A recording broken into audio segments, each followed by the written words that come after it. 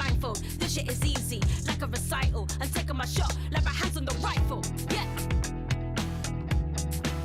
It's now or never. Woo. It's now or never. Now or never. It's now or never. Now or never. It's now or never. It's now or never. Now or never. It's now or never. Now or never. Yeah.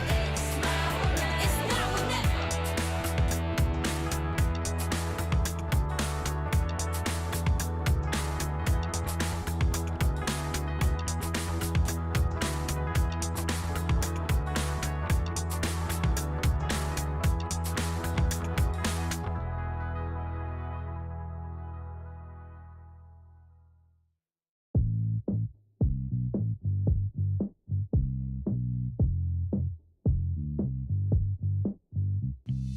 Ooh, you love the fame, you are not the same. Girl, when I was with you, strolling around the place, makeup on your face. Tell me what's your issue?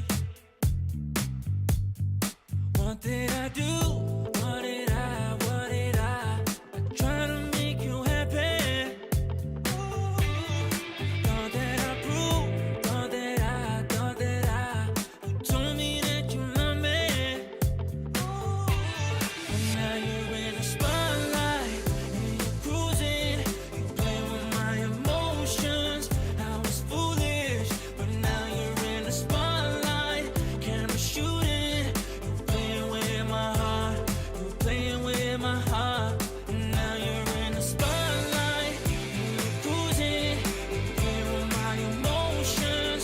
I was foolish. Playing with my. Now we know you fake. I just wanna say you've got tunnel vision.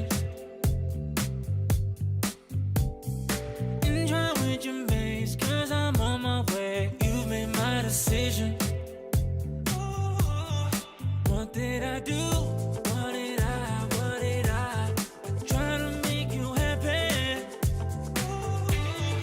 Thought that I proved, thought that I you told me that you love me. But now you're in the spotlight and you're cruising. You play with my emotions. I was foolish, but now you're in the spotlight. Camera shooting. You're playing with my heart. You're playing with my heart. But now you're in the spotlight and you're cruising. You play with my emotions.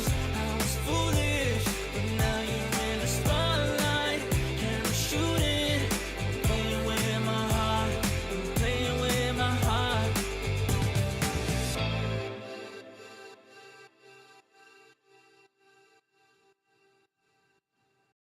Let's take it up a notch. Running out the clock. I shoot my shot. I cannot be stopped. Let's take it up a notch.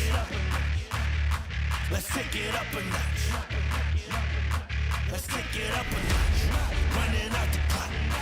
I shoot my shot. I cannot be stopped. Let's take it up a notch. Let's take it up a notch.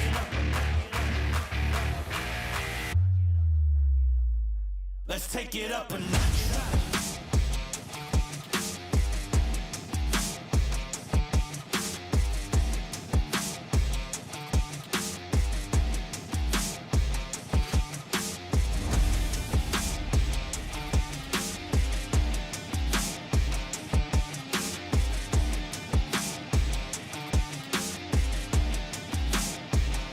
Let's take it up a notch.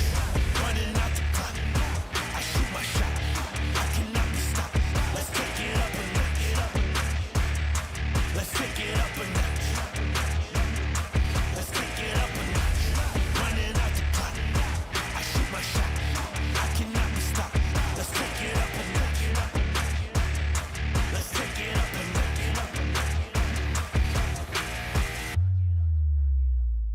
Let's take it up a notch.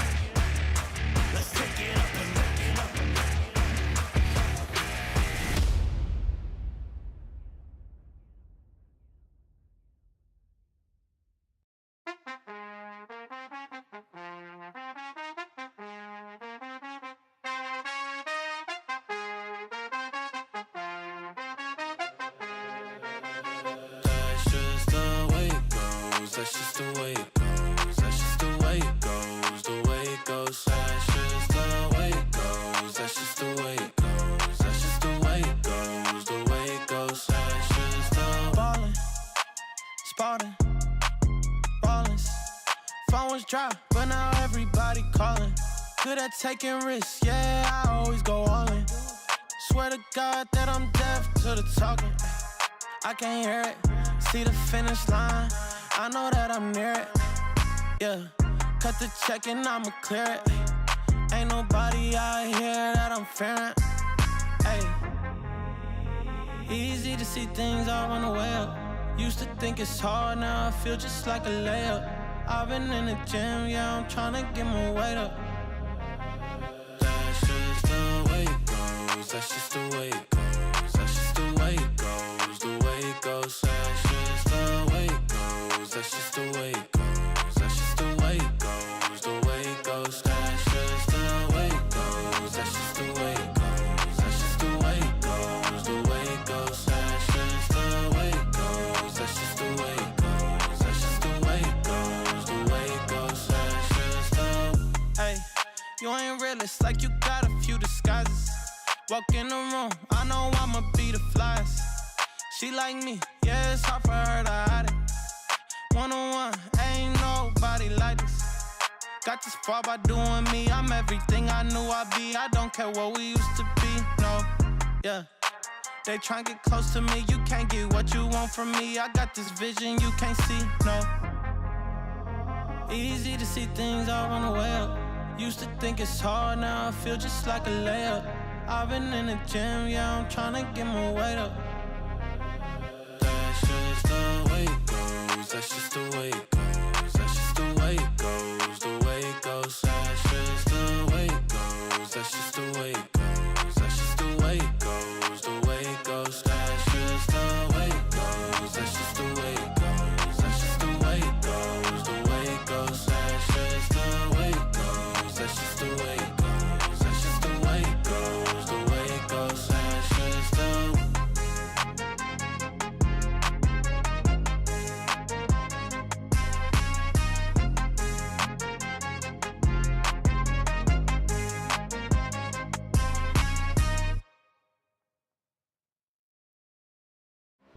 One time for your mind, get rockin'. One time for your mind, we poppin'. One time for your mind, no maybes. Just yes, you'll release the stress. In the place to be, we rhyme. Getting down on the mic, no crime. Hip hop, everybody know it's time. Yeah, we're gonna rock like this.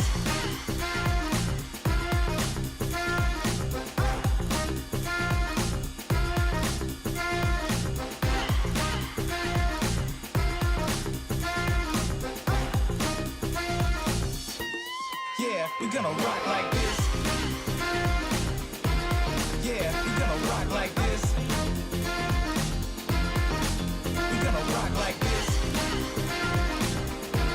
Yeah, we're gonna rock like this. We're gonna rock like this. I just can't stop. No, no. Yeah, you got me, yeah. Ooh, no, I just can't stop. No, nothing you could do. I just can't stop. I just can't stop. I just can't stop. I just can't stop. Rock the party, not stop like this. Gonna rock the party, not stop like this. Gonna rock the party, not stop like this. Gonna rock the party, not stop like this. Yeah, we rock the party, not stop like this. Rock the party, not stop like this. Gonna rock the party, not stop like this. Gonna rock the party, not stop like this. Yeah, we rock the party, not stop like this. Run it up. We got the fire. Run it up. We got the fire. Run it up. We got the fire. Run it up.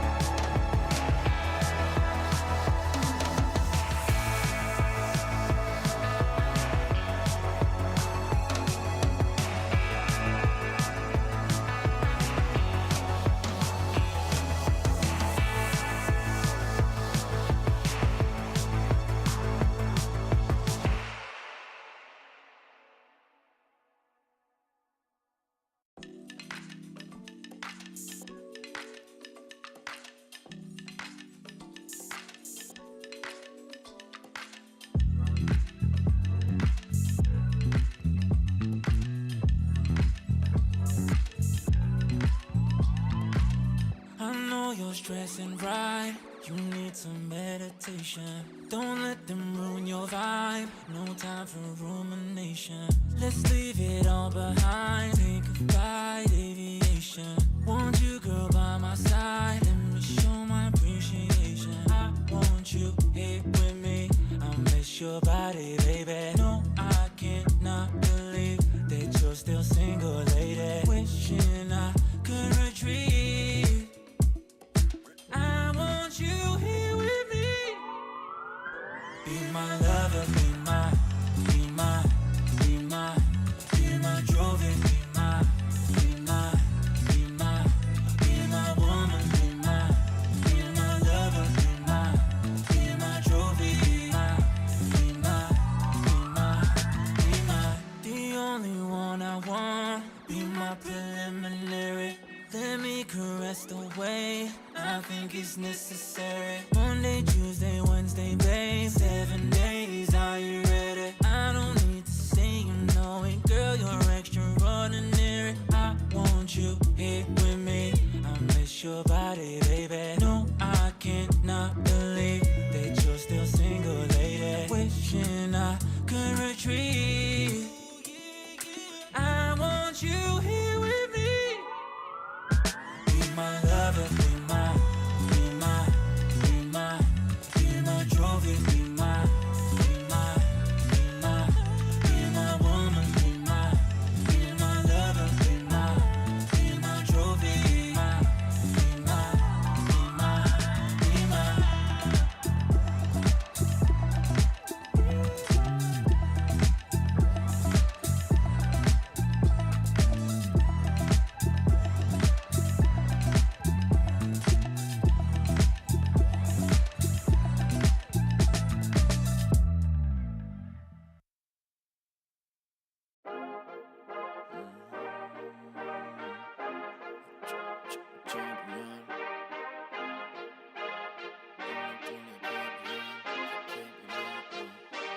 I feel like a champion.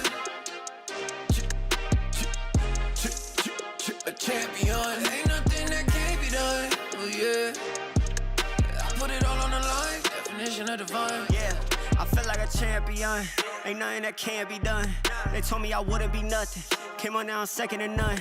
I need me a trophy, I need me a ring. I'm not with the bull, but keep it a beam. You know what it is, you know what I mean. Shit, all I do is win, win, win, win. Ha, haters wanna hate, they ain't make top 10. Ha, double, triple team, what they need to defend. Ha, I juke left and I'm gone with the win. I'm gone with it. I feel like a champion.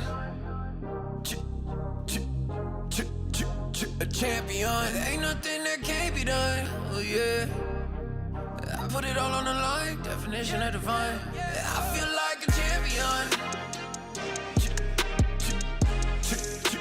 A champion. Ain't nothing that can't be done. Oh yeah. I put it all on the line. Definition of divine. Feel like a champ, MVP status. Yeah, the win been guaranteed, so let's see about it. If you gon' speak about it, then be about it. If you don't bring that energy, no, I can't be around it.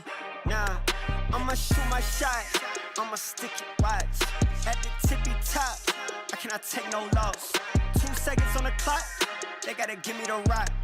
I got a game on what? Yeah, I got a game on lock. I feel like a champion.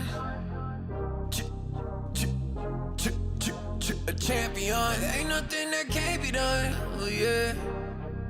I put it all on the line. Definition of divine. I feel like a champion. A champion. Ain't nothing that can't be done. Oh yeah. I put it all on the line. Definition of divine.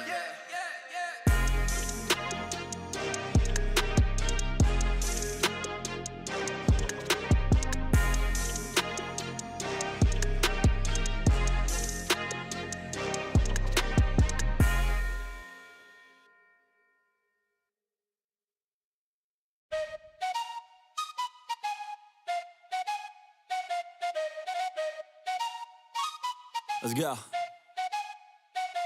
I got big dreams, I'ma do big things. Yeah, you see me on the big screen looking so clean. I don't move slow, I move fast, right past anybody taking life for granted, yeah, that's too bad. I'd be grateful for everything that I have. You only got this life, you don't get it back. Make the most of it, become the best that I can. Everybody look at me, I got a plan.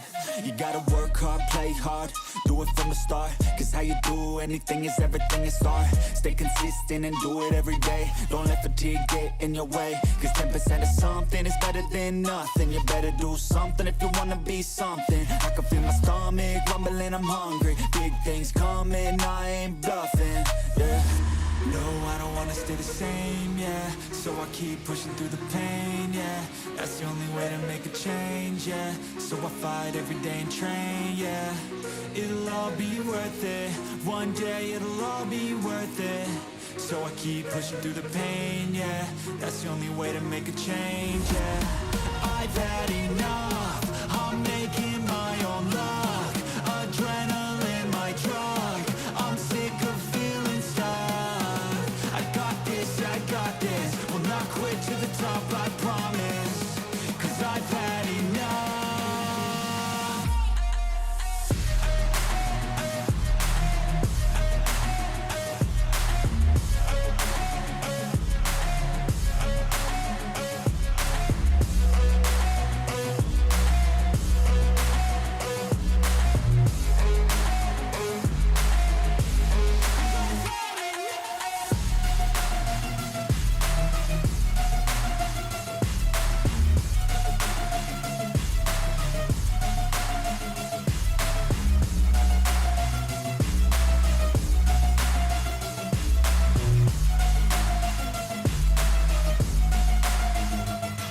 Better watch out, I'm on the climb to the crown. In my prime right now, hear me loud, I've been spitting for a while now. All by myself, independent DIY now. Don't need no help, I've been beating out labels and money and budgets, it's funny. I do all the work, yeah, keep it 100. I fight for my dreams, I would die for these things. I believe in myself, I refuse to be weak, I like to build things.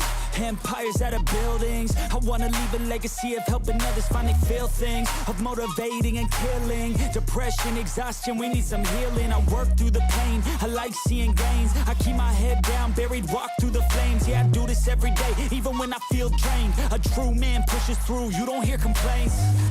No, I don't wanna stay the same, yeah. So I keep pushing through the pain, yeah. That's the only way to make a change, yeah. So I fight every day and train, yeah. It'll all be worth it. One day it'll all be worth it. So I keep pushing through the pain, yeah. That's the only way to make a change, yeah. I've had enough, I'm making my own luck. Adrenaline, my drug, I'm sick of feeling stuck. I got this, will not quit to the top, I promise. Cause I've had enough.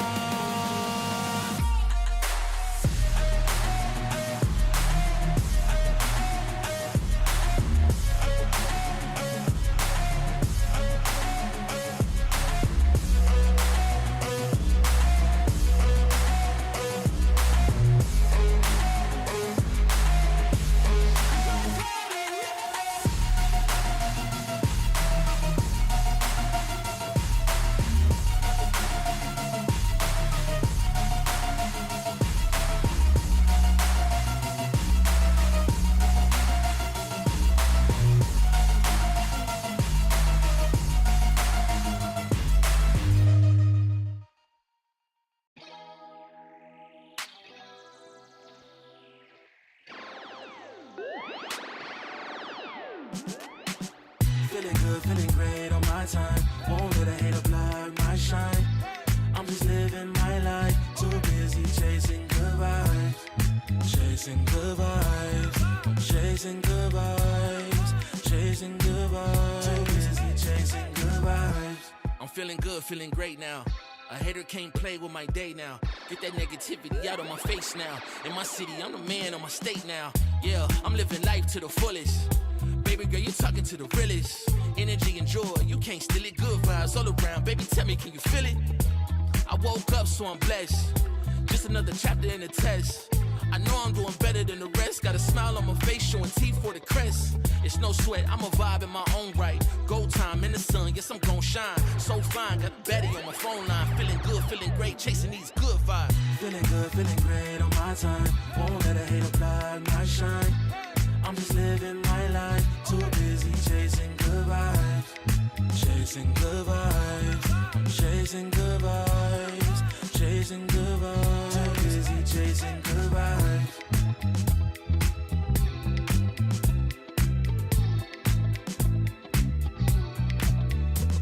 Put my soul on that beat, I'm ready to feast. Margaritas with some divas, I'm pouring the drinks. I'm living life to the fullest, the blessings in me. Don't really care what you say, whatever you think. Nah, unequivocal miracles with the lyrical.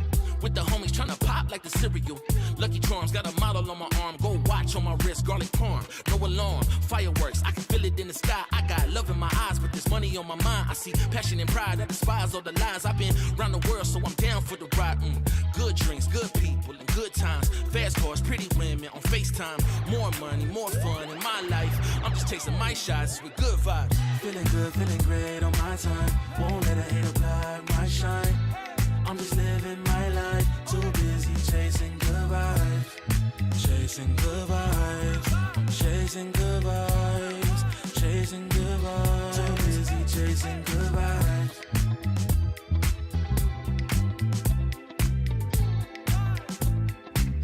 Too busy chasing good vibes.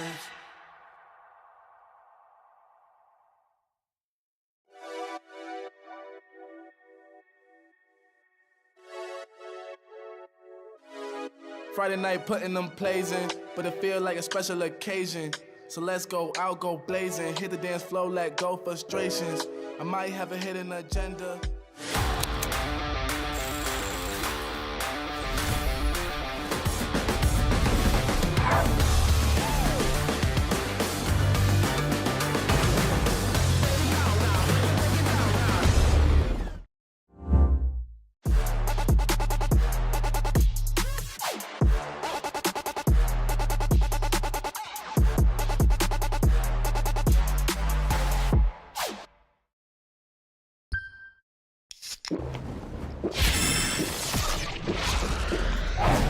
Red Bull gives you wings.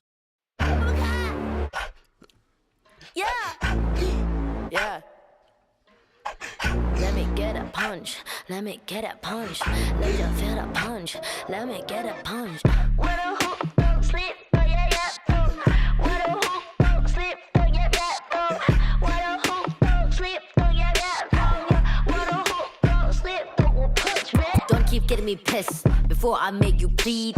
Pray for your rest in peace. It's the only peace that you need, even a punch. This is the purge. Everybody please your perk. Your perk, I'ma kick these people with my kitty pound. Play with the wrong gal pound. Put when they put get back pop on out. Pop on now, yeah, I'm a kite to ying my pow pow pow pow. Pack it out, back it out. กูสร้างมึงภาพลับ yo how about now bruh จบบ้านนี้ไม่ต้องรอถึงหูพวกกูจัดมึงจุก now out out. Need a pepper, pick a pack of peppers. People like me pick a pack of bricks for a week per day per minute. Rapper like me ทำพวกมึง panic บอกกูเป็นผู้หญิงมีผลต่อ proof ไม่ควรได้ pride เข้าใจมึง lose อะไรไม่รู้พร้อมพวกขี้แพ้มาผ่านกูพูดไปก็ไร point เขาต่อยสักชุดดีกว่าว่าพวก What a hook, don't sleep, oh yeah yeah, oh. What a hook, don't sleep, oh yeah yeah, oh. What a hook, don't sleep, oh yeah yeah, oh. What a hook, don't sleep, don't punch me.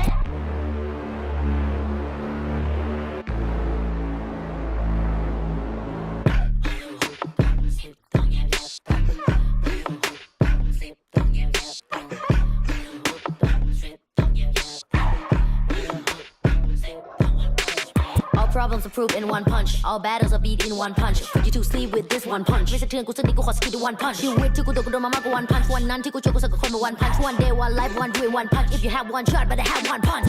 Eminem said, Millie Rabbit, and the road short. You just catfish. Kevin said, พ่อแม่คือความจริง Separate from the competition. ผลลัพธ์คือ I'm the best, bruh. What a hook, don't sleep, oh yeah yeah, oh. What a hook, don't sleep, oh yeah yeah, oh. What a hook, don't sleep, oh yeah yeah, oh. What a hook, don't sleep, don't punch me.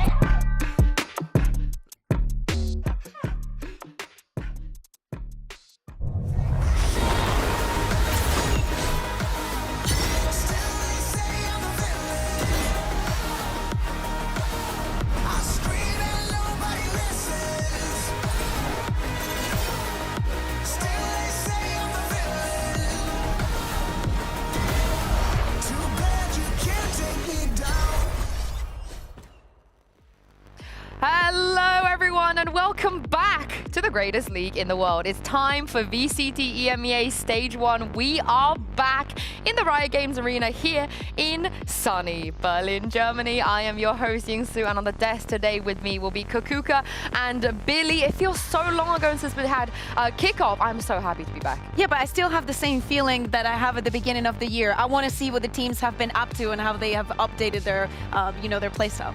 Oh yeah, I completely agree. We're going through so many changes before it gets to each stage now that it's like, what have these teams been cooking? Yeah, I'm so excited to get stuck into today and for Season 1 to start. Now, before we move on, we need to address the elephant in the room and live in the past for just, a minute or two, because Masters Bangkok did take place a couple weeks ago. We didn't win, but we did okay. Way to put it. We did all right. We did all right, considered. You mean all right for us? No, we didn't do all right for us, but I think we should be proud of our performance. Team Liquid beat Sentinel, so I think we have to take that. 13-1 on the last map? We have to take I think that's one of the headlights. Yeah. And if you think about it, and we think about the two teams that we're sending and we're speaking of, Vitality and Liquid. Vitality ended up 4th in the tournament, not a bad result whatsoever. And they ended up losing to G2 and T1 on the second time that they played against T1. Those two teams were on the final for that tournament. So it is a very good show. And then at least Vitality got that, got to scrap that point that maybe they will need at the end of the year to make champs. Yeah, exactly. I think the fact that they managed to come away with a point is still great for them. And the learnings. Exactly. And Bangkok was great. That's a great point, actually, because they've had the experience of playing against different regions. Obviously, the other teams within our region haven't had that. So that's a big thing that they can take away from the experience. Unfortunately, we didn't win, but let me bring you guys some W's to kick off Stage 1 here in EMEA. And welcome a familiar face back into the studio. It is Minnie. Hi, Minnie. How are you doing? Hey, I'm excellent. You're not disappointed by our performance in Bangkok, are you? I'm horrified. No, why would you say that? Okay, hopefully we can turn it around with a new map pool, because as you can see behind me, Biss and Bind are out, Ascent and Icebox are in. What do you make of this?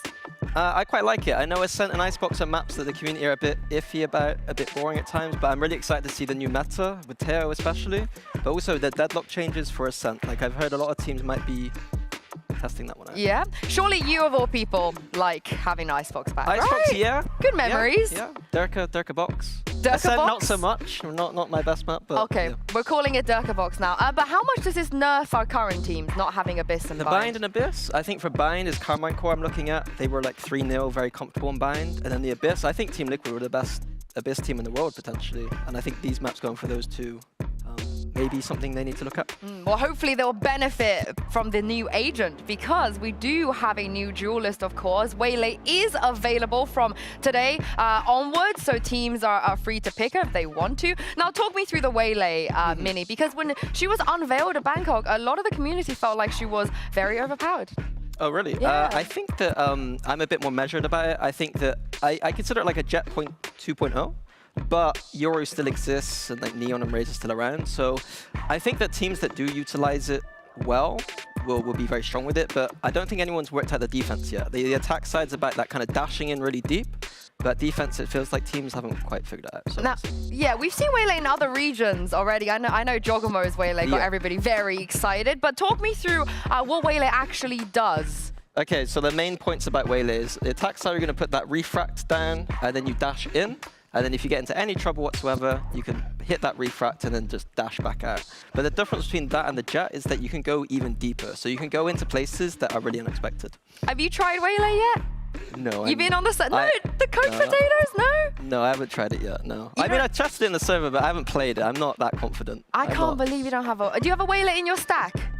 No, we're old men. We're not good at agents like Waylay. All right, you need to sign someone up to play Waylay in your stack, because I'm fully expecting some of the players in VCT EMEA to pick up Waylay. So I'm going to ask you this question right out off the bat, Minnie. Who is going to Wayslay? Wayslay. Yes. Okay, the picks that I've got here, I'm going to start with that side. Okay, Martin.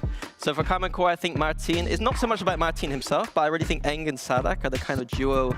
Like they really understand micro, and I think with the Waylay you can surprise people, catch them off guard, and have those like combos around it. And I think Sadak and Eng are the kind of people who could cook with that. For Floor, it's an obvious one. It's just like if I'm saying it's Jet 2.0, like Floor is a Jet. Like she would play Jet on every single map, I think. But I think she really strives in that chaos that Waylay can provide.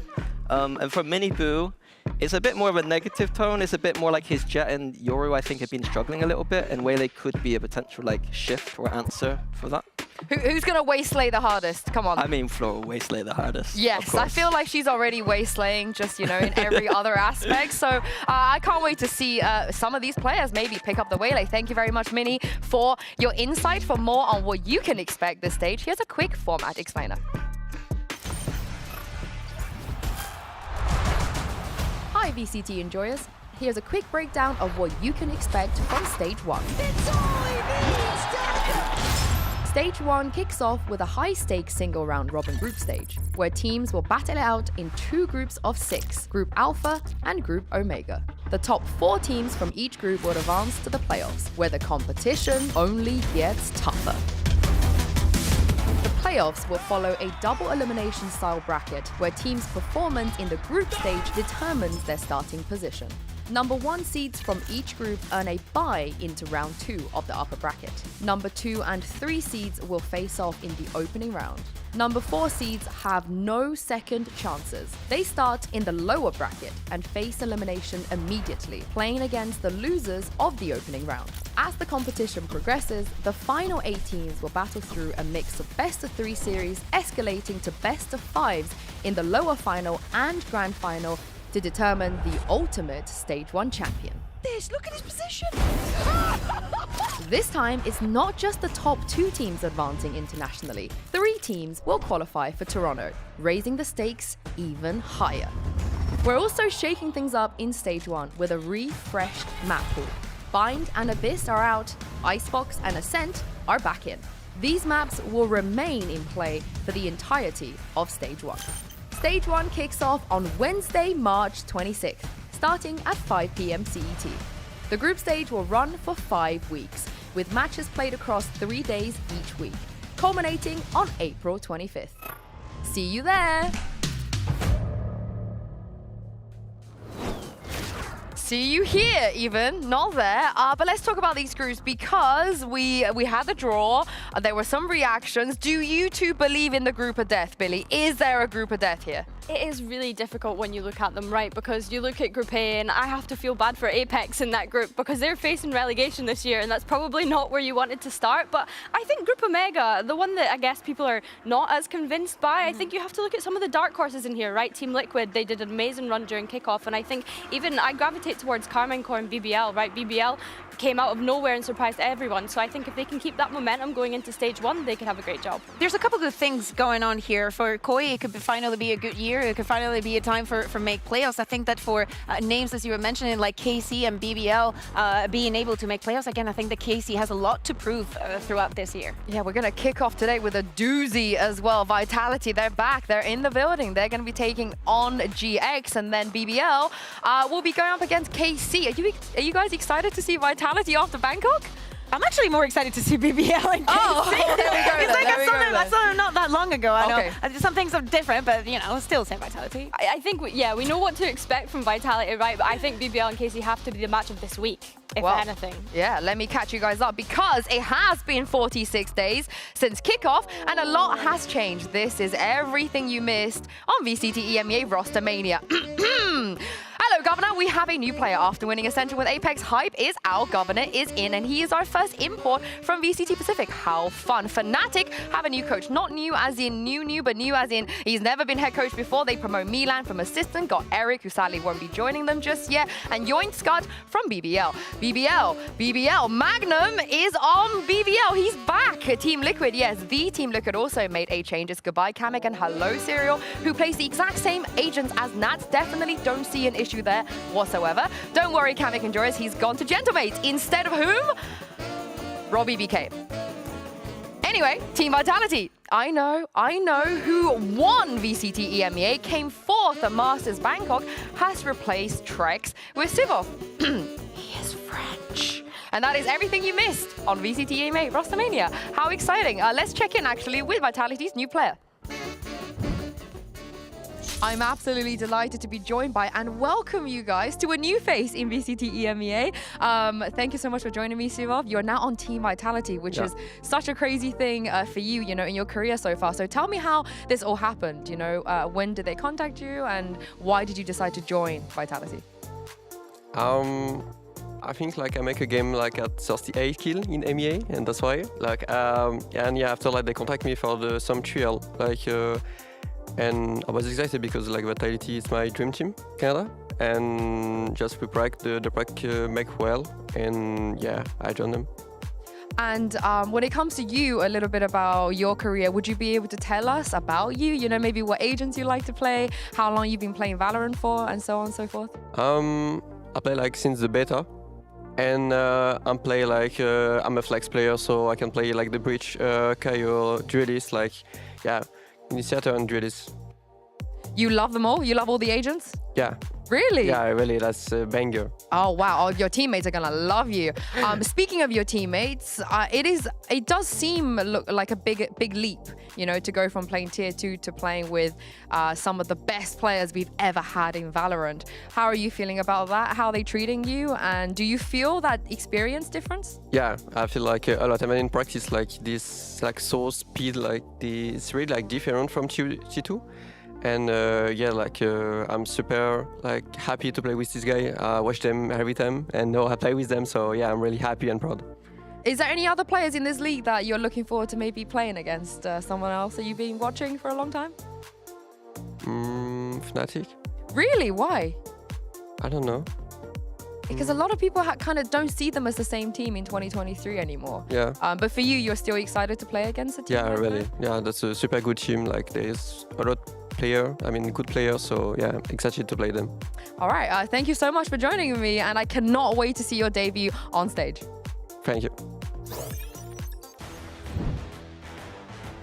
Nobody expected this. Come on, what happened? You asking me? Yeah, I'm asking you what happened. Do you want me to go and ask Vitality and tell you what Yeah. happened? I mean, I assume that probably they had this conversation before Bangkok was even a thing. Well, to me, it's more about discussing the solution, right? To what issue also, and thinking about the roles and how it's going to Vitality look right now. Because he was telling you himself about how he has the flexibility to play on the flashes. He also has a duelist, but Vitality, really, they already have all of that. This is the thing, I get worried when I see a Tier 2 player coming in to play Tier 1 and he talks about his flexibility, but then only mentions flashes and duelists, which of course Vitality have two very good people that can fulfill those roles. So yeah, I'm a little bit worried that he's kind of coming in and having to fit into these other roles and flex around the rest of the team. But given that, he had a great performance against Focus and Challengers, playing under Mandatory. So I'm looking forward to seeing how he gets on in Tier 1. Yeah, exactly. But again, thinking also what Trex brought to the team, all the different roles that he played, the Brimstone, the Vice, and then also the Fade, the Sova. There's many questions, but we will find some answers finally today. We will, and I would love to find some answers on the side of Giant X as well. They didn't make any roster changes, but they've had time, Kukuka. Yeah. They've had time. They did not go to Bangkok, and I want to see what they've been cooking. And I was so excited to see this roster at the beginning of the year because I think that it has truly full potential. And I think that for a team like Giant X, after the expectations were set, and knowing that they are in the group that they are, this is probably the best week to play against Vitality. You have a new map pool coming in that Pipson has loved in the past, that Icebox, that Ascent, those kind of maps. No big changes have been added. Yes, I think that the question to me is more on what the meta is going to look like for them. I'm glad you mentioned meta because Pipson told us a little bit what he thought of the meta. He said here, I think that this is the meta where you have to disrespect some things individually to be able to be successful. What do you make of this, Billy? I think this is crazy because obviously we didn't see a Tejo at all come out from Giant X during kickoff, and now I'm thinking we're not going to see a Waylay at all either. So they're obviously very set in their approach, which is fine, but we just need to see that actually come to fruition. I do not mind if they do not stick or they do not navigate the same meta that we saw in Bangkok and that we kind of expect. The Breach, the Tejo that you're mentioning, they did play the Vice. It doesn't matter to me as long as he's been able to teach them that. If you are not following the meta, but you found a solution to make it work in your way, welcome be it, so be it. I mean, this is kind of what he said at kickoff too, right, Billy? And we saw the no Tejo. I think so. I think if they're able to push their play style into this region as much as they can, then that's how they will find success. Well, this is the moment you have all been waiting for. The drought is over. It's time to kick off stage 1 of VCT EMEA.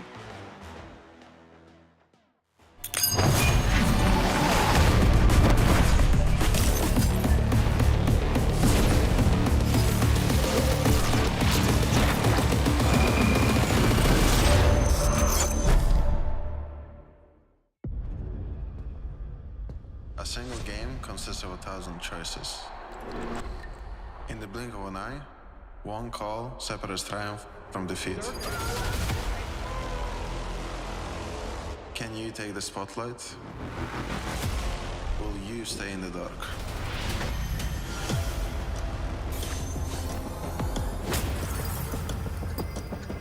Time may run out, but your decisions echo far beyond, for better or worse.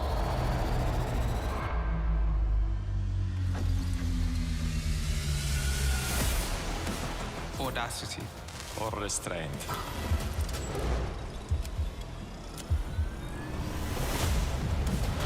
Ego or team. Sacrifice or save.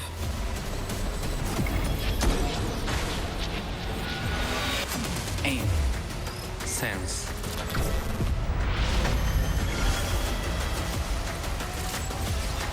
Chaos or control.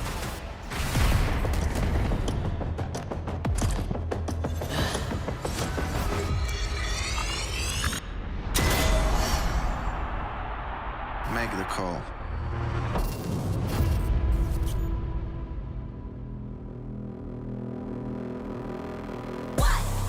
Check my pedigree, I got legacy in my pop. You playing hopscotch, I'm at top notch on the block. Slip and slide like me, nah. Spice it up with a sauce. Yeah, my Lord said don't do it, I said bop, bop, bop. Yeah, my Lord said don't do it, I said bop. Yeah, my Lord said don't do it, I said bop. Really, I can't keep up. Play follow the leader. Big queso, I'm bold with the ether. But I still took a heater. No halo. I've been with a handgun. I've been on the King Kong. Come halo. I've been on. What? Check my pedigree, I got legacy in my pop. You playing hopscotch, I'm at top notch on the block. Slip and slide like me, nah. Spice it up with a sauce. Yeah, my Lord said don't do it, I said what? Check my pedigree, I got legacy in my pop. You playing hopscotch, I'm at top notch on the block. Slip and slide like me, nah. Chill it with the sauce. Yeah, my Lord said don't do it, I said what? It is the reigning champions of EMEA stepping back onto the stage, fresh from the global event, going up against a Giant X that have had a lot of time to fix things, to get better, and this is a very important map, Vito. Yeah, absolutely. Oh, Icebox is going to be instantly banned by Giant X. Our first map is going to be split then into Lotus. I'm surprised that this is not going the other way around, because I remember... Oh, yeah, never mind, yeah. I read it wrong. I read it wrong. Banning Icebox? Is this allowed? I think that maybe okay? it's because of the meta is still not being established and them already struggling enough maybe throughout kickoff. But I was also very surprised to see Burpa with his new haircut. It looks pretty good. Just in case you saw someone and you didn't recognize or you were missing some white hair, looks good on him. Yeah, I think you make a good point of, like, you know, Icebox, like maybe choosing to not play it, because I think even though maps are coming back into the pool, we need to consider all the different agent compositions that you can play. Like they're so diverse now, right? So maybe they're just not fully comfortable on what they want to see what others are playing first, right? So that they can set those expectations, I think. They were one of the teams I was actually really excited about for Icebox. I'm sad. But let's talk about let's talk about the maps we will see here. We didn't see GX that much at all, so it's even a little bit difficult to read into what they can bring, which is why I think that is incredibly exciting. I think that we will see surprises no matter what. As you were mentioning, Sue, Giant X did play this map. They did it with the Vice and the double controller, Sky and Raze. We've seen that. We also have seen it in Game Changers, for that matter. And I think that there's very big learning points, especially I'd see them leaning maybe towards something that Pipson did in the past, also using that double duelist, really.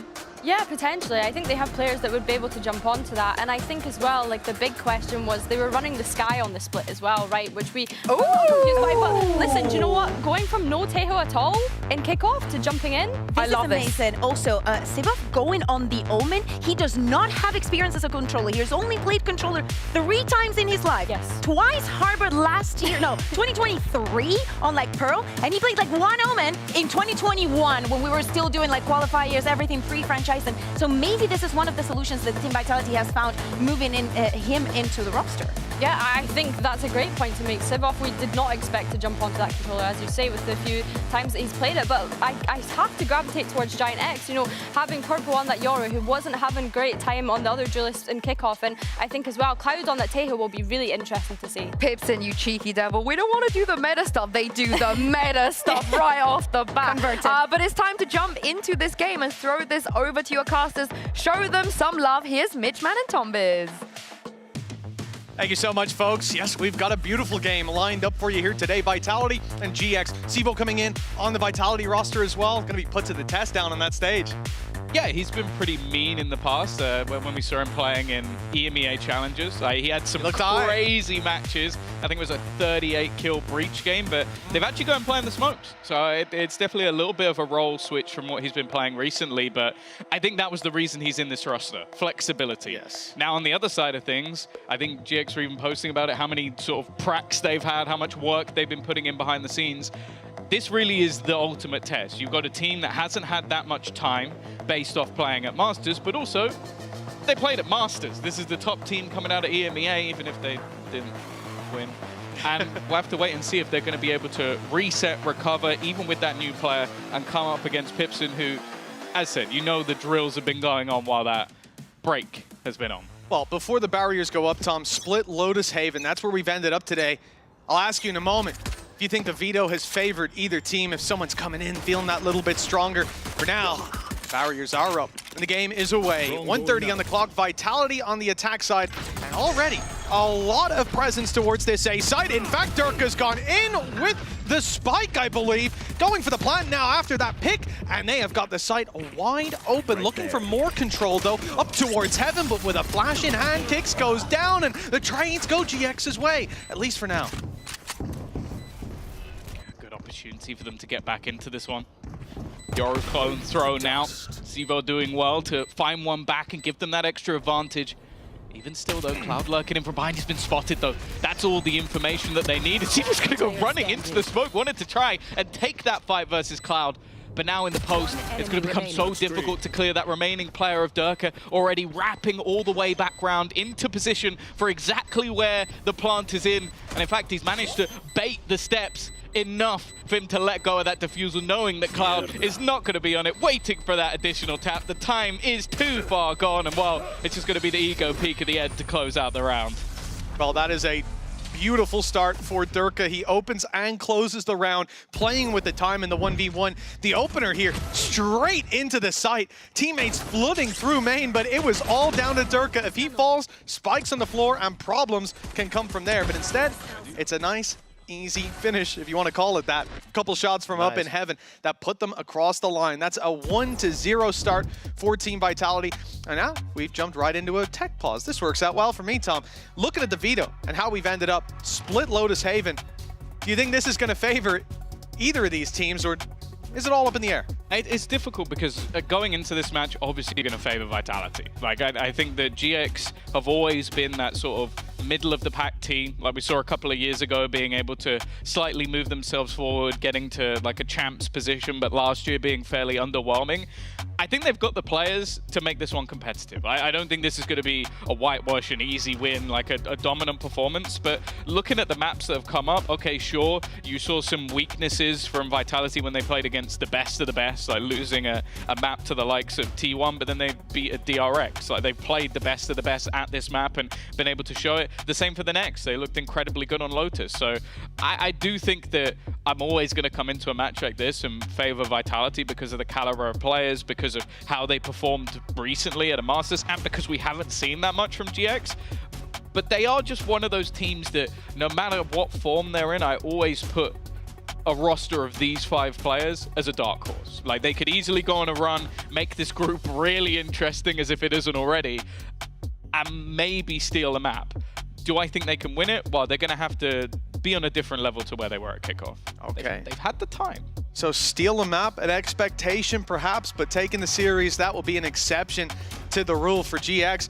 coming in. I mean, we've already seen Cloud's popping off, but losing out on the pistol here, Vitality's map pick, it would have been a nice start, but very, very early days still. We get that tech pause out of the way as the players mount the stage. Now, I think the thing for Vitality is, you talk about that turnaround time, going to a Masters event, it takes out that month-long preparation. You're playing on old patch, you're having to run it down with some of the best teams in the world, and the people at home, well, they ain't got much else to do but practice themselves and watch what you've been up to. And I think changing your identity in that short turnaround once you touch back home, especially we've had this conversation before, some teams have said that they feel like the deeper your run, the more at a disadvantage you are coming in. I think KC previously as an example in Madrid, it definitely causes a lot of new challenges. It's not that you can't overcome them, but most players won't have experienced coming in on that kind of a back foot of preparation. The thing is, though, with Vitality, not just in terms of the support staff that they have, I remember seeing them and Liquid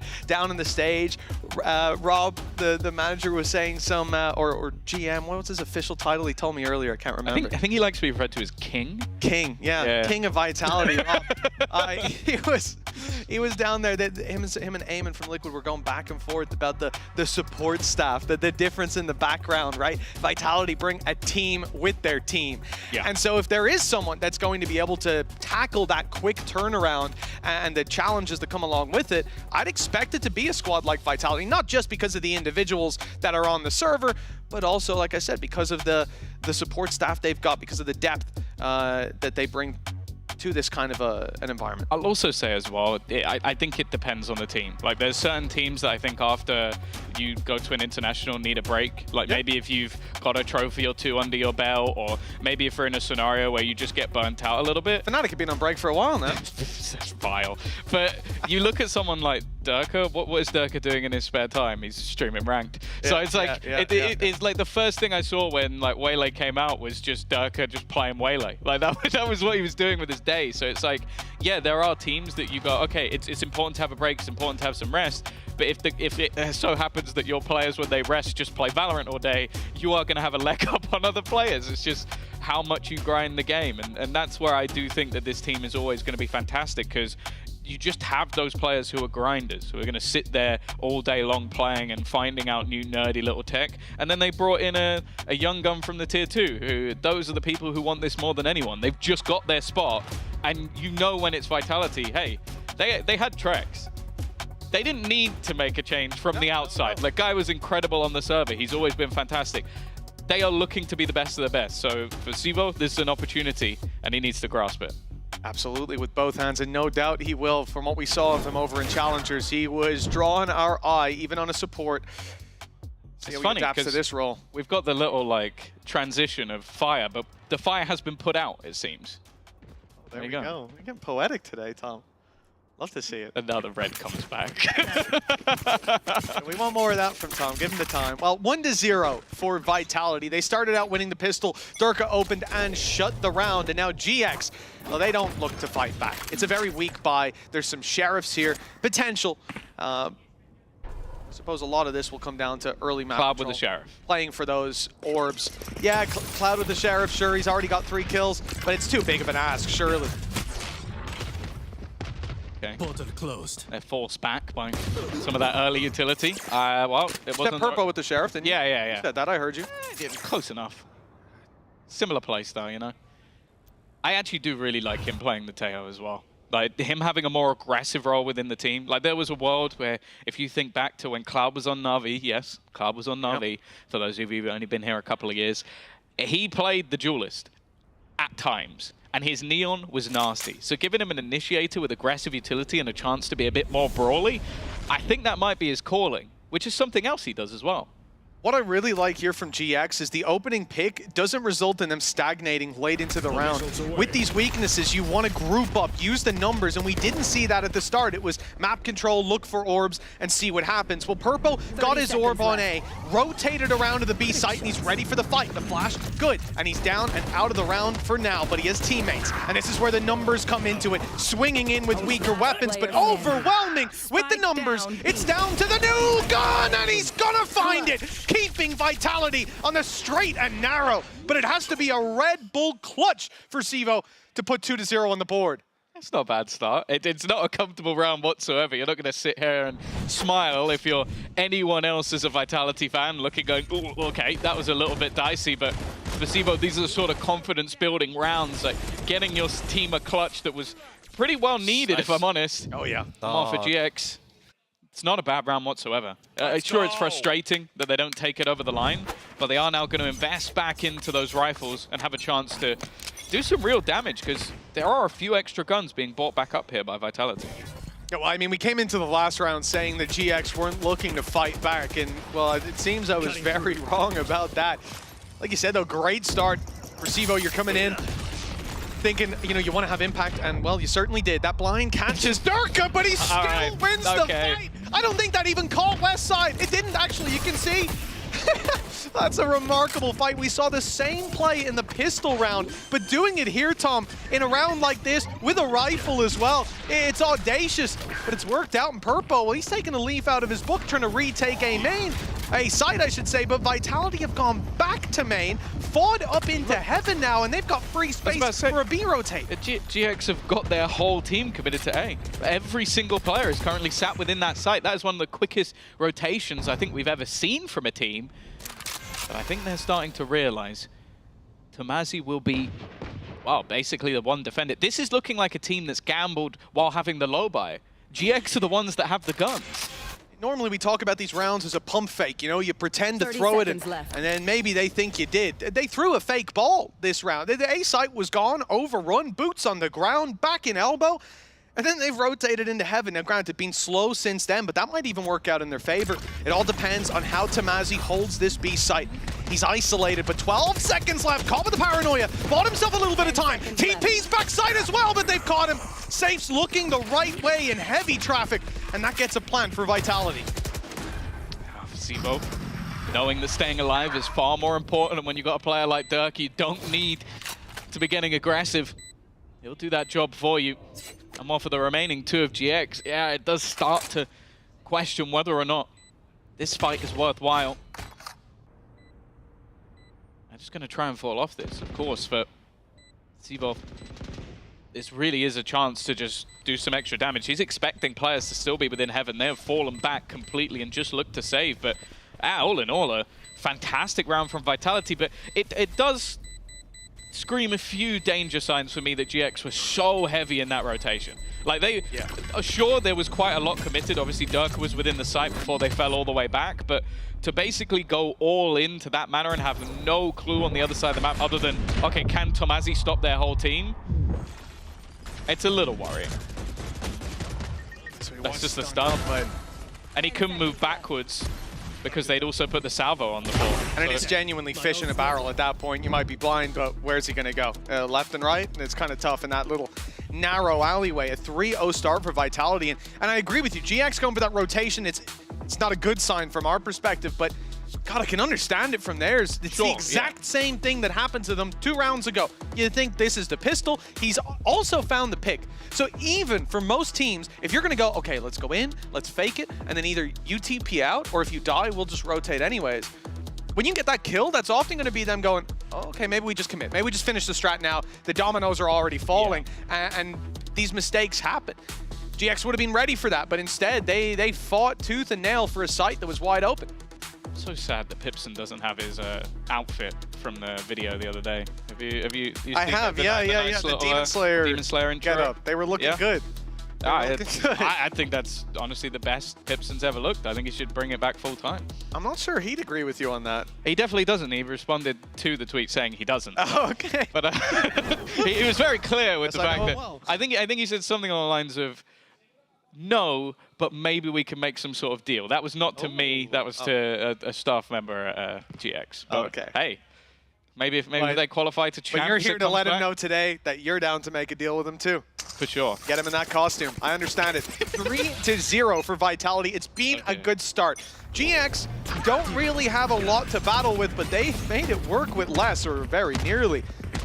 Starting off with the aggression on Purpo, one of the rifles that they have, looking for A main control. It's sent Vitality scurrying in the other direction. There'll be no fake to the back of A, and there'll be no Durka for the late round either. He gets picked off in a trade for mid control. It might leave Vitality worse for wear without their Yoru. I think there was a trip just behind the smoke. So I think he's walked directly into that, and it was revealed. There's a very, very easy kill for the defensive side.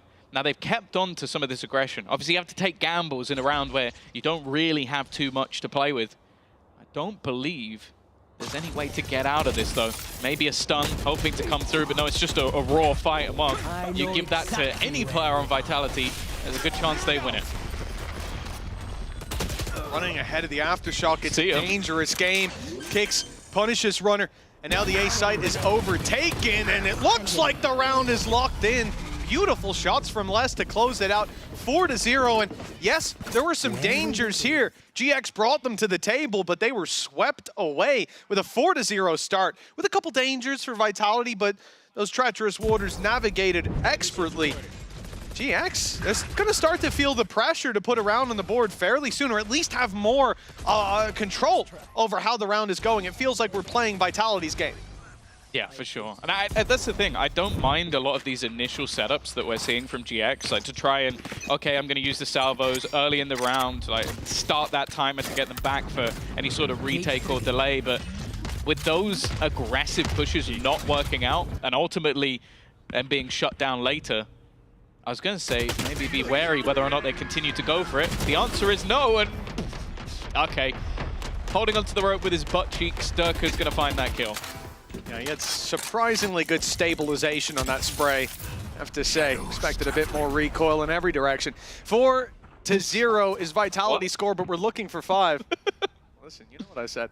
GX, 3 rifles left to try to hold strong, and it seems like they're going to put all their eggs in one basket. That basket is the B site, and it looks like A is the one being taken. So for Vitality at that point, when Spike goes on the floor, possibly even safe to plant it, getting the ultimate online that pretty much locks in the round. I really wouldn't be surprised.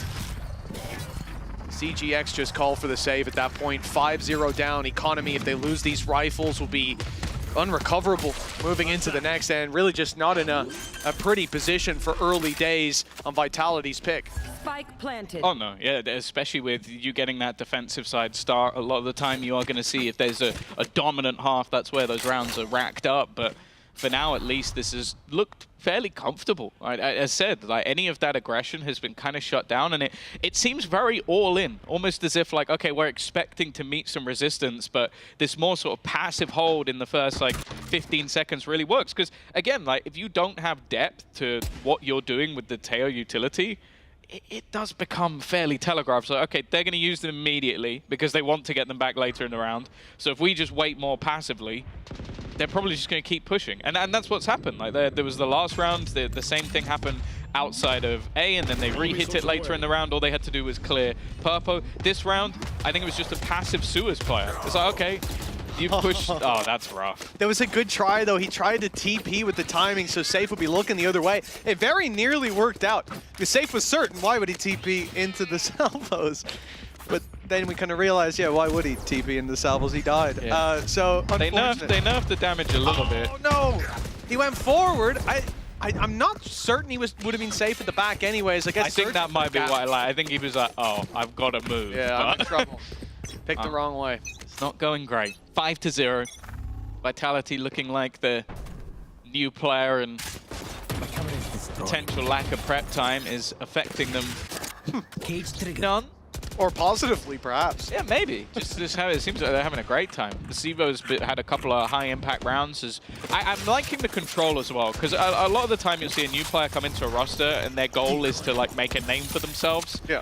He's been very happy to play these more passive, like, okay, this is my staple player. This is the guy who's not taking massive risks. He's just in a spot and holding down map control. He's been doing a very good job of it so far. Well, what was it, round 3? He has the Sheriff here in mid. You complimented him for backing off. Him backing off meant that the 2 players in Heaven split into 2 1v1 fights, and Durka took the fight in Heaven without a trade possible on the other side. So even though he didn't get a kill directly, he impacted the fight, and I think just a smart player and finding his reward for it. GX, 1 pick and a couple rifles to play with here. It's definitely far from lost at this point. Ace sight. And usually when we hit 40 seconds on the clock, either Spike is down or a save's being called. GX with some legs to stand on, and they're avoiding a lot of that utility that will come in, obviously, with the Armageddon completely overrunning that A site. It's the Heaven hold for GX. It's Cloud. and West Side. Well, Cloud has just gone down to the salvos, but West Side here to save the day. It's one man left on that attacking side. This was looking like a stacked scenario in Vitality's favor, but this has quickly spiraled out of control. 10 seconds left. A chance potentially to make a name for himself. He's got to try and stick this plant through, otherwise there won't be enough time. And well, it now just comes down to the last couple of kills, trying to bait someone into a fight. Definitely crispy with the aim, but not knowing where Runner will be. He's made it costly, he's made it seem interesting, but ultimately GX, they're now on the board. Well, now I know why they're calling him Zaiwu. The kid's got skill. Yeah, that was the thing. He was talking about the pronunciation of his name to there's a lot of debate. To King Rob Mulligan. King Rob, shout out. And long may he reign. Basically saying that it was Sivov, Sivo, Sivov, or Zaiwu, depending on what name you like. So he's aiming high. I appreciate that, you know. Oh, absolutely, absolutely. He's shooting for the stars. You gotta go for broke. Shooting for the stars. From what we've seen, he doesn't miss much. So let's see how time. And maybe Serial will go for brokey. We'll see. We'll see. Deep play towards the spawn. That was just the ultimate rather from Purpo, clearing out that space, being a bit of a recon dart for himself, and pushing that A hold much, much further back. For Vitality, it's not changing the approach of the round. Still very much set on this B site take. We've seen the salvo stun combo be deadly so far. It's caused a lot of problems for the side of GX. Losing Cloud in the previous round, despite the fact that they recovered it, was an advantage that they gave away. They've avoided the early danger, and now it's the scrappy fight on the choke point, and they are winning, passing it with flying colors. The spike is left in the open, even though Durka gets out. He's got to go back in, and in the process, he is mowed down. Less the last man standing in. We said GX needed to get their hands on the reins pretty soon. Seems like it's mission accomplished. This is all about how much damage can Les do. Position known. Financially, this team's in an excellent spot, so taking away anything that he can would be massive, but I think definitely a little bit more wary about positions behind, wanting to try and re-spot some of those players could be. If everybody's watching his direction, the chance of him winning some of those fights are slim to none.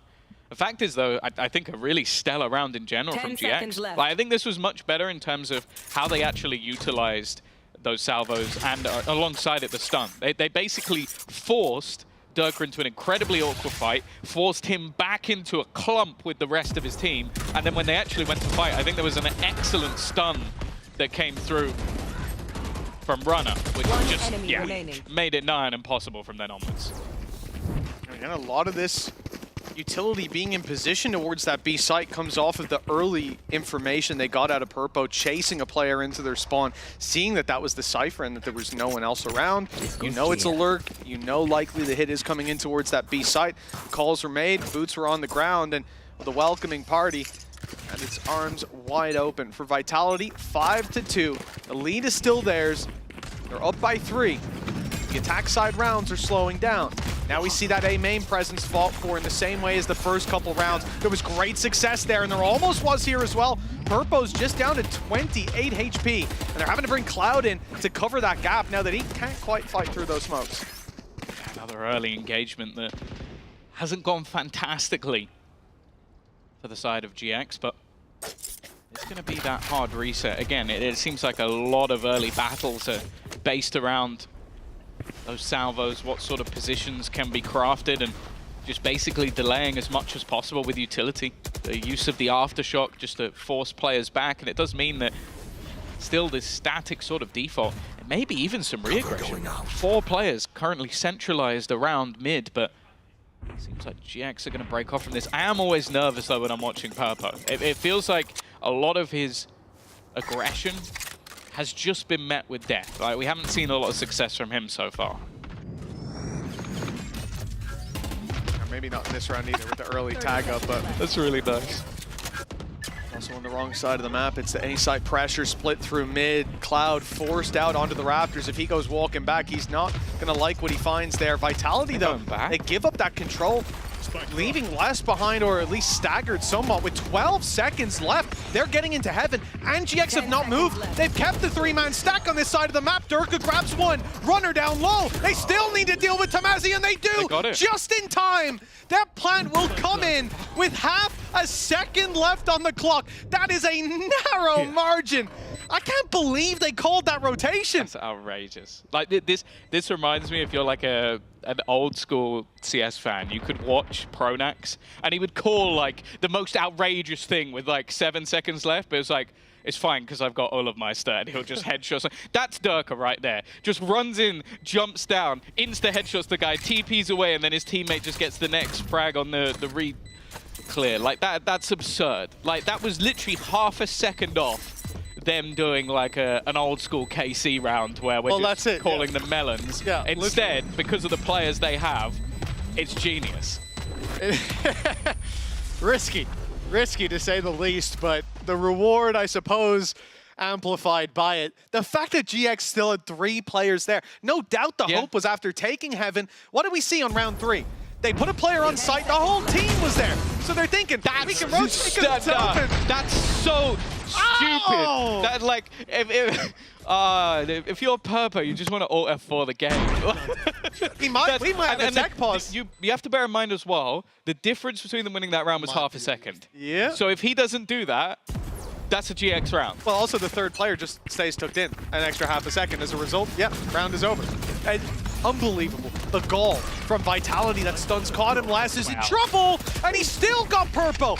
Those early engagements really have not been going Purpo's way so far, but this one, I'm pretty sure Les was stunned up on the initial fight. Elsewise, why would he not be around the corner?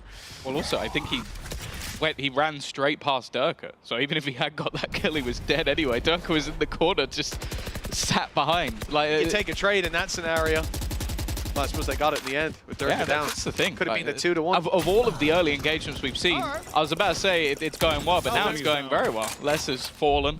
He's been able to dominate a lot of this A ramp control, be it with the cams set up just to watch if anybody tries to re-clear. Again, they're going to put a lot on one player. It's West side on the other side of the map. The thing is, the last couple of rounds, they've been a lot more split in their defense. It's not been this full gamble like we saw in some of the early rounds. That's why they had those 3 players there towards the end. But the question is, how much can Westside do? He had a fantastic round a couple ago where he was able to hold the line almost individually. I think it's going to have to be the same thing here. TP committed? Yep. It is fully committed. Again, the goal on Vitality right now on Sivo to take another. And that leaves Runner on 15 HP. No chance to deny that spike is what I would have said if we didn't switch to see the salvos. They came online just in time. 8 seconds now. Safe catches 1, and they try to deny the plan. Please tell me we have Tamazi's death. It doesn't work. Because you see a player running towards Sivo. That's not the player that died. The player that died was Tamazi, who used From the Shadows, TP'd in and got insta headshot by a guy I don't think he knew was there. It's this, and then this. Oh, That's the kill. That's the kill. He literally TP'd to where his teammate was and gets killed for it. There's pretty much a double set of errors there. Fantastic play by Sivo again. And while Tamazi, he's 0-8 right now. He's having a real rough time. Was that even a collat on Runner that took him down so low? Yes, I think it was. A collat on the TPing Omen you don't see it every day. But what a game this has been for Vitality so far. This map pick's certainly working out. Their prep is definitely holding up to the task, but for Sivo as well, as a new player coming in, the weight of expectation on his shoulders. He's going to be on the board. 0 kills. There we go. There we go. Tamazi's got 1. And he'll get out. Sometimes it takes a judge, you know? Sometimes you need just a cheese kill to get the engines turning again. We'll see. Maybe this can be the start, because that's really unlucky. Like, that last round is really, really unlucky on the timing.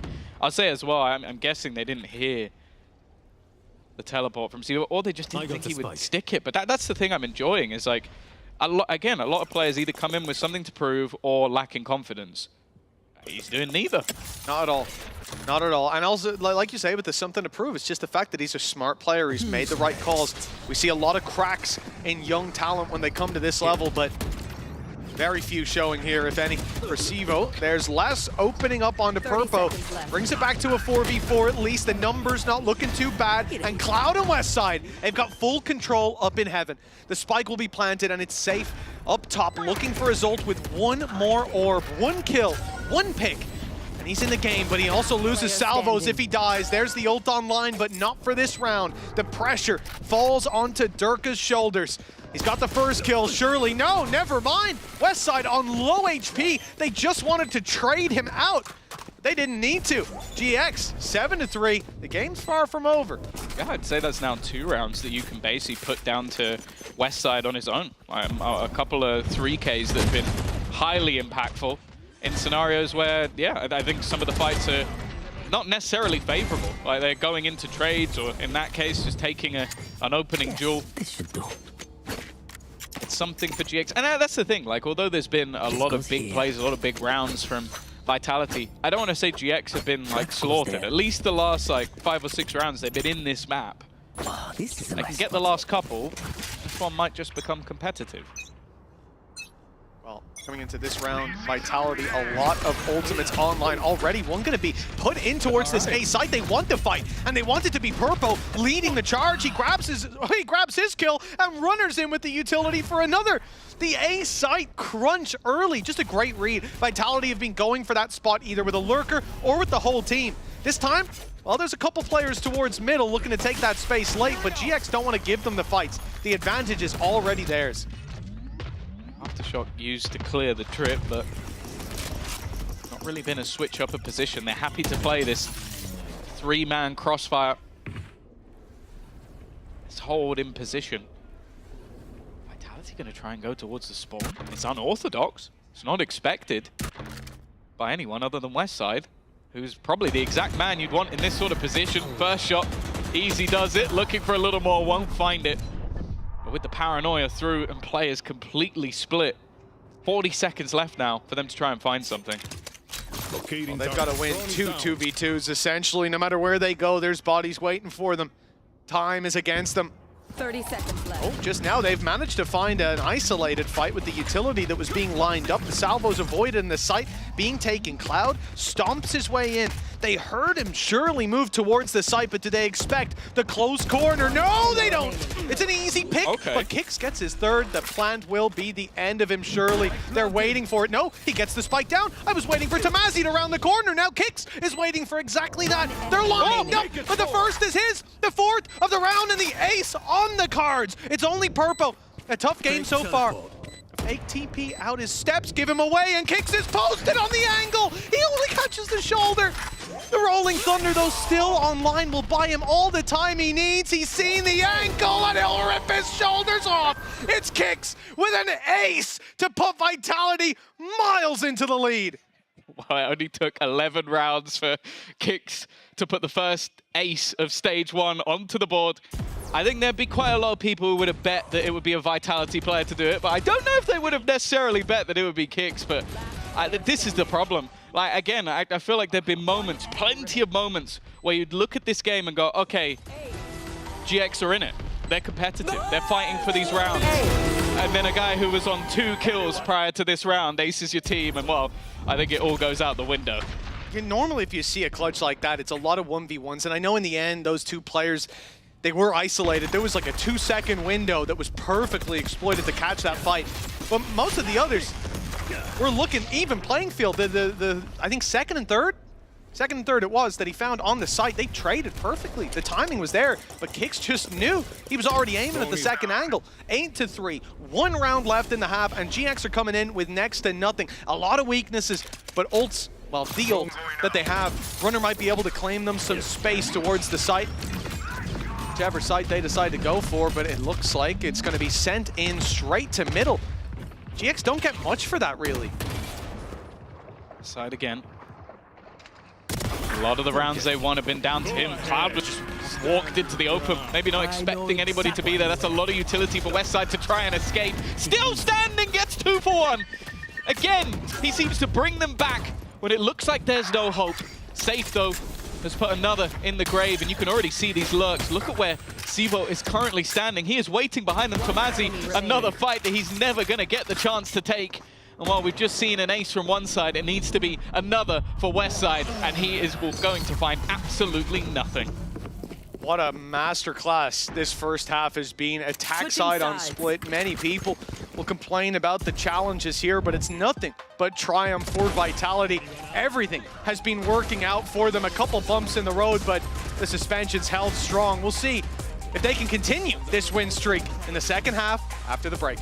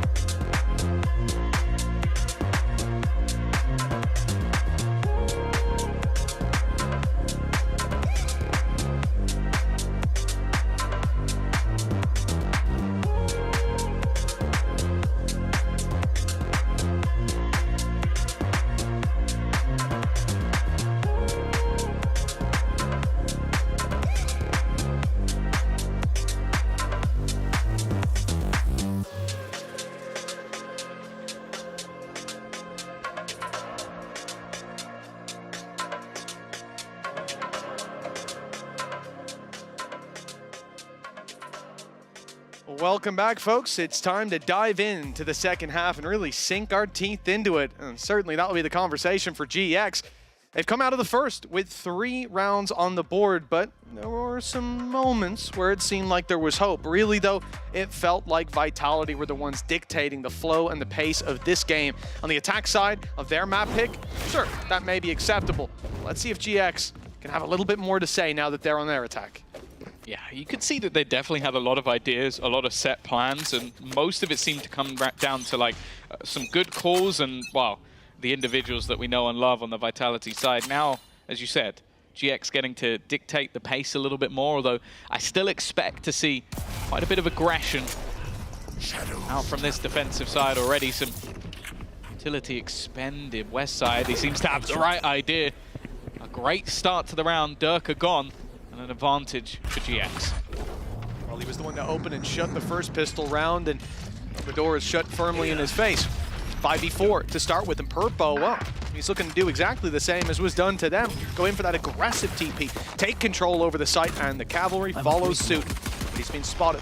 Cam up above revealed him, Les just firing into the dark, and that flash was perfect. Zevo, though, manages to at least find 2. It's doable, it's difficult, and he almost makes it look possible, but not to be. GX with a pistol that is very much needed, and the climb back can commence here. Yeah, that's the thing. Like, getting that under their belt is so important. Like, otherwise, this map is done. I think even if they don't manage to turn this building into what will be Lotus, which, as said, you're looking back to some of the more recent results, is a pretty decent map over on the other side as well. Good job! You saw a strong showing when they faced off against T1 and Liquid, and then it was a close defeat to G2, who, well, we all look at as one of the best in the world right now. Clearly, GX put the work in. That's not the start they were looking for, though. Stunned up in the early seconds. Tamazi also tagged desperately low. Like, this is starting to look very worrying. Already going in for a little bit more safe with the Classic. It's more deadly than most people running whatever gun you like. That is now another low player. And bear in mind, Mitch, this was just Classics. They didn't invest into a Sheriff or 2 or a few extra pieces. This is literally 5 Classics. And already, look at the plan on the other side. For GX, 2 players are running away, taking the spike elsewhere. They'll have to cross mid, but again, it's just a Classic holding them. The real concern is that Westside is left alone. If he goes down, there's 3 weapons to be recovered. I'm not sure of what of those are actually rifles. One certainly finds the first. They know there's a target there. Sivo's the one to turn his attention in that direction. He's being pincered though. They're coming from both sides. GX have played this well. They've won their fights. And now a 3v2 up against weaker weapons. Classics for now. Plant that should be secured. See Kicks is looking if there's anything to be had. I'm guessing that there isn't, and while Durka's shenanigans will meet the same fate. It was incredibly dangerous, but I like the fact that GX slowed down. They didn't overface, they didn't overreact, they didn't go looking for crazy fights to try and turn the tide. They were patient. That patience has been rewarded. Speaking of it, Kicks is going to try and be patient himself, knowing that the chances of winning this round now fairly slim. He might be able to take a gun. Worst case, he can just go down to that spike, but the damage is tempting. Those steps are heard moving right towards him. Lambs to the slaughter, perhaps. The stun is good. It's great. In fact, they have an idea that this is a danger zone, and it's cleared by West Side. Very well done, considering in that 3v5? They will scurry. You know, there was one player isolated, surrounded by classics. That can easily spiral out of control. A retrieved Bulldog, and who knows where we go from there. They've managed to put that one together, 9-5. The gap is slowly closing in on Team Vitality. Yeah, this is the way you kind of expect that things will change a little bit. You've only got yourself those saved over guns from the prior, that maybe they can throw a little bit extra in for Tomazi, but he's going to be down in the dumps. And that's the thing, I want to see if he can have a resurgence going into this attack side. I think a lot of the time the fights he was taking, we saw the sort of rundown on him isolated on one side of the map, or when you're trying to teleport and you get shot in the head. Sometimes it's a little bit unlucky, but if he can pick it back up, they're not out of this map just yet. It's just whether or not there's going to be a complete tide change. And as I said, like when you have Safe and Durka playing that sort of potential aggression, Safe's been having a great game, Durka's been having his moments, and well, we've already seen that there isn't really a missing piece right now. And then sort of the alternative is either you're met with that aggression, can you win versus two of the best players in the whole region, or do you walk into Less's Cypher setup? Both bad options. They're not, yeah, there's no easy choice there. No easy road. It's like, do you want to eat cat food or dog food? So I'd rather eat neither, but I don't have that choice. Dog food's generally dry. I don't know why you're actually thinking about it. It was more of an analogy rather than a question. I don't want to know your answer. Because weirdly, you've probably tried both. No, I have managed to hold off on that urge for a long time now, Tom. But this question... I don't want to cook dinner. That dog food's looking pretty... Little can opener, it's all good. Well, opening duel for Sivo. He has managed to take Purpo out of the action at Yoru. And it caused a lot of annoyances as we saw in the first half, but not this time around. Safe, very low on HP. It's an easy pickup. West Side having a hell of a game so far. GX have been struggling in that first half, but he was a standout performer in it. And he may just carve a path towards the site for GX this time around. That pick and vent sends them to the A site, sends them towards Less. Perhaps with this extra element of control, they'll be brave enough to take on this setup, take on this man already being caught by a trap. They know he's close. Less smells the blood in the water, and he calls in for Durka to help him out. Creep up though, oh now it's being spotted. Runner, you better get running. Kicks, takes him down, and Spike is there as a result. It's West Side trying to cleave back some element of control as Cloud takes over the site. They'll get a plant out of this and a man advantage. Kicks so desperately low. Sivo not much better off. They're going for the element of surprise, but that element has completely gone. Another triple kill for Westside. I feel like he almost has as many as they have rounds at this point. The amount that he is being able to win them. I will say though, I think Runner was a little bit hard done by, because I think his spam lit 2 players to like sub 20 HP and just didn't get either of the kills. Well, it'll show up on his ACS, I suppose. That was him getting 5 HP, but 1 down to 5. And really, from this point, GX felt like they were felt like they were trying to claw their way back into this, but now, well, the ground's looking a bit more even. The uphill battle comes a bit more gentle stroll. Durka's straight down mid onto Cloud. It's not a great start. This is a low buy for Vitality, and they did a lot with the classics. Now they've got full sheriffs and a couple shields floating around. It's a lot more dangerous for GX to face off against in those 1v1 fights, as Cloud just found out from behind a wall. Also, just look at the position of Sevo. Like, it's a deep push into mid. Or into B, sorry. And he's already going to win one of them. Okay, he doesn't get out of there, but he's bought time. Now they can throw the salvos in, delay that a little bit further. And that's the thing. In these sort of rounds, okay, those cheeky plays are going to be great, but it depends how much you can burn off that clock. Okay, at the moment, we're at 50 seconds. But you look at the position of these attacking players, they don't have any ground. And yeah, they got to fight for it somewhat blindly up against Pistols, playing into Vitality's hands, but the clock is forcing that play. The B site seems to be the target. They know Cypher's been on A. It's a little easier. They don't have that Sentinel util waiting. Flash from Runner, hopefully get them up to heaven. The delay's been good. We've got 25 seconds left. Vitality rotating players in. Salvos just came online for Safe as well. This is a big deal that GX, with 15, they gotta go. We gotta make it to the site. They've got delay utility. You've got to run through a Cypher setup. You've got a player pushed in on main. 8 seconds left. This is outrageous.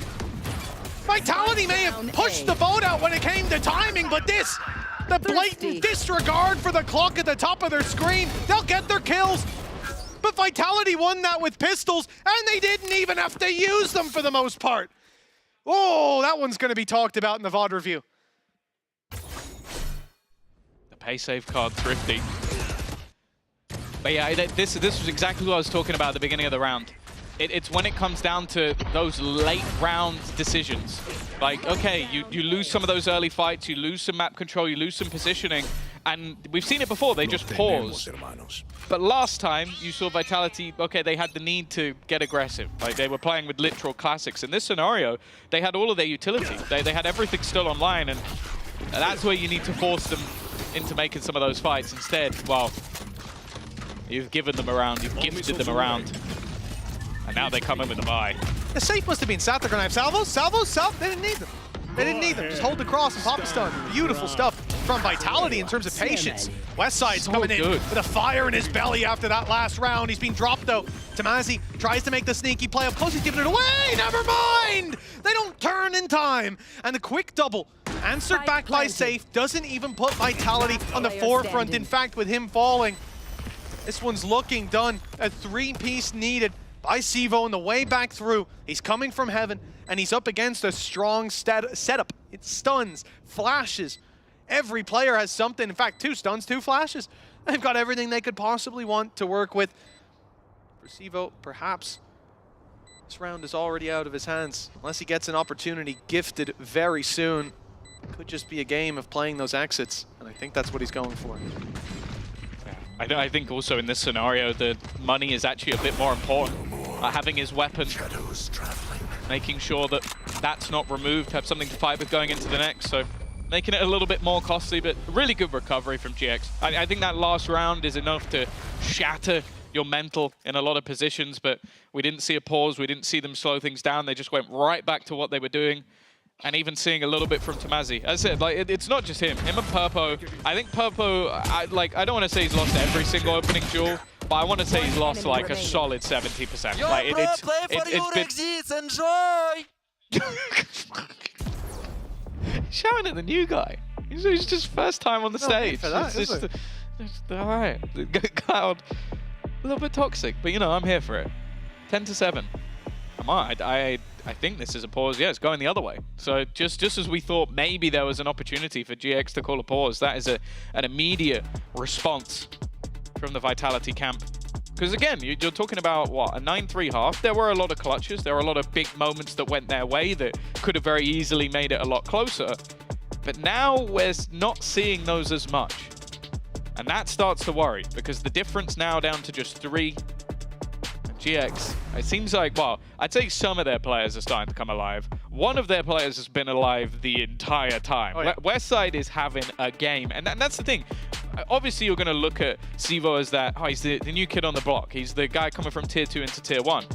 Bear in mind, Westside's only played, what, like 3 or 4 games in the Tier 1 setting at kickoff. Then he was right back out to practicing again. I think it was 3, yeah. The fact that they're coming in here and he's looking this good, this is what we were sort of promised. And he had glimpses at kickoff, but not to this degree. I'm not wrong as well. GX's opening game was the BBL, right? Where we sort of way underestimated BBL power level. Like, he's had a rough start over at that level. And right now, 22-11. First half, he was a standout. Second half, hasn't really changed much. It's good to see Westside on this form. And GX, well, they get a good opportunity on the back of it. They're just down by 3. Vitality of weak weapons. I mean, maybe the biggest enemy for GX will be the clock. Certainly was last time this happened. And this time, of course, the rifle save for Sivo gives them an opportunity. And a few ultimates as well in play. Looking at Safe in particular, there's dangers, and the biggest one has now been dealt with. Time to jump. Oh, Durka in the corner. Shooting out the utility. That was enough to give the game away. Kicks here, only with an SMG, and well, you'd have to hope for a miracle at this point. Unless 1v5 on a classic. I like this, even a little bit of orb management. Just gonna get Purpo ever closer to that ultimate, this time not earning it via just deaths. We both come in a bit of a mood today. You know, ready to go. It's just it's day one. If you don't come in how you're going to continue throughout the year, a little bit toxic, then what's the point? No punches pulled. I feel like I'm playing Viper over here. It's very toxic in the caster booth. 10-8, and yes, GX climbing their way back. Ults online for both teams. It could be a chaotic game. I do like, as you said, the idea to give these orbs to Purpo, having that ultimate online here for the attack side, coming into a big round as well, where there's lots of dangers on that Vitality side. They can obviously use this as a wayfinder. This is exactly what Durka did. It allowed them to sell fakes. It allowed them to sniff out the dangers ahead of time. One of those dangers in this round, hopefully we'll be seeing. No, they broke the drone on its way up. The fact that Durka's tucked in that corner is nasty, but he always has a way out. Even all the way back to the pistol round, they were predicting him to be there. Westside pretty much pre-fired him, so I don't think they're going to be caught off by too many of these shenanigans. Stun through, I like it. Good opportunity, even with the salvo. That's wonderful. Fantastic opener onto Kix, who's been really working with the squad with that supportive utility. Past the salvos, they'll go. Pop flash into the back of the site, and even throwing out that Teo ultimate, which could cause some issues for Cloud. He's been caught. Down B. Now Safe might meet the same fate. Never mind, it's a big play on backside. A shutdown from Sivo again with the 3-piece under his belt. 11 on the board for Vitality. You know, we talk a big game about nerves on that stage, especially when it's your first time joining a team already who have quite the record starting out this year. And it doesn't look like there is any pressure on this man. Unbelievable performance for a debut, and look, it's not over yet, but they are on the right path from what we're seeing here. You're 2 kills off Safe, and you're 7 kills above Durka.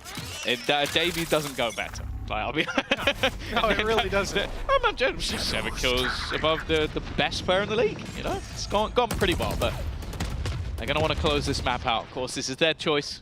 It's where they wanted the game to be, and I think GX have definitely made this maybe a little bit more competitive than I would have expected after the first half. Trouble for Purpo. He's being hit with so many pieces of utility, but actually, it's the attack side to come out on top.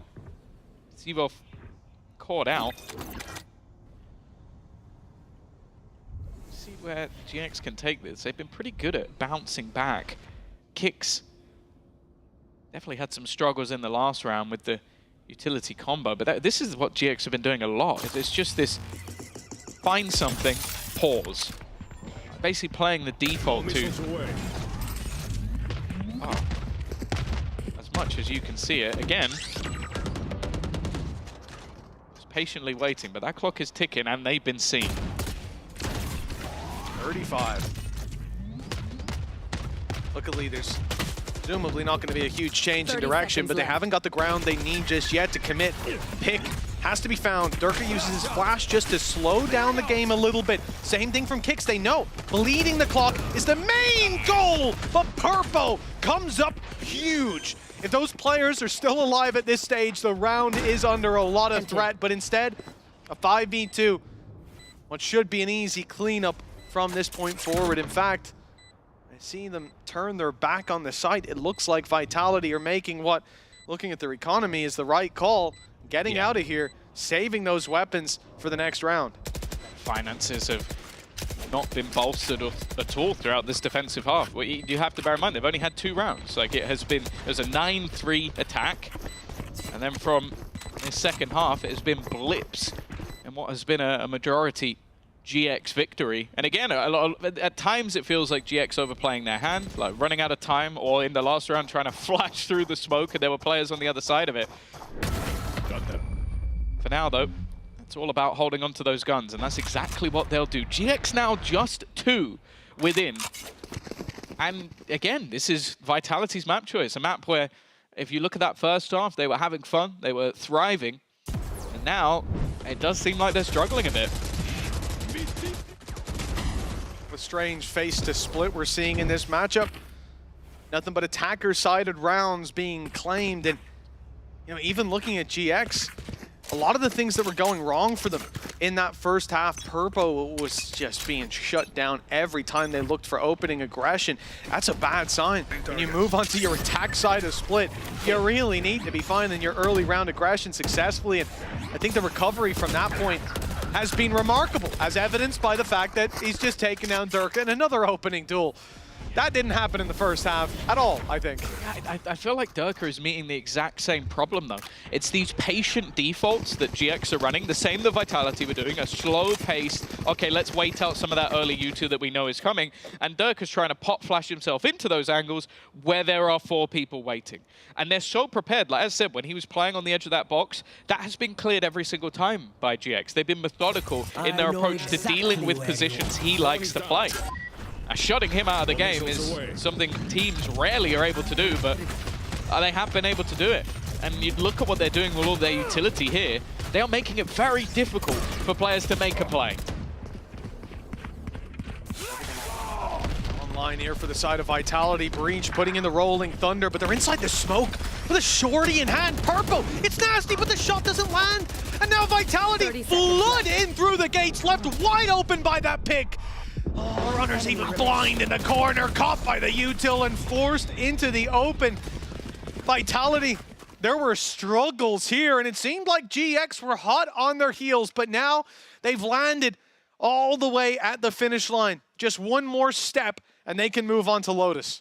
Yeah, a big Rolling Thunder. Even though it needed to be preceded by another stun, it definitely helped them out with clearing out the back of the site. And that's the rounds that we've seen them win. I think other than the one where we saw the GX run out of time, it was using that Armageddon on the back of the site to force them into awkward fights. I think when Vitality have done that, they've been able to take some fairly comfortable rounds. Now though, just looking at one, they are slightly favored when it comes to that ultimate economy. I say slightly, but there we go, already. A fantastic utility damage. Purpo left within inches of his life, and well, eventually the job just gets done. Safe, less, combining. As Runner and Cloud are left to try and pick up what is a shattered vase of a round. Now, if I see Westside still alive here, I'll give him 50-50 odds. But GX, well, Cloud tagged up, Cloud dealt with. In fact, it's all on to Runner. Vitality, they had a huge lead. They stumbled, but they didn't trip and fall. Right back onto their feet. Runner has managed to slip up behind them. He's got 2 kills lined up in front of him, and he'll connect those nicely. But still, another 2 to go. The spike to be retrieved, and utility to fight through. Kix has everything. With 35 seconds on the clock, there's still a paranoia on Sivo, and no doubt the fault line to come through soon for Kix. Runner, he has his work cut out for him.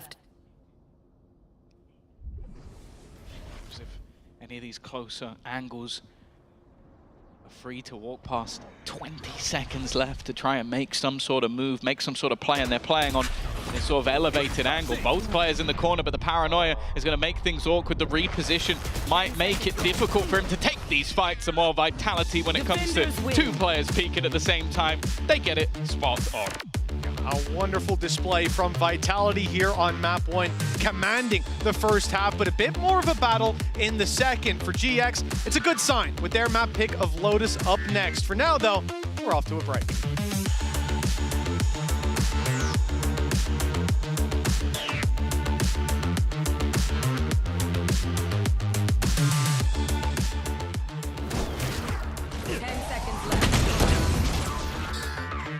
God bless you. That was funny.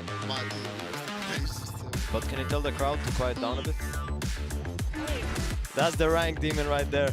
Bro, the crowd went wild. What the? Yeah, the crowd is...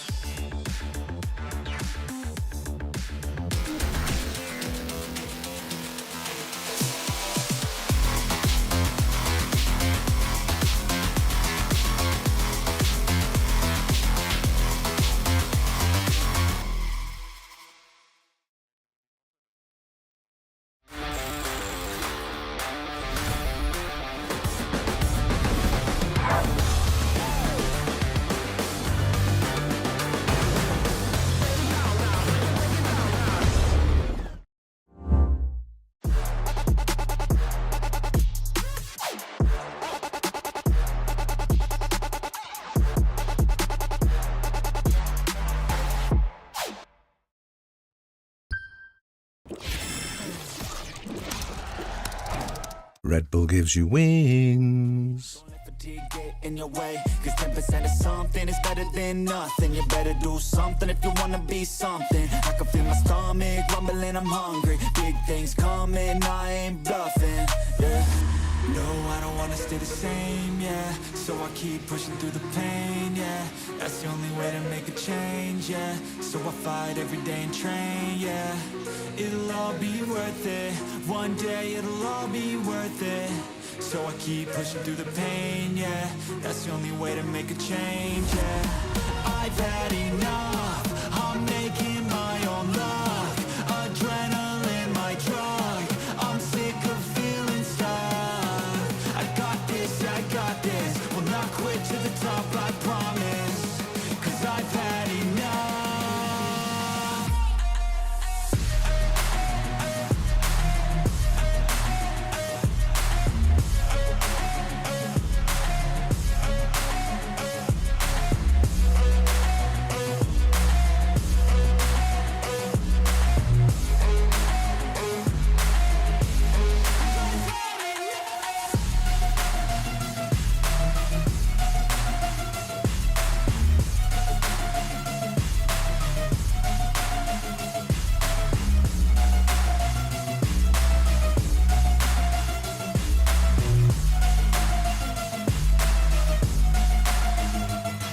Better watch out, I'm on the climb to the crown. In my prime right now, hear me loud, I've been spitting for a while now. All by myself, independent DIY now. Don't need no help, I've been beating out labels and money and budgets, it's funny. I do all the work, yeah, keep it 100. I fight for my dreams, I would die for these things. I believe in myself, I refuse to be weak, I like to build things.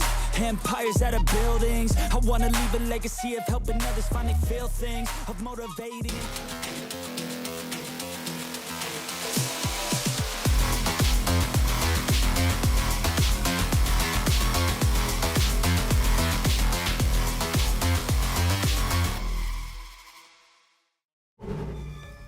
Team Vitality, they are back to their winning ways. I'm your host, Yingsu. I've got Kakuka and Billy here with me in the studio. Now, a great start for Vitality, but I can't help but feel like GX maybe could have had it at some point if the first half went a little bit better. You know, one thing that actually was throwing me off a bit is that even on the times that they were losing, you would see a Giant X so happy, like they were enjoying every single moment that they were on the stage, and I was like, damn, are they that confident?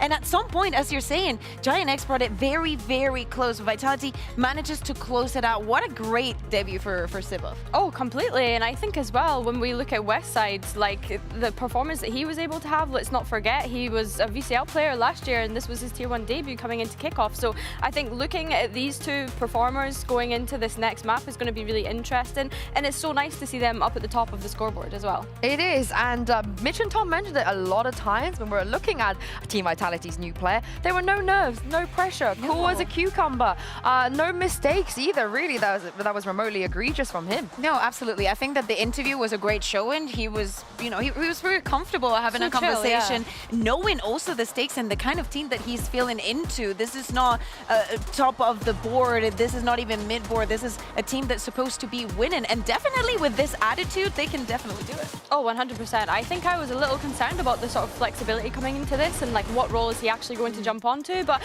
I was very, very impressed. You know, you brought it up in the pre-show beta. He's only played controller 3 times, 2 on Harbor, once on Omen. So I think that it was a really good showing, and I'm excited to see how he can perform in the future. I do wonder if they just perma-stick him on the controller though, because I think they should. I think that we still have that question, and probably even though we might have an answer for like the first weeks, I want to know if that also is going to evolve with the rest of the stage, because I think that most of the teams are going to come in with this idea of just running the breach and the Tejo all the time, and maybe things change or maybe they don't. We'll see. But I'm glad you mentioned Westside, Billy, because he was doing his goddamn best trying to keep his team in that game. But again, if the first half, if they just won like 2 retakes, I'm not asking for much, just 2, it could have been gone differently. It's difficult because when you look at the way in which Vitality were playing as well, they're so explosive, right? You can only like count on Westside to be able to do so much, and he was doing his job. You know, he was able to anchor that B side. I think he did a really, really good job, and I think that mechanically he's just so gifted as well, right? He's hitting those shots. I don't know what he's eating, but he's hitting those shots. So yeah, I think he did his best nonetheless. I also liked from both of the teams. Yes, Westside performance was off the charts. So I love to see that he has it to make it. But I like the different approaches that we were seeing. I think that at times, especially when that second half, when Giant X was playing for the attack, because of the conditioning that we had seen from Vitality, how they were using the tempo so well to scatter the utility and use up all the time that they had available for them. We saw them making some mistakes, losing on some anti-ecos and whatnot. And that is, at the end of the day, after you figure out the meta, what makes a great team of others. I know you said that the GX boys, the mood was good. There was no way in hell Pipson was having a nice time. There's just he was smiling. Oh, I mean, after the 2 5v3s they lost, 2. Every single time we talked to him, he's like, I just want one day that we don't lose just 1 5v3. But you know, today wasn't the day for them on that map. But let's talk about the Duelist head-to-head, because there is definitely a bit of an experience diff when it comes to the Yoru. What did you guys make of this? I can't remember the last time we've seen Purple on Yoru, right? It's not something that he played during kickoff, and I think as well that he was maybe a contributing factor in not being able to get those first kills and was actually being one of the first deaths, right? In comparison, when we look at Derka, yes, he didn't put up amazing numbers or numbers that we're used to from Derka, but he was getting those first engagements, right? He finished on 7 first kills and 5 first deaths throughout that map, so I think he was being able to fulfill his role essentially. Yeah, absolutely, and for him it was about getting the first kill. Sometimes he's going to succeed, sometimes not, but he was, in most of the cases, he was successful. And thinking about this and the importance of each player for their teams, we're speaking about a Derke that even though they were 4th in Bangkok, he was still top in ACS and in ADR in the entire tournament, because he is a animal. He doesn't seem to have a bad day ever. And on the other side, you're looking at a Purple that for, especially, I'm going to say quote-unquote, the old Giant X and what we saw on kickoff could make or break their success. They could indeed. Let's talk about the next map here and talk about what we could see, because like you said, Billy, Purple, he's only ever played Yoru on Bind, Breeze, and Pearl. So if he whips it out again here on Lotus, I think it would be a bit of a surprise for us.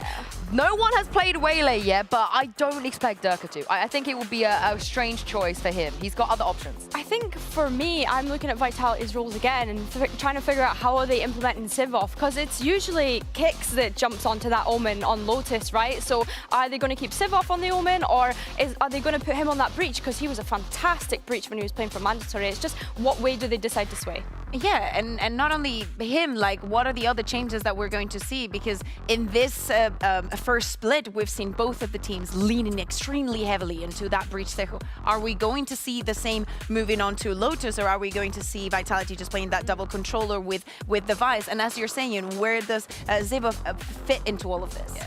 I think he is flexible enough to do either one of the options Billy you spoke about. But I did like the Omen. I felt like the ultimate was good. The TPs were good, especially on a map like this. I think he could do something flashy with that Omen. But let's take a look at Agent Select and see what we are going to get.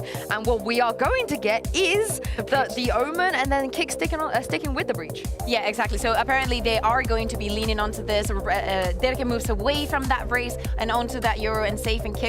Safe also had a brilliant first half there on Split. So if he's able to replicate that now onto Lotus, I'm kind of surprised. Like, Giant X picked this map?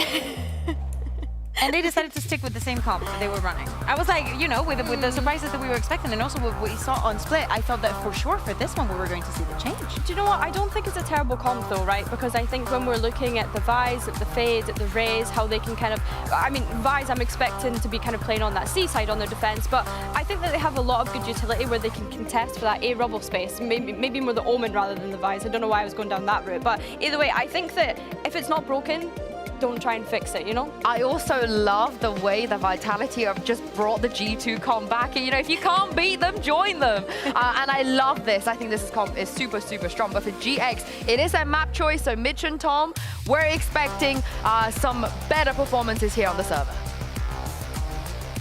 Well, I'd settle for just that second half performance when it comes to GX. They played really well in second half of Split, a little quiet in the first. I have to say, when it comes to these comps, I'm a big fan of what GX are runnering. That was, you told me to be ready for that? Yeah. I wanted to see your reaction. I wanted you to be in the moment, and it was wonderful. Okay. It was wonderful. EVS clipped that for me. Right. Just the look of shame and disappointment. They're running exactly what they ran last time. But I'm a big fan of Vice when it comes to Lotus. True. I think not bringing in a Vice to a couple of maps that are in the pool, you're just trolling the amount that you lose. But then you look at Vitality. There's going to be a whole lot of ideas around this. And I mean, in general, right now, the meta seems to be very heavily going towards what Kicks and Safe are running. We'll certainly see a lot of impact. The question of whose comp is better, well, we can try and answer it here all we like. It'll be answered here on the server. GX already pushing up, and well, Runner, she'll run no more. Yeah, they do say walk, don't run. Whoever listened to that. Cloud's done well. Westside also hiding within. Utility wasn't expected, but it doesn't matter. The kill will be found anyway. Cloud back on that fade. Spike planted. And their performance versus KC, he had one hell of an individual showing. There's definitely a map and an agent that he feels incredibly comfortable on, so definitely a player to highlight. In this scenario though, a lot of delay. Vitality using that utility fairly early in that brawl, and after clearing out towards the defender side, this now becomes quite an awkward retake. Aftershock used, Kick gonna find one, in fact a second as well. And now the man highlighted. Cloud try and face versus two, only knows where one of the players is, has to try and work out where Durka is, and that doesn't even matter. Kicks with another multi-frag as Vitality find another pistol. Yeah, I mean, it seems like they're really onto something in these early halves, picking up the first. Kicks 3-0 start on the breach. Sivo as well, touching on, I think last map was, I'll have to double check, was it his second ever map on in an official, obviously, on Omen, coming into his third here. Guy is not playing like it. The comfort, even in that, I don't know if you'll remember it, but the round where he takes, there's 3 players exiting the site, he picks off one and runs down sewers. Just how quickly he's using all of his utility, the familiarity with the kit is off the charts. You'd expect that, of course. Be criticizing him if it wasn't, but all the things, I suppose, working against him or stacked on his shoulders, he's still delivering such a wonderful game. The Kicks still in the show in the first round, into round 2 with Vitality already taking a lot of space on B. Yeah, I want to talk as well about that Vitality comp, because it does seem like a general theme is starting to arise where maybe the removal of Trex was more so to free up Safe. Because we saw Safe playing a lot of different roles. On this map, for example, he was playing a Vice. Now, Vice is one of those roles where you're sat in a position, you're holding around your utility most of the time. You're not getting up in people's faces and taking jewels. Yep.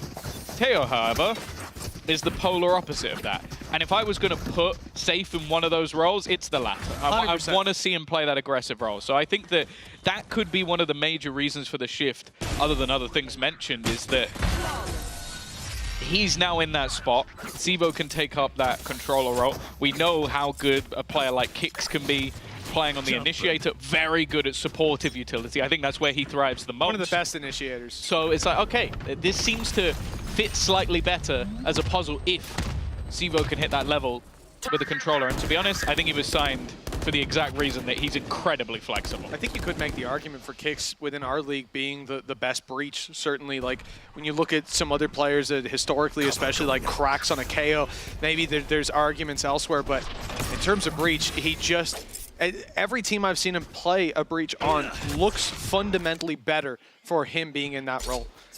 For Vitality, and there's a couple players you can look to with those kind of skills, those kind of pieces of communication in those critical moments. For Vitality, 2-0 start, decent buy coming into this as well. I mean, they're not pulling any punches when it comes to these individual fights. Durka is looking for a duel, and Runner is looking to give it to him with a jump spot. How has he snuck up that close? Pixel perfect timing. And they get a whole site as a result. He's going, he's still going. He's almost caught another player off guard. In fact, I think he did, but Westside reacted. Just about quick enough, especially when you look at the level of this bonus right now. It becomes quite awkward and what fantastic utility placement. Even caught by the C's, it doesn't matter. Vix is going to win that fight. Does he escape? Just about. Is able to hold the line and hold on to his life. Another body to throw at this situation. GX, they really want this round. Time goes on, they need a pick to get it, and there's still utility there. Paranoia goes in to buy time, smoke down as well. They've got to push right through that, and the stun is waiting for them. That counters out the snake bite they put into play, and now they've got nothing to fight for the site with. They leave. Turn tail after dumping utility, and this is just Vitality's ability to delay, and then you have to add to that. What happens if they kill the players on site, and they're now going for the defuse? Salvos will come in, and again, the round will be lost. Just beautiful play from that attacking side.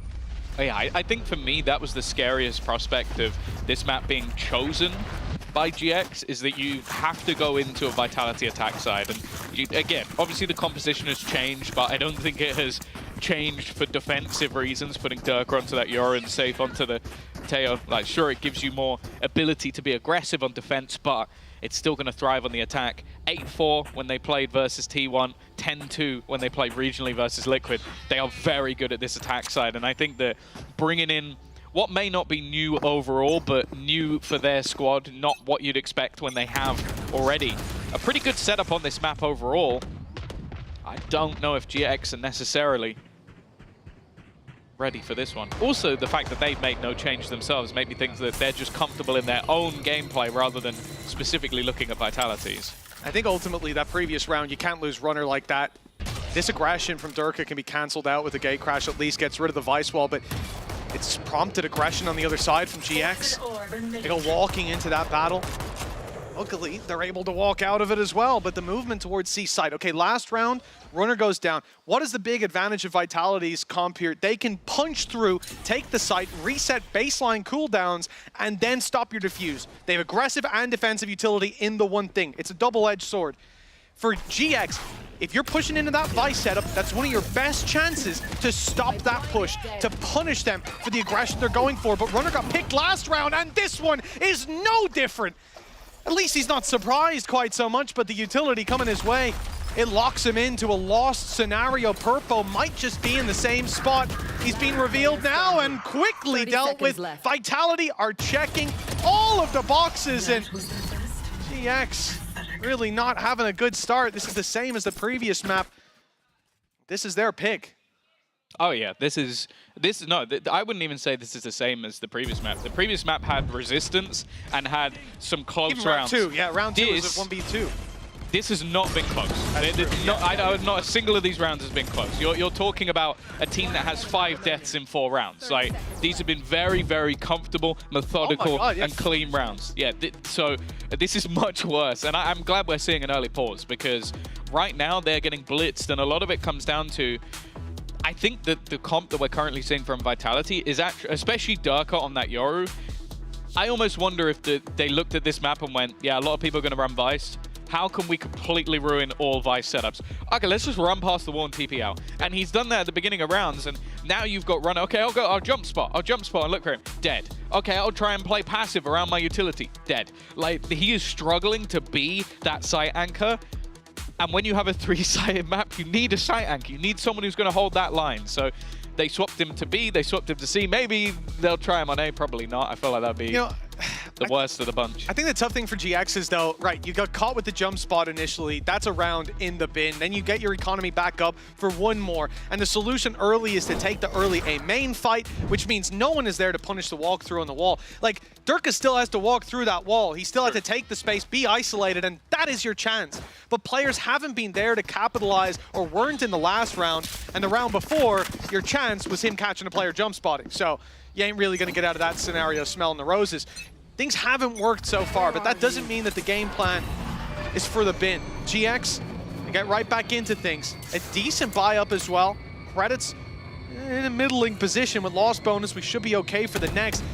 Guardians give them a chance, but it's the Sheriff to take the opening fight alone. It doesn't work out. A Guardian falls as one player, Tamazi, TPs to site. Another's looking to fight. I mean, this is all individual fights, and it's not what you want to see in the rounds where there are those gaps in investment. Yeah, I think this is also something that if you go back to previous matches, I think Cloud will do sometimes, where it's like, okay, I'm going to try and put the round on my back. Now, in a round like this, I don't mind it as much. You got pieces missing, you're buying next round, you're going to take a risk. But I want to see how much of that develops, because a lot of the time, if you're going to have that aggressive position, you're going to do it maybe with an Omen, so that you have some sort of get out of jail free. That was literally just like full committal, can I take down players with the Sheriff, and that hasn't worked. But I think you have to look at why. And those players were moving quickly to the B site, where I think it was going to be a paranoia into a push to try to catch them on the back foot. They didn't think A main would be fought for like that. They could leave a player embedded. Didn't work out. Player inserted and taken out of the round. Now the site at least found one pick onto Durka. Westside's still here. Westside's tucked in the back, like you said, and that is, well, not as beautiful as it could have been, but time is the main thing here. 12 seconds. They'll reposition for the plant. Only Westside can deny it. They're holding the smoke that he looks to walk through. Bit of a risk taken with the spams. And the walk in, they're ready for the duel. 5-0 we end up nonetheless. A bit more resistance from GX, even on a lower investment, even after losing the opening picks. But the result is the same. Vitality climb closer to the finish line. It definitely got a little bit dangerous in the middle. I'm not expecting anybody to still be on that backside towards the end. Made it that little bit more competitive, but that's the thing. Vitality still come out of it smelling of roses. 5-0. Economy couldn't be in a much better spot unless you're literally sitting on that 9,000 marker. And they come into this with a Dimensional Drift and a Rolling Thunder. It's Runner who's going to get spotted immediately. So much utility put in. They've got to try and escape the salvos. But, okay, Purpo did well. The fact they've traded 2 for 2 with multiple ultimates is not too bad. Yeah, that is genuinely a miracle in this scenario. They also isolated the spike on GX's side, but Zevo has the ultimate to just come from the shadows over on that A site and emerge into a free plant. Durka picking them off as they rotate back in to fill this gray space. GX don't know where the Vitality players have gotten to, at least they didn't. And in finding that information, they found themselves down to a 2v3. Good damage dealt, though. The ultimate coming in from Cloud, the reposition as well. He's going to meet up with Runner, and they'll approach this together. A deadly duo, already picking the first, the second, and a little more available right up top. They don't know where Les is. They haven't revealed him. It gives him a chance to jump. Good for 1, but not for 2. It's GX on the board at last. Yeah, it's funny because Les was hit by the Nightfall, but I guess because he was the first ping, they just forgot he was there. Even still, it is the round, and that's the main thing, especially after that early committal of those ultimates to try and just shut down this aggression. But that's the play. It's that run around the back from Purpo that makes all of the difference. Eventually catching the re-aggression of these couple of players who are low, trying to get back out and what. Nice, let's go, the bro. element of surprise. I found some kills, let's go, bro. You can understand it for Purpo. He had a rough last map. He did. He had a very quiet start to this one. Hopefully that has lit the fire beneath them. Of course, it was always going to be difficult. Never mind. He's like, yeah, I got some kills. Immediately dead within 3 seconds. And there was a point where I'm thinking maybe the op could change things for GX, having that aggressive C hold, for example, or the early info in A. In fact, it's the other way around. Vitality stumble once and say, all right, back to the drawing board. Let's bring out the big guns. As he's in trouble, those salvos are hunting him, and Kix was on his back. 2 assists on the board as well. You can just see the utility flying at these players before the bullets come in. Nice shot from Westside.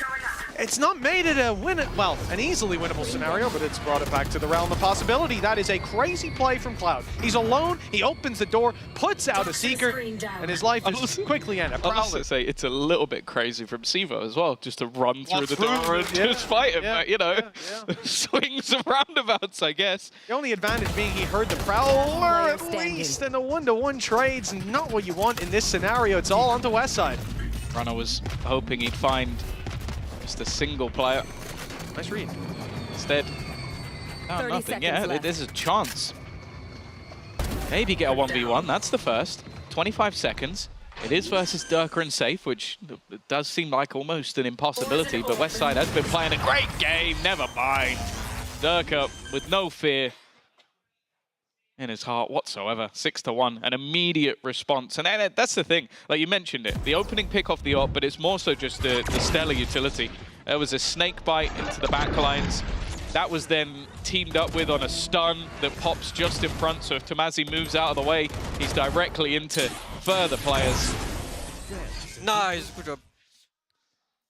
I have to say, we swapped to Durka's cam just as he hit that shot, and never seen a man so upset to win a round like that. I mean, sure, it started to fall apart somewhat. He's got the second worst KD, that's what it is. Yeah, he wants a 7-0 start, not a 6-1. He's 9-4, and Sivo, new guy, 9-3. Yeah, he's worried he's going to get outshot, so Durka ace incoming. Also, he didn't get the first ace of the stage as well. Like, honestly, slightly slacking.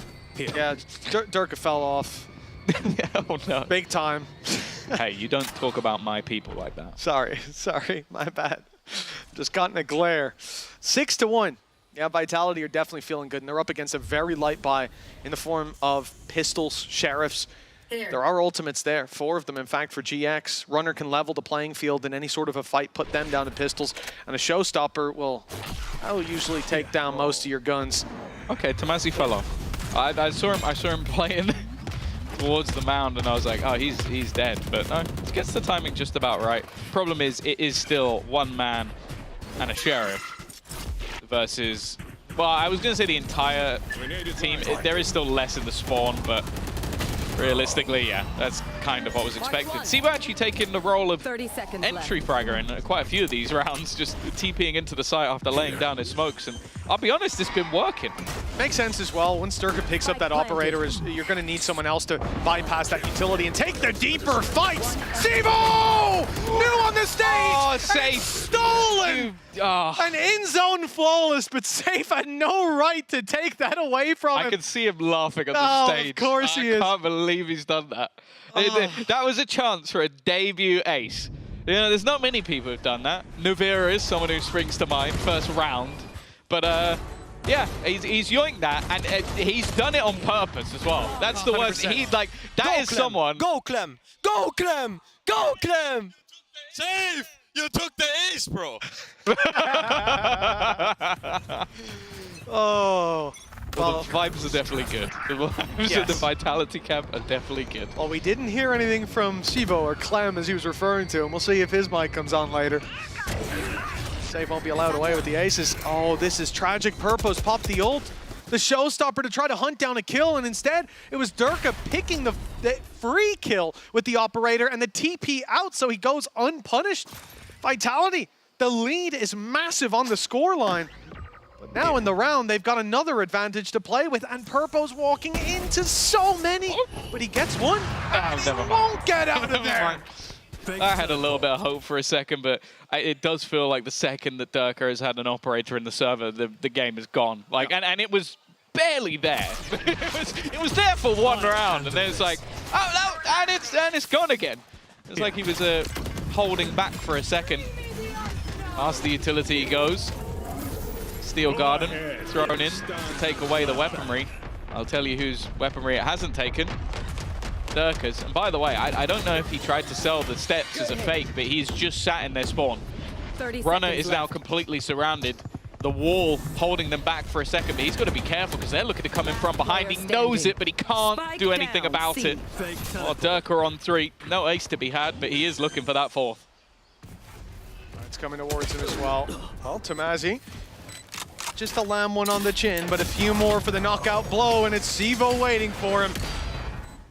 8-1. This is Sivo's, what, third official on an Omen. Again, just remarkable stepping onto this stage, playing the way that he is. The idea behind Vitality's comp as well, like you said, Tom, seems to be very much, or rather, he seems to be an important piece of their new identity, and it is one that is looking arguably more scary than before. Guys, I've just looked at the score. Yeah, he's 15 and 3. Yeah. And has 3 assists. But the thing as well is, again, you look at this squad and you go, okay, this is a team that went top 4 at Masters. He's replacing Trex, who, if you've been a fan of EMEA, has been a player who's been fantastic in this league for a very, very long time.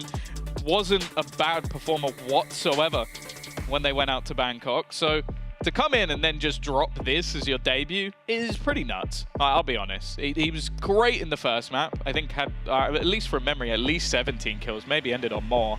And then 15 and 3. This has to be up there with one of the best debuts we've ever seen in EMEA. And you know, you look at the tier 2, you look at his match against, I think it was the match against Focus we cast, right? Yeah. Where it was that one, the 38 and 23. No, we didn't cast that game. Oh, we didn't? We talked about it, but we did cast that. Well, I've seen the game. That was a point. He was unreal in that individually. You get the sense that he's got the mechanics, he's got the understanding, and in a good team, how he could be a valuable piece to the puzzle. But the reality is that there's always a huge question mark around, okay, you can perform like that in tier 2. Not only is it a different skill level, it's a different game. The way that Valorant plays and breathes at that rank, at that level, we've seen it. It doesn't feel the same. It doesn't feel the same to play either. So adapting to this level takes time. It really does. In your scrims, they'll be different. Your officials, night and day. But for this guy, he's gotten better. You almost wonder how's no one put him on an Omen before. Jeez. 8-1 start to this second map. This is GX's map pick. They're again put in this position where they don't have a lot to invest. It's Sheriffs, it's a Guardian, and it's providing no resistance for Vitality. This time it's less as your entry.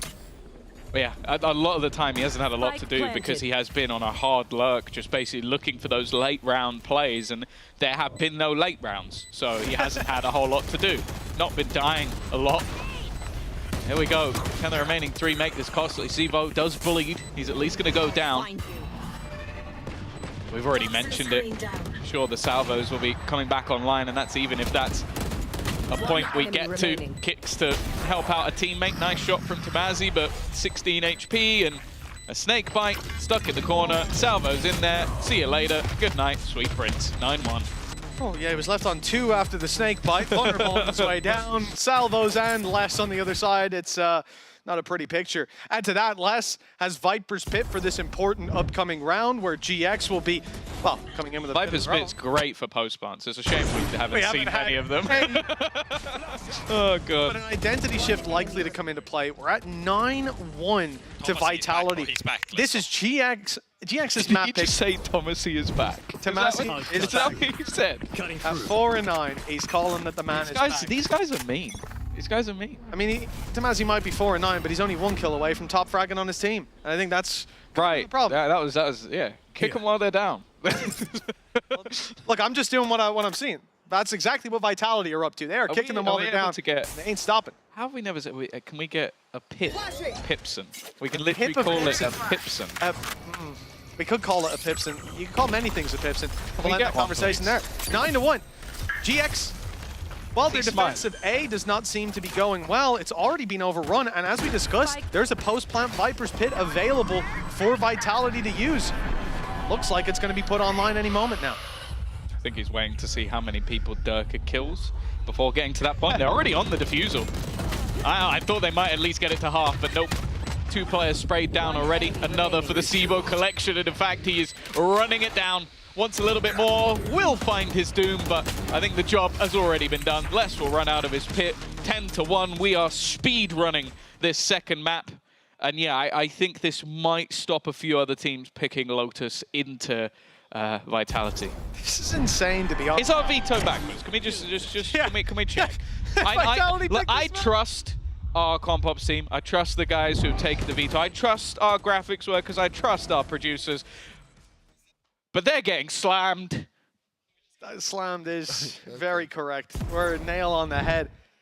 For Vitality, they've just played a post plant and won the round in less time than it takes most people to take A main. Can we just full screen Sivo's kills at this point? Okay, there's a trade to start it out. Op left on the floor.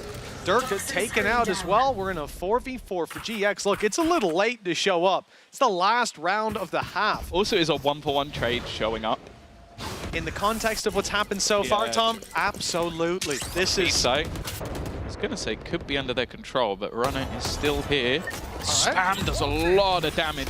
But they're still going to take control. In fact, he goes running in. He's run in through the utility. I think he was expected an isolated fight, and that was not the case. There were more than one player here safe. Spotted both, in theory. Never mind. Huge from Purpo. Showstopper out for an ace of his own, and he will take it home. What a way to end out the half. He was looking for some kills, and boy, did he find them. Oh, yeah. Well, I don't know if Tamazi's back, but Purpo certainly is. 2 rounds on the board for GX. It's a little below the bare minimum normally, but maybe they can make it work. After all, this is their home. This is their map pick, and they're going to have to defend it on the attack. 10-2. We'll be back after the break to see how it goes.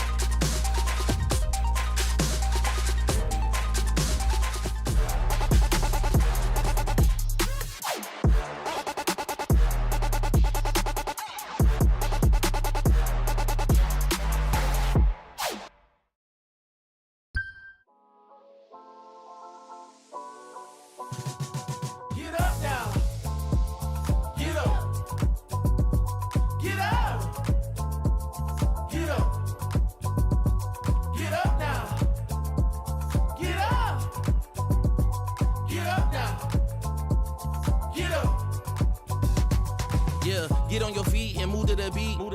Pour up some drinks and then we repeat. Yeah, chasing my purpose, need a release. Yeah, my life's a beach, I'm lost in the breeze. Do this with ease, don't play with my dreams. Yeah, it's so together, it's not what it seems. Heart of a tiger, life of a king. Yeah, chasing my bag, my feet in the cream. Running these laps, not losing my steam. I'm feeling good, this life's what I need. Don't intervene with my energy. Yeah, I'm in her scope like Jimmy Iovine. Yeah, no Superman, but I'm feeling supreme. This not a movie, but I'm making a scene. Yeah, I can tell you how to live your life, but you just gotta get up.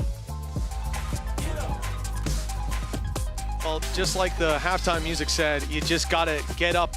And I think GX want to get up on the scoreboard quite a few times in a row. Trailing by 8 coming into the second. 11 more of those, Purpo.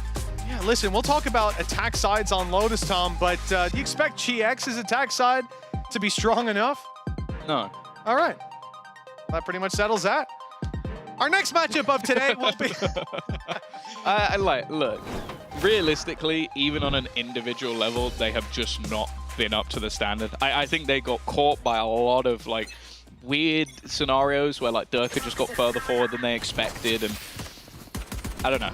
This map, at least, they've looked outclassed.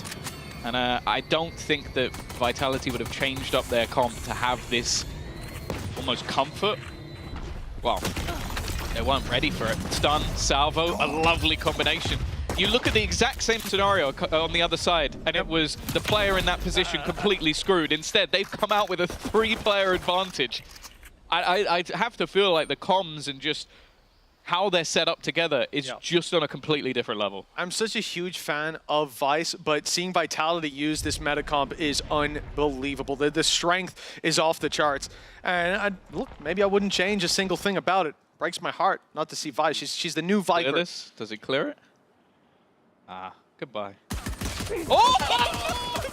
Fine! Okay, Durka wanted 2. He was hoping for both the players, but instead gets absolutely nothing. Spike's going to be tapped. Les is not moving. This is not a guy that you're going to bait into silly fights, he says, wondering if he'll get baited into a silly fight 30 after seconds left. saying Durka won't die.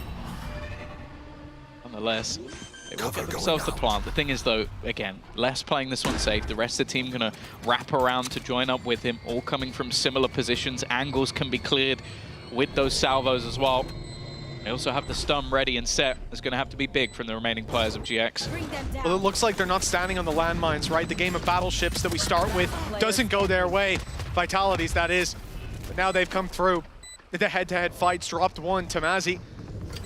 It's the element of surprise. Here's all the steps. There's a chance. But now, well, he's on Sivo's radar, and that is where it ends. This pistol really was a last stand for GX. Losing out here, you have to wonder, can they even afford to play the conventional low by second? You're expecting a force buy. You're expecting them to go in. That's insane, by the way. What is his sense? What? I thought he spun it in full I like the idea 80s. that he got that far and went, I didn't check.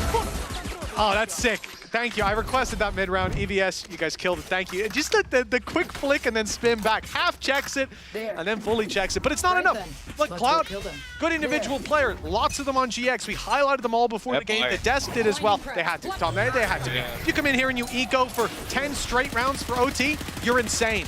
But this means they, on GX, need to win this, and they've lost Viper off rip. Trade, that's a Bulldog on the ground. The thing is, it does seem like their opponents have bought accordingly. One pistol, and then there's Bulldogs on the rest. And I'm trying to keep this one as safe as possible. Durka catches himself a little bit, but he catches the whole of the opposing side, just looking for these aggressive positions, getting pulled in by that Fade utility by the Seas, and well, Cloud, unfortunately, he's not long for this world. 12 and 2, the force buy fails. Well, that's it. 10 in a row? Yeah, I mean, the band's out on the front deck. They're playing their last song. I think this, we've hit the iceberg long ago, but now the water's really piling in. For GX, look at the difference. What? Did he see the door opening and a smoke fading? And Les is like, precision. Heat seek and missile, yeah, but for GX, the difference between when they go for that B main control, one player steps through the choke point, there's a one-to-one trade, there's an instant stun, there's a double swing, everything comes down on them. When Vitality did this on the attack, Durka walked through, broke the wall, made it all the way up to heaven, TP back, there's no pressure. And the instant response from Vitality, it's there every time. Les picks up a double, and he's out. It's a 4 versus 3, and like you said, not even GX players getting the trade. Yeah, Sivo was completely blind standing in the open, and while he's just can't see anything, is dazed and disoriented, Les kills the 2 people trying to finish him off. Nice shot from Westside, though. Might not be the gun you necessarily wanted, an Outlaw on the floor. And that's where it's going to stay. Not interested at all. Does that hurt you, Mitch? A little bit. And then when I really think about it, a lot. But I'm going to swallow that and move on with the round. And for Safe, well, 50 seconds on the clock, and he hears noise, and gets kills with a salvo. Vitality on both maps have gotten an astounding amount of kills with that salvo, usually off the breach stun as well being there. It's so difficult to deal with. But GX have managed to bring this back to a 2v2. The spike still has to cross. They still need the plant, and there's only 30 seconds on the clock. A full belt of utility for kicks, and Les is slowly ticking all the boxes, making sure these players haven't gone for a sneaky play, and it's beautiful. 4 kills for Les, 13 rounds for Vitality, and we said we hope to see more of a second half of split version of GX, but we saw a half-won Vitality all the way through.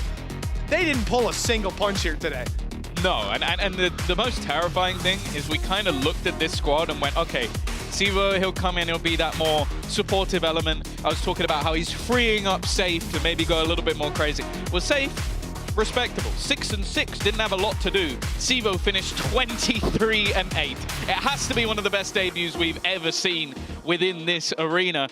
And honestly, it sets them up for some truly terrifying prospects. If this guy, like keeping it to this level throughout the season would be madness, but you just look at it and go, okay, well, there's going to be games where he could go a bit quiet and Safe can step up, where Kicks takes over the show. Like, he got an ace in the first map while having a quieter individual performance. It just shows how much depth this team has, and wow, that was one hell of an impressive display coming in for their first game of Stage 1. Well, many teams struggle after running deep in international events. It was a big conversation after kickoff last year, but Vitality, they've come back stronger, powered up, and hungry to go and face that international competition again. We saw some signs of life from GX, but that was shut down on map number 2 with a lights-out performance. A rookie to this level, stepping onto that stage, with high expectations from his performance in Tier 2, and I think, especially role shifting, he has not just met them, but exceeded them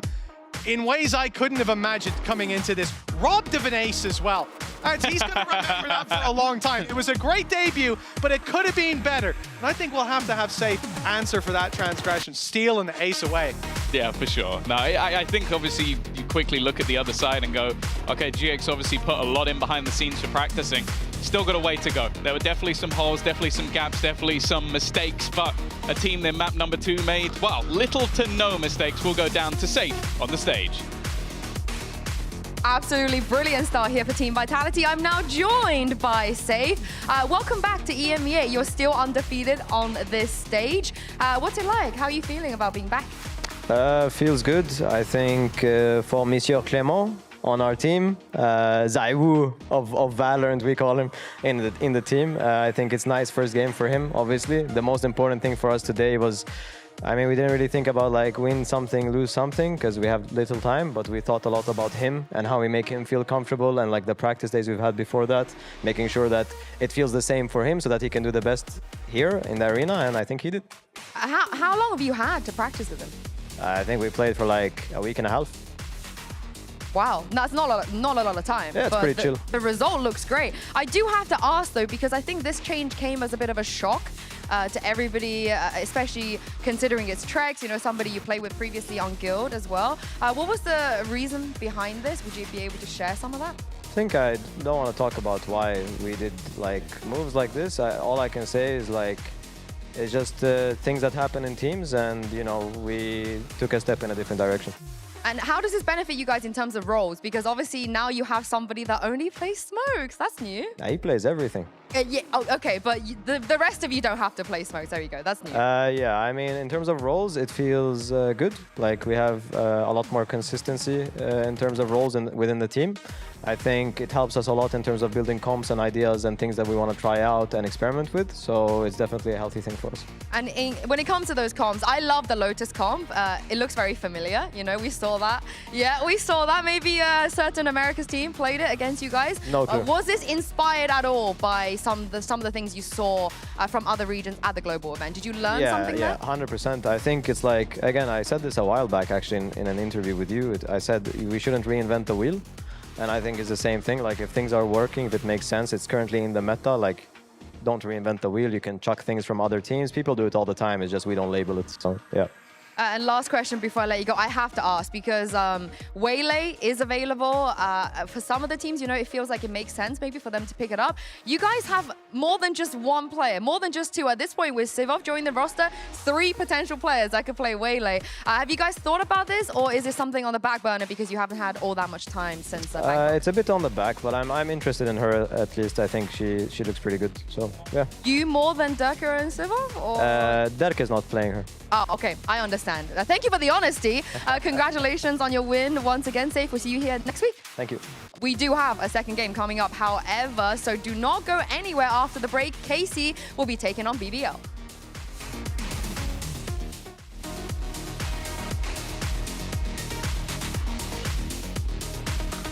Go, Clem! Go, Clem! Ah! Go, Clem! Safe! You took the ace, bro! Go, Clem! What go, Clem, and you take the ace? And then sure, because this guy is like, go, Clem, and then he takes it.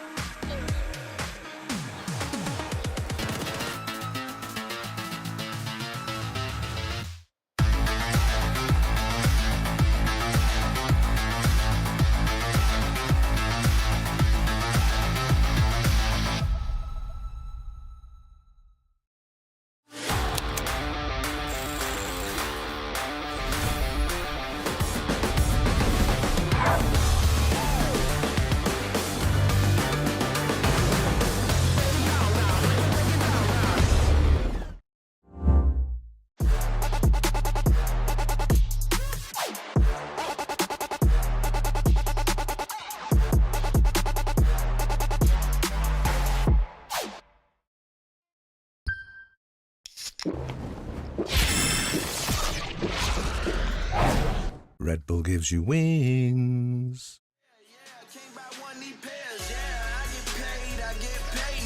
I was in them streets and I ain't never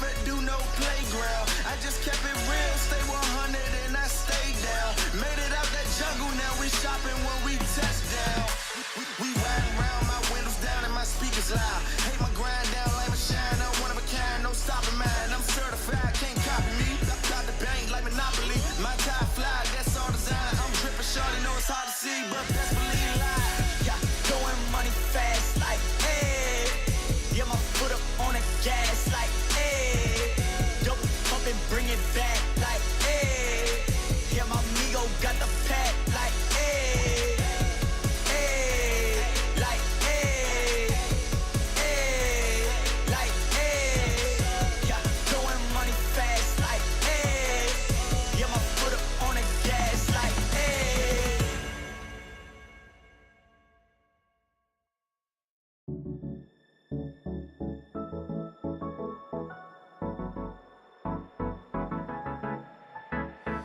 Let's do something crazy. Get a bit wild today. Cause we don't do this every day and we deserve it. Life is so amazing. Nothing is in our way. Baby, let's fly away. Do you feel it? Is your heart rushing the way my heart's rushing when you take it all in? Baby, this is where we come alive. Do you feel it? Take the world by storm. Just you and I can't believe it took so long to realize what makes us come alive. Oh, what makes us come alive.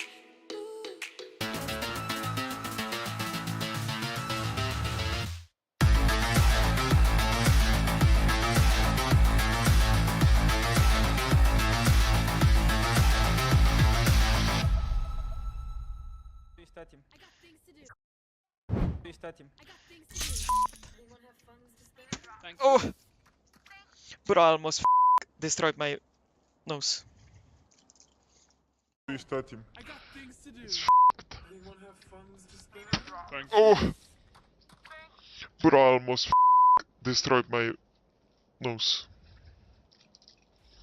Welcome back, everybody, and welcome back, Magnum. We have missed you. I am your host, Yungsun. I'm joined by Kakuka and Minnie, and I just want to make everybody make it known that Minnie, you specifically requested that we show that. Why? Because I think it sums up Magnum, really. Yeah. Like, I also like the distance between, like, how he plays so cerebrally. Sorry, I can't speak. But, like, he's doing stuff like that all the time. Yeah, that wasn't the first time he hit himself on the head as well. I felt like it was like two, 3 times a year. He played, I think, a final with us with a concussion. Yeah. Yeah. And you won too, and you won. Yeah. But we're happy to see Magnum back. I am more than happy. I had that tweet bookmarked. When we first had the conversation about having this, I was like, I know exactly what you're talking about, and I know exactly where to find it because I have this saved. I knew that this moment was going to come here, and I knew that he would say, yes, you can have it on the broadcast. So thank you, Magnum. But I like the way that, you talked about how it sums him up as a person because in the server, he is a very serious player. He's been on a lot of amazing rosters, but he is, Kakuka, just a little whimsical guy, We love him. Yeah, exactly. But that is one of the reasons why I think it's so exciting to have him back. And I love that you mentioned all the teams that he's been in because my man, he's been working for his time here. In Fnatic, of course, you will tell us more about that, Mini. In Koi, before franchise. So this was before Koi was one of those teams. In Apex, also before they were franchise. So it was also in Tier 2 and then last year in KC. Funny enough, out of all of this, the best performances that he has was actually last year on KC. So I want to see how he's doing this year. I checked. What, individually? Individually. All right, Minnie's about to... I feel like Minnie wants to disagree. Thanks, better coach than me, I guess. But yeah, tell us about Magnum because you've coached this guy. We see that between April 2021 and June 2022. Yeah, I think the way I'd sum it up for BBL is they found the perfect substitute, really. Like, I know that VAT came in and did well, but I think for Magnum, like the way I describe him, he's the perfect, like, sentinel player. Like, he's a role... I think of Leo and Durka as like the perfect recon player, perfect duelist. Magnum, to me, he might not have that quite the same star quality, but he knows his role extremely well. So he's going to sub in very easily to this team. Yeah, I mean, this is the thing.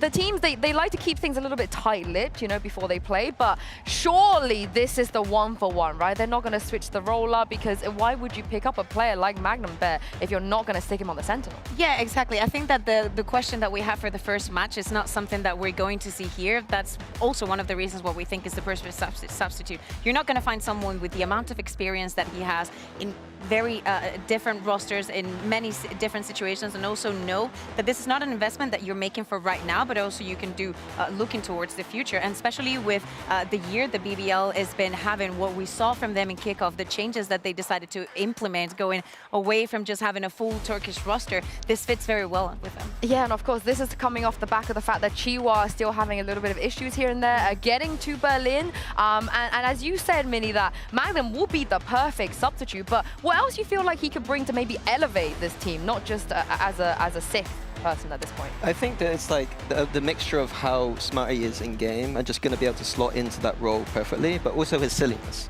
Like, we've seen it, like, I know he's not trying to be silly in those clips, but he is just that person, and like he brings a good vibe. So him and Yampi together, like as long as they're kind of like, it's like them two, they just need to bring the vibe and kind of do their role, do their homework, make sure they're doing what the coaches say, and the other three are going to bring like the huge firepower. And the experience, right? The experience, maybe... In KC, you know, which is so funny. The first game that he's going to be playing is going to be against KC. But yeah, I think that is I think that sometimes we speak about the youngsters and what they can bring, but there's many things that experience goes beyond that. And speaking of Magnum, here's a silly little interview I did with him a little bit earlier. Welcome back, everyone, and welcome back, Magnum. I cannot believe it that you're finally back here with us. I wanted to ask you, what have you been up to since we last saw you? Yeah, I mean, I've been chilling, taking time off, but as well grinding the game. I think I played the game the most in my 5 years in these last months. But yeah, I'm excited to be back. We're very excited to have you back here with us. Now, of course, a different team this time around, BBL. Could you tell me a little bit about how this all came to be? Because, you know, we were still expecting maybe, especially for a team like KC, wouldn't let you go just this soon, considering you're playing against them today as well. Well, I was supposed to, I mean, I was in contact with BBL during kickoff, and I was supposed to play, but we just didn't meet on some things, and so we let it go.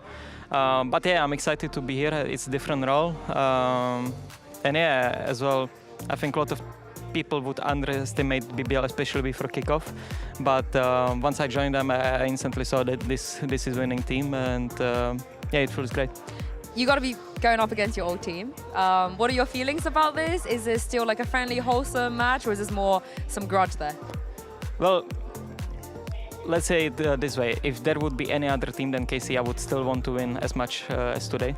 So it doesn't really matter. Obviously, it's a kind of good feeling when you beat them, you know, on the end after the game. But right now, I don't really care. As well, we left on good terms. So I understand their decision. And yeah, I think especially the KC fans, the KC org, and everyone, it was a great time. But yeah, today I'm on the other side, and I will do everything in my power to stop them. Got the Turkish fans now, yeah. Right? Got the Turkish fans. Yeah. Last question, Mini is on the desk with us, and he was talking about how you're one of the smartest players he's ever coached, and he said a lot of nice things about you. He also wanted me to ask you specifically if he's a better coach than N. So how would you like to respond to that? Well, in the end, they both bench me, you know, so it's hard to judge. For sure, not better than Paul, obviously. So I will leave that. But actually, they're both different coaches, and I think that's the only thing which I can say, because both have something better than the other. But I think they're both great. So, but Paul number one for you. Yeah, Paul clears, of course. I love the loyalty. Thank you so much, Magnum, and good luck today. Thank you. Now, Minnie, I did as you asked. How would you like to respond to that? I think that was a pretty good answer. I mean, he said me and Eng were both great, and he's got to back his boy now. Like, you know what I mean? So he's loyal. Yeah. He's loyal. Where do you sit in this debate? You know, Pal, Minnie, and why did you bench him? Yeah. Oh no, we're why did we bench him? No, don't say we. Just say you. Because Alpha exists. Oh wow. I mean, kind of fair. Can you argue with that? That's kind of fair. Yeah, I can't argue. But I did want you to, you know, how do you rate and Mini and Pal? I do think, no, I do think there is different. I've had this conversation many times with you because sometimes we speak about, with you, yeah, sometimes we speak about some teams and some decisions that they're making and I tell you, well, you cannot expect everybody to have the same reaction that you have or to act in some scenarios the same way that you would because otherwise then every coach would be the same. I do think that they're different and they are very different. Therefore, I think me personally, I like Gang more. Me too. Yeah. Yeah. Sorry, Mini. No. Okay. No. No, because I really like the very like set strats, everything by the book. I think it's the most enjoyable to watch round by round. But that's, you know, as an overall, I would choose to. I prefer to win. I think so. Honestly, I think Mini has the. To win, you have to compete. So yeah, but he Completed has he has the most to be able to actually talk the talk because he's walked the walk already. Yeah, true. So I respect that from Mini. We do, however, have the other two coaches competing in this game, of course, BBL versus KC. And on the side of BBL, Mini, did you expect them to be as good as they were at kickoff? I mean, I think I made a tweet in the off-season that they had the best macro I'd seen in the off-season. So I think that it's not a surprise that they played so well. Given their circumstances with VAC and having to have a substitute, I was surprised there. But overall, not really. Dark Horse team, good talk. Dark Horse team. Okay, yeah, I mean, I really like what we saw in kickoff because I think that the expectations for BBL, thinking about the past 2 years that they had in franchising, weren't the best. And we saw them for the first time ever winning their opening match and then also going on to win the second. We saw Yampi as the IGL and little by little, like there were some bits here and there, like we were also very excited to see Profek now here. Sociable, I was checking the stats and there were some mad things, like he played Sova in 2 maps. He had 14 Hunter's Fury kills.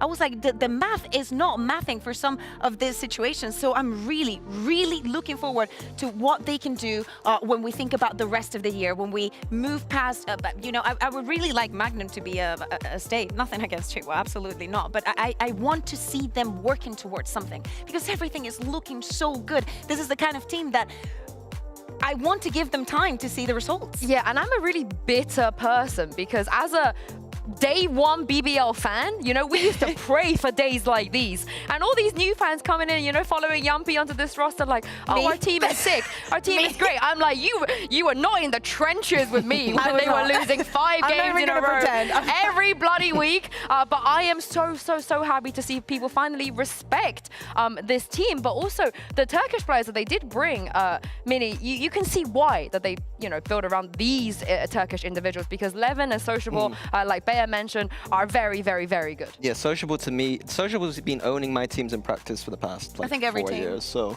like, I'm not surprised that this guy, like, I'm surprised this guy's only just got to VCT. For 11, like, I didn't have him high on my radar at all, but he came in and really I kind of ate my words, I think, with him. Like, I didn't think he was going to be very good, but he's been phenomenal.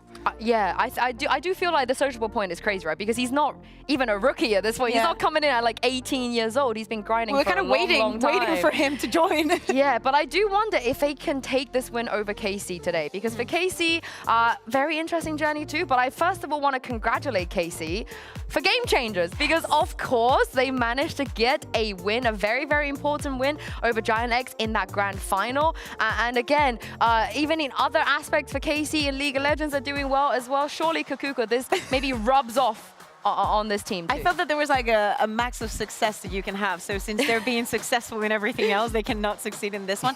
No, but I really enjoyed Casey's run in Game Changers. I'm really looking forward to what the year is going to look like, especially for EMEA. But I agree with you. I think that they need to, you know, match up, especially after what happened in kickoff that we will discuss in just a minute. I think that they have all the tools and all the capabilities to bounce back. They can't let these girls down. They can't do it. If they can win Game Changers mini, I think it's time for the main team as well for this. But you mentioned kickoff already because it just felt a little bit unlucky, right, for KC? Unlucky? Yeah. Is unlucky the word? I wouldn't say unlucky. They were close. They were close to not. They were the first one to be eliminated. I mean, unlucky to do is like to finish where they did, but I didn't see them. I didn't see them playing with like the kind of form to go to Bangkok. To be honest with you. I mean, I think that there's some saving graces. I agree with Sue in the individually, now that we're seeing on the screen Suigetsu, for example, making that swap onto Smokes being probably one of the best Sentinels, or like that we've had in the region or in the world. Avis were also having a brilliant performance. The expectations for Sadak and the IGLN and what he could do with Aang making in that combo. I think that we were very excited for many things that we saw, but they fell very short. And I think it's crazy to think that this was actually the first team to get eliminated at kickoff. No, I agree with that, and I do think pointing at Avids is the big one here. Like like I didn't think he was going to be the one that had to perform in this team at all, and he came out and looked like the best player by far, in my opinion. Oh, I mean, we'll see if he can keep that up. But of course, we talked about this in the top of day. Before we get onto that, actually, oh, it's just sad. KC being sad at kickoff. I mean, Zeish was very vocal about this, right? Because they were so close. They also played so late into the night as well on some of those occasions. Maybe running out of steam a little bit, but they are a team of rookies. You know, if you take away Sadak and Sui here, the other players, they are much younger. I think they need the rest probably, and we expect them to do better here. But the question is, Minnie, you said they've been nerfed. Bind is gone now. So looking at the comps they play on the other maps, what now? What can they do? Well, I mean, the bind going is bad for them, but I think compositionally wise, I'm not happy with their kickoff. Okay. I think they're coming into kickoff. They like last year, we saw Aang cook up some weird comps, and it worked very well. This year, it fell a bit flat. And kickoff is where those weird comps should be working, and they didn't. And I think that the word I'm going to use is Sadak and Aang are enabling each other with this Harbor Omen combination. The reason why Sadak's teams in the past worked well with this Harbor was the Viper combination, I think. And I don't even think in this meta it's necessarily necessary when we've got so many good agents in the Teo and the Vice. Like, I don't see this Overcooked? This? Yeah. Yeah. I think it was a risk worth having. As in, you're putting Aang and Sadak together, like the ideas are going to collide. And do not forget, KC and Aang, last year with the Gecko and all of that at the beginning of the year, it was them setting the meta. So in their eyes, this was a risk worth taking. But if we look at the numbers and actually the results, yes, Bind is gone. And that was their home ground. Then with the deadlock, like it was impossible for any team to do anything against it. But as you're saying, Minnie, Lotus, well, I'm going to start with the other two. Haven and Fracture didn't manage to win any of them. In the Lotus, you're going to be like, oh, they have a 50%. They won one of their encounters. Did they? Because they were playing against a Navi that was running a Lotus. Listen with me. Astra, Omen, let me see if I can do this by memory. Sage, Vice, Tejo. So who's making things more complicated on themselves? Yeah, and I will say, I will say though, the Harbor Viper, I hate it, but on Haven, I wouldn't have hated it as much if they did it, because it would tell me that it's the vintage Sadak, it's the vintage loud stuff. You know, the Harbor Viper, you went up against it, Minnie. It's pretty strong. So I do wonder though, with Icebox coming back, Bea, that's their saving grace, right? They could do that. Yeah, exactly. I think that this is the kind of map that could be their new bind, or if we're thinking about comfort after after the kickoff that they had and how complicated things were for them, I think that Icebox would be one of the picks. Yeah, Aang and Sadak historically have been good at Icebox, so that wouldn't surprise me if it's a good pick. Yeah, sometimes I forget about Gambit. It's very few times. Oh, I have never forgotten about Gambit versus Team Liquid on Icebox. Ever. Sorry, Slee, you have to bring that back up. You know, once a year, that's my 1 year done. But let's talk about the new maps, because in the first matchup, both teams, they kind of veered away from it. You know, with Vitality, you can understand. Going to a global event, don't have the time. But for these two teams though, Minnie, would you like to see them lean into it, the Ascend and Icebox? For BBL as well, if we bring them back into the conversation, because Turkish team, Ascend, surely. Turkish team, but they haven't got many Turkish players. They got but they got Living and Sociable. Two, it might be enough. Okay. Maybe enough, but you need 5 usually for But would you be surprised if they both took away those maps, the new ones, if they weren't willing to play like I said, for Icebox, I think that KC have got a history on it. I don't think on Ascent they have that much of... Well, I guess Sadak does, but not Aang. So I'd like to see an Icebox, I think. Yeah, and what about for BBL? I think that it really depends on the comfort and where you found your strengths. I think that the first game was a very good showing of how the teams, even Giant X and Pipson saying that he was, you know, investing his time in something else, has adapted to the meta. I want to see what direction of the meta they take, and that also has to do with the maps. It is a very, I think that this is a pretty evened out. I see both of these teams able to win. It has to go across the maps, but every conversation that you and every argument that you make for choosing or banning is going to be correct, because there are things that we just simply cannot know about the teams and where their comfort lies. And of course, there's points on the line too, right? These are the teams. Every match counts at this point. Kukuga, they want to be able to get some points early doors at this point. Yeah, absolutely. And for the expectations for both of them, for BBL and the start of the year that they've had, for KC and the year that they had last year, with everything that they've put into this project and the names that they have, both of these teams should be securing points. It's gonna be close, right? Close game. Yeah, this is a clash of styles, I think, but it should be a close game. Oh, I can't wait to see it. So without further ado, you've seen a great first match already. It's time to bring out the teams for the second one. Here is BBL taking on KC.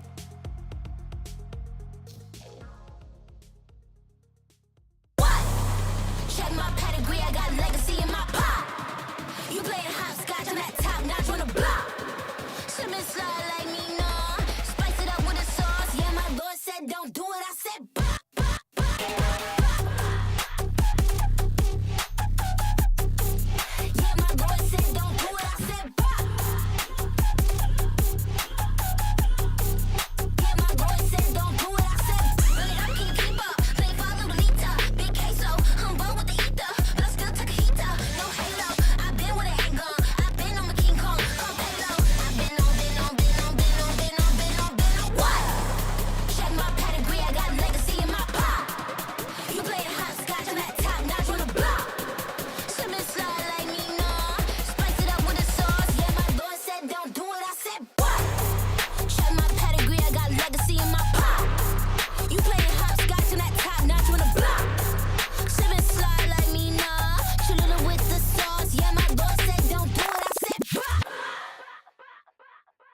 Neither of these teams managed to make it to Bangkok, but with Toronto on the line, both of these teams will have a very good chance. Of course, Magnum not standing on the side of Casey today. He is on BBL facing up against his former team. They've had time. We talked about the maps, what could be in the pool, and both Icebox, yes, instantly picked by Casey. Finally. Do you Please like pick it? the Ascent. No. I like the Icebox, obviously. I'm a bit worried that we're still going to see Harbor. I'd love to see We that will direction. see Harbor, Mini. I'd love to see a different direction from KC. I think that maybe for the Icebox not, but maybe for the Pearl. Maybe. I like their best map was Bind, and they just played a direct, good attack side that had a solid defense. Like the other comps they had just had no tools on defense. So I think that if they just have a very, very simple set exec kind of plan for these maps, I think. Yeah, I think also another thing that is worth mentioning. I know we got too excited for the Icebox, but both of the teams had kind of like a permaban. BBL with that Fracture that they did not want to see, and KC with that Split that they did not want to see. And actually, Fracture is going to be that third map if we need it. Please, I kind of like need it between these two teams because I have a lot of questions that need answering. Also, we were speaking about Magnum, but Elite also on the other side was in BBL last year, and it was actually during stage 1 that he has his best performance as a player. Overall, in the entire stage, he had some crazy numbers. Yeah, and Elite was one of the best players right on that roster last year too, so you can see why KC was keen to pick them up. But this is so strange to me to see BBL not first picking Ascent. In the history of this team, anytime Ascent was available to them, they would instantly pick it. It would be a win, but it will be the only map they win. So I like this new face of BBL, but the thing is, the Pearl Mini was really, really good. And you already saw other teams copy what they do on Pearl. And it annoyed me to no end when we went to global events. People would say, oh, this is an America's comp. And I'm sitting there saying, this is the BBL comp, this is the BBL Pearl comp. Surely we don't want to see them change that, right? We want to see them run that again. I think they can keep it the same. They need to add, you know, a bit of depth so that it's not anti-stratted and just like, because KC are going to be watching the VODs, you know what I mean? So there's a lot of footage on that and they need to make some adjustments. But yeah, it's Vice and Chamber, please. Yeah, I wanna think about Icebox, and now that we're speaking about agents and whatnot, are there any of the new things that for you are do's and don'ts? Well, we're going to get to that in a second because, Minnie, I want you to see the agent select and then tell us the do's and don'ts. Oh, that's close! Because KC do not pick a Harbor. They don't go Harbor Viper, and BBL are going to go Clove. Okay, I like the Teo from KC side, but it's still one of those comps that I would never go for. Duelist on the server that we're seeing so far. Have we ever? Oh no, of course we have. Back in the chamber meta. Back in the chamber meta. Back in the chamber meta. I'm very interested to see that you got double smokes on both sides. If that's some kind of meta development we're seeing from scrims that like I'm just not privy to. But I've never historically thought that you needed double smokes on this map. Yeah, I mean, I agree. I think that this is something that I expected from KC. Maybe going in duelist-less. I know that they did it before back in Loud when it was like with the Gecko and with the KO. But yeah, like having a lot of info for BBL to be playing with. I really want to see how they execute onto the sites with this composition. I'm really in shock right now because I feel like we didn't expect any of these. And I've been a part of some crazy, crazy moments in Valorant, but none will beat what I'm about to bring you guys, because hold your chairs, it is the return of Panpok. Yeah, the return of the Mac, I guess it is. I don't know how you want to call it. Welcome back, Michael. How are you feeling? Yeah, I'm good. I'm hairless now, so I've joined that club, as all Valorant casters eventually end up You just hairless. locked in. Yeah. Look, you know, it worked for Durka, it can work for you. I've come back twice as cracked, put it that way. There it is. That's how it works.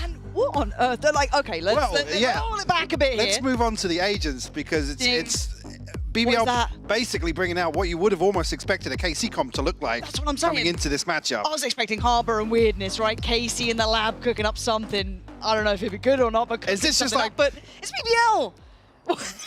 I don't know.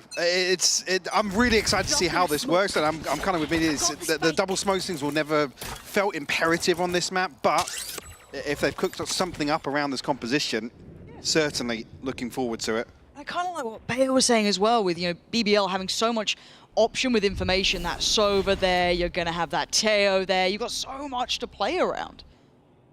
Lots of options for sure. And the other thing, actually, just to park for the time being, Magnum on the Viper as well. True. Traditionally, I mean, at least the hallmark role for him being the Sentinel, especially here on Icebox, you almost think that's almost the vintage Magnum that you dial your minds back a few years to Fnatic. That was where he did shine.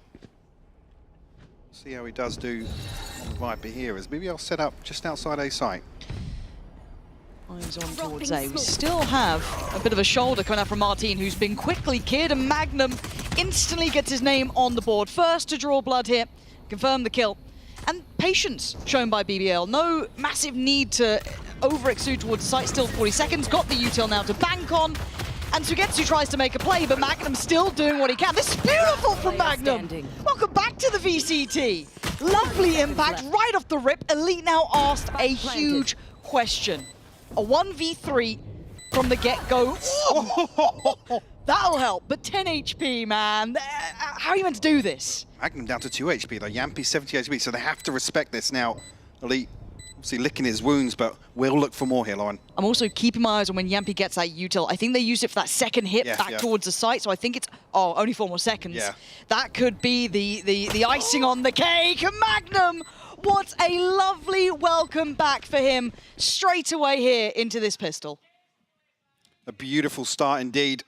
4 on the round from him, and actually being the tip of the spear here for BBL. Questions coming into this about what role he was going to fulfill. Obviously what happened last year with Magnum, but I mean, at least here, establishing himself. If there was any questions about whether or not he's going to come out swinging, you've already got your answer. And it's one of those things, you rarely get opportunities to kind of get back and show what you can currently do. It feels like a very fickle game sometimes, isn't it? Once you're out of that spotlight, it goes so quickly, but lovely to see him finding a bit of form. A proactive beginning from KC here into round 2. Again, do keep in mind, they are just on the Classic. So, are we going to have A-Site Simulator, the game we all love to play? And actually thinking about this, on the attacking side, they've got so many options for information finding. They don't even have to do it in one layer. They've got, renewable information. There's so much they can bank on. This comp, I really like it. I mean, this almost feels like we potentially come back to the Icebox of old, where you force these early rounds into fact finders, and then forcing KC to make adjustments, maybe look to manipulate elsewhere. But it's early here, BBL looking to get a comfortable start. Keep position there, but made to look simple. Oh, BBL, this is nice.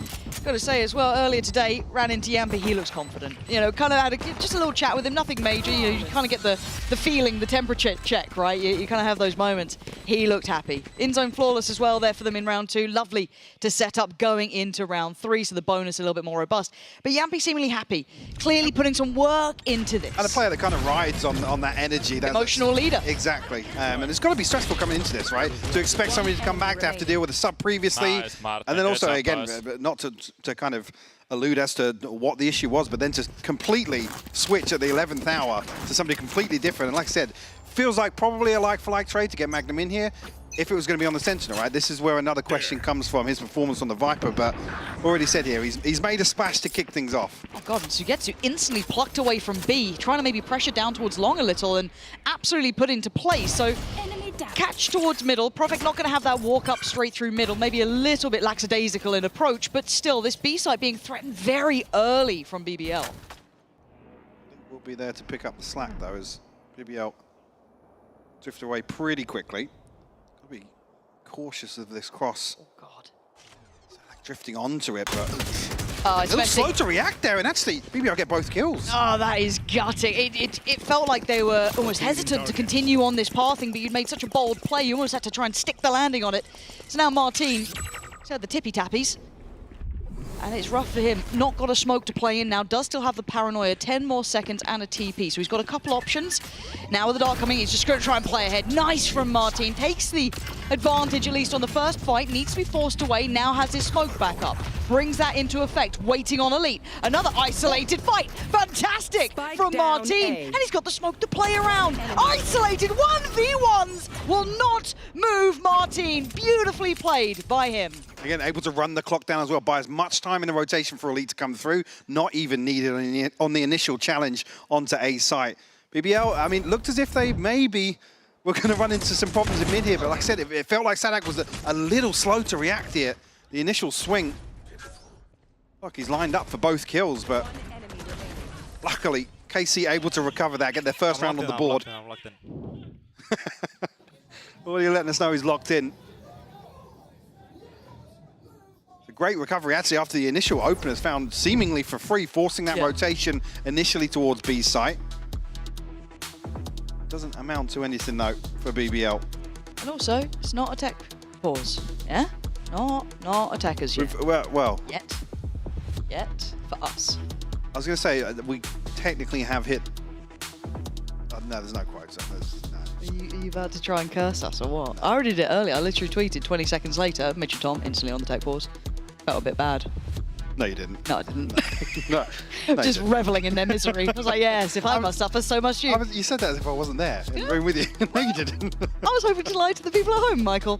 But you've really called me out. I don't know if I've missed you anymore. No one does that. You know, it's like, oh, really? Devastated. Looking at this, though.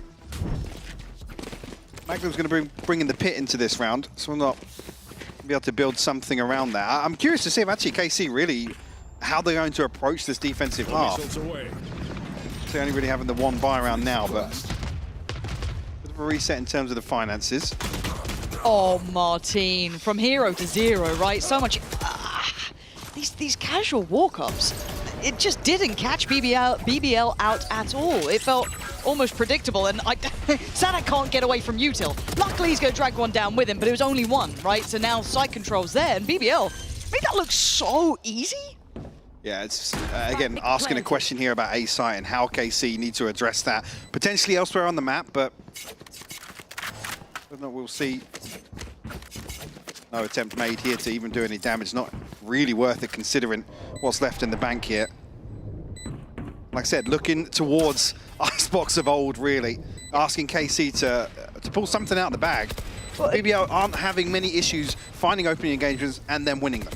Correct, right. So these are kind of the big fundamentals you put a tick next to. And I think it would be underselling how, I don't want to say fully impressed by BBL I was, but I was impressed by what they'd showed us during kickoff. I think they're a team that, especially in the group that they're in, has a really high potential for either top 3 and even top 2 potentially. Looking at this as well, they've clearly been in the workshop, being creative. They've come back in here and they look quite solid on it. For KC, it was a really weird kickoff. It felt like the quirky comp they went for, which was Harbor reliant, just found nothing. So I really hope there's more to this. This is their map choice, right? They're on the defending side, so I give them a little bit, you know, a little bit of leeway on this. But I do need to see them look good. The concern bit, and we had this conversation yesterday, but what you almost want to see, KC, even if they were going to have a sprinkle of madness to the compositions here, you want to see them come back and just play fundamentally good Valorant, clean Valorant. And already here, for the first 4 rounds to go by, they're not great examples of that, to be honest with you. Here. Another test here towards B side again.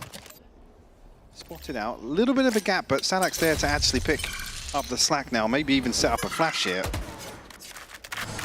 Sugetsu's been having a bit of a hard time though on this site, right? He's been isolated a couple of times, punished a couple more, actually by the man on the screen right now. Oh, the flash timing on that was lovely. Couldn't quite convert to a kill, but nice little flash over the top from Sadak, trying to capitalize on the swing. But I like this, actually taking back the space, removing any of that potential worry and the util at about the minute mark. Again, the emphasis for KC is towards B. So you don't want to see any overcommitment elsewhere. Selling a good fake. They are, yeah. Knife's gonna hit. And the knife will paint a fairly vivid picture here. You can see the paranoia building though, right? They're already starting to look towards middle, the two that had kind of dedicated themselves on that rotate over towards B mid. But now with a full flood of utility, good luck finding anywhere to stand. We do have the ult going to come in. That's going to slow things down, but we still have the ult here. Sugetsu succeeds over towards B, but now it's all eyes towards A.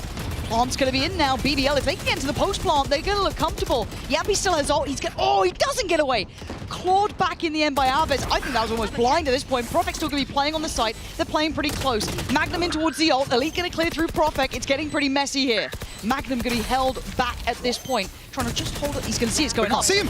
They have to get around the corner. They have to try and deal with this. Martin just has to sit and get the job done here. Held in the end by Elite. Perfectly done. Playing this back through, but they couldn't deny the defuse. Just out of line of sight here, even inside the Viper's pit. I think obviously that is the ace in the back pocket for BBL to try and secure that post plant. And the timing here, Loon unfortunately shut down. I think as soon as that knife goes off, he has to make a move. He either has to basically hightail it towards A site, get there at the same time as the team, or try and pick something up in mid. Unfortunately, neither. Bobo, good calls, guys. You're playing so well on A, bro. Keep doing that shit. You're muted a little late. Well, yeah, we missed it slightly. But I mean, that's the sort of thing, right? If the emphasis is going to be towards B and that paranoia around a pacey B hit coming through, if KC are in a position to maybe buy 10 seconds, you know, go 1 for 1, potentially, you know, 2 for 1 over on A site, somebody gets away. That body in the retake is so important. And the pressure on Sugetsu here. Not unable to disrespect the utility just yet. They're actually not committing off the back. Seeing that same probe sent out. I mean, this is potentially awkward timing here. Nothing on the drone though from Teo, so...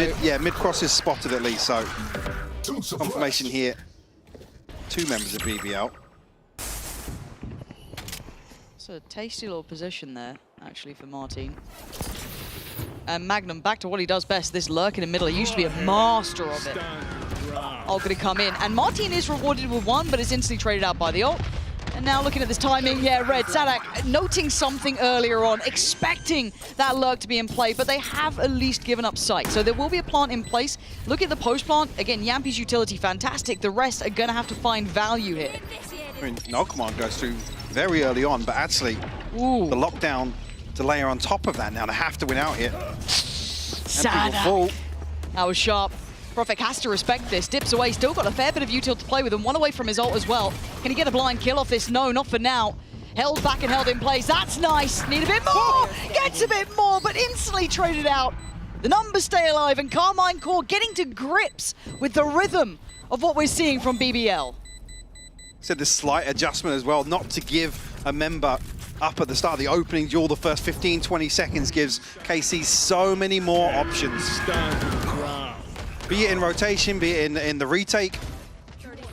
Beautifully read here from Salah. Like I said, the information on the back of the knife. But there's a world where Loon can reset there. I didn't see you! he didn't see him. Guess he didn't see him. Fair enough. It looked like he saw him. I thought he saw Yeah. him. You know, that feels like that was a lie. He's got this wrapped up. So we do have a timeout coming out from BBL, and I think they're rightly so. Right, a good beginning, but it has felt like it's run into its first real hurdle. Again, KC getting to grips with this fast, and we were kind of discussing the idea as well about KC kind of learning on the fly and keeping that the fundamentals high as well. Really, you know, keeping that in mind. There was something they were worried about. They'd be, you know, a little bit more set piece based, but for now they're problem solving well. They seem to be kind of answering the puzzle of what BBL would bring, which is a very out there comp, right? This is not something you'd probably be all that up to date on constantly. Sure, but I mean, you could make the argument as well. There's not necessarily any sort of flair to the comp, right? There's there aren't many options in terms of, you know, a cheesy strat to catch somebody off guard. Again, it's almost, I don't want to say vanilla, but a double controller composition like this with a chamber, it's not necessarily got that pop. There's maybe a couple of executes that you think, oh yeah, there's an awkward smoke maybe, or, you know, an early reposition coming out, but this isn't the sort of composition that will catch you off guard in terms of, like, we have to heavily anti-strat this. We have to,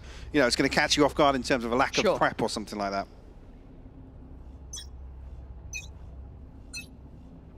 Alarm bot out. Similar scene to the beginning. And one suppressed. Only going to catch one, but it is at least Yampy, so a little bit more info on that. Yeah, not being Loon this time around will, well, actually further confirmation Profex the one to fall. Oh, Sadak. He's getting a little tricky. I like this. We're starting to see them trying to, you know, thread the needle a little bit. Keeping the tempo up, keeping the pressure up. BBL still looking to try and threaten away at least.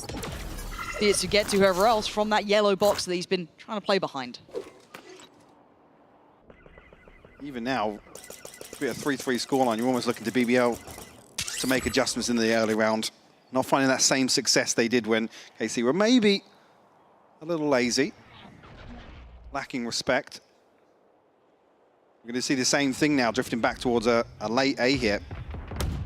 Difference being on the other side, Elite scattered utility across here. And the alarm bot will pick it up nice and early. 30 seconds left. Maybe progress from pipes at the same time, but yeah, just going to have to make this count as they can. Good stall, 20 seconds. Time's running low here. Elite's going to be loving this. Precious seconds being bought, but the spike is going to be planted. Just goes down Sugetsu. Making mincemeat out of both of them, clearing at least close sight, and we're looking now towards who's a little bit deeper. Magnum and Sociable, this is a rough position, going to need to be a 2v5, and it just ain't looking like it's going to happen, but Avis has gone down, 2v4 now. Sociable does have his ult, but he's playing up on this, and just too many angles, too many players. KC, these retakes have been solid. Had to commit towards a safer plant here. A few question marks with no kill coming through for BBL. Maybe an argument to be made, but you'd need another kill or two to maybe rely on the Sova ultimate. I come back to the same thing. The initial adjustment from KC has looked fantastic now. Not giving away these these early kills. Not allowing, you know, free entry onto site.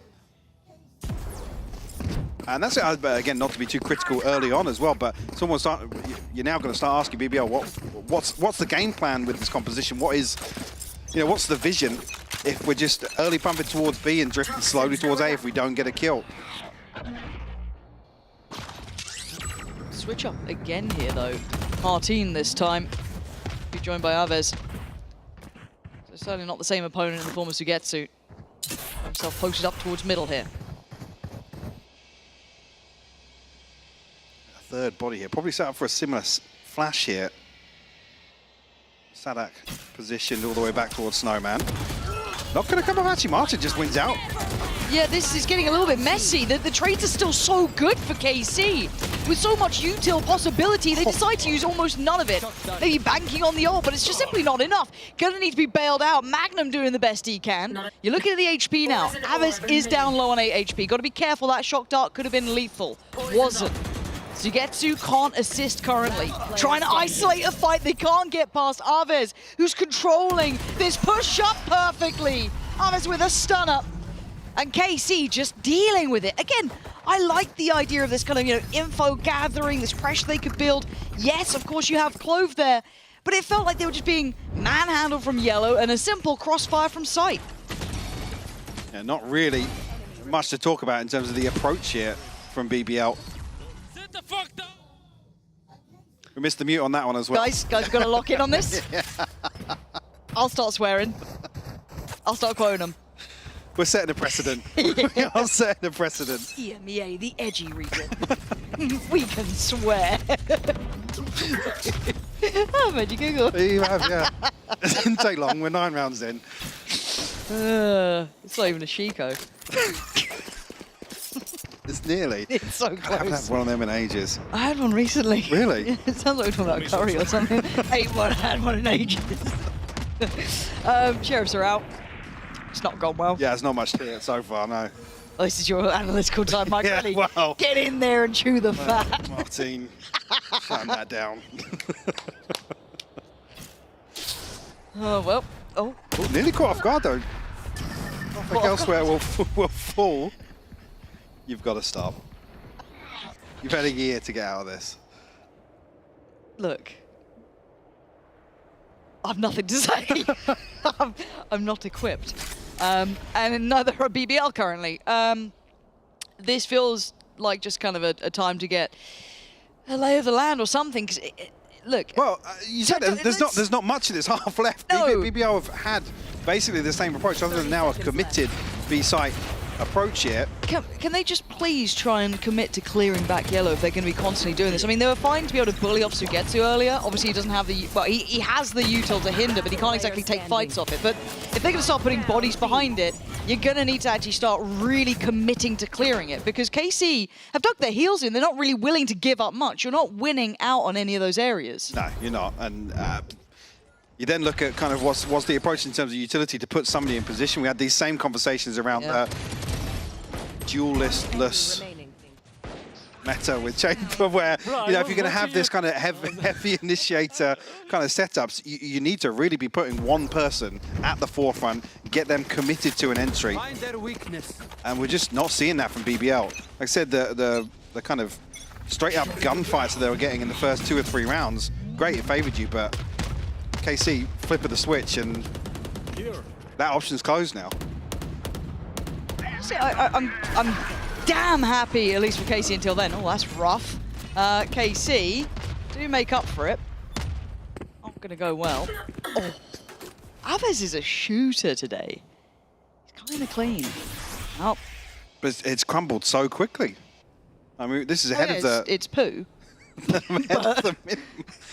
Well, but Aves hit a nice shot, so let me find something to be happy about. Yeah. As I say, we're ahead of the minute mark and already committed towards the save, and actually not even going to be able to hold on to 2 rifles. So a bleak outlook here. Is everyone's tech still working? 7-3 the scoreline after a string of rounds now. Yeah, what's the adjustment?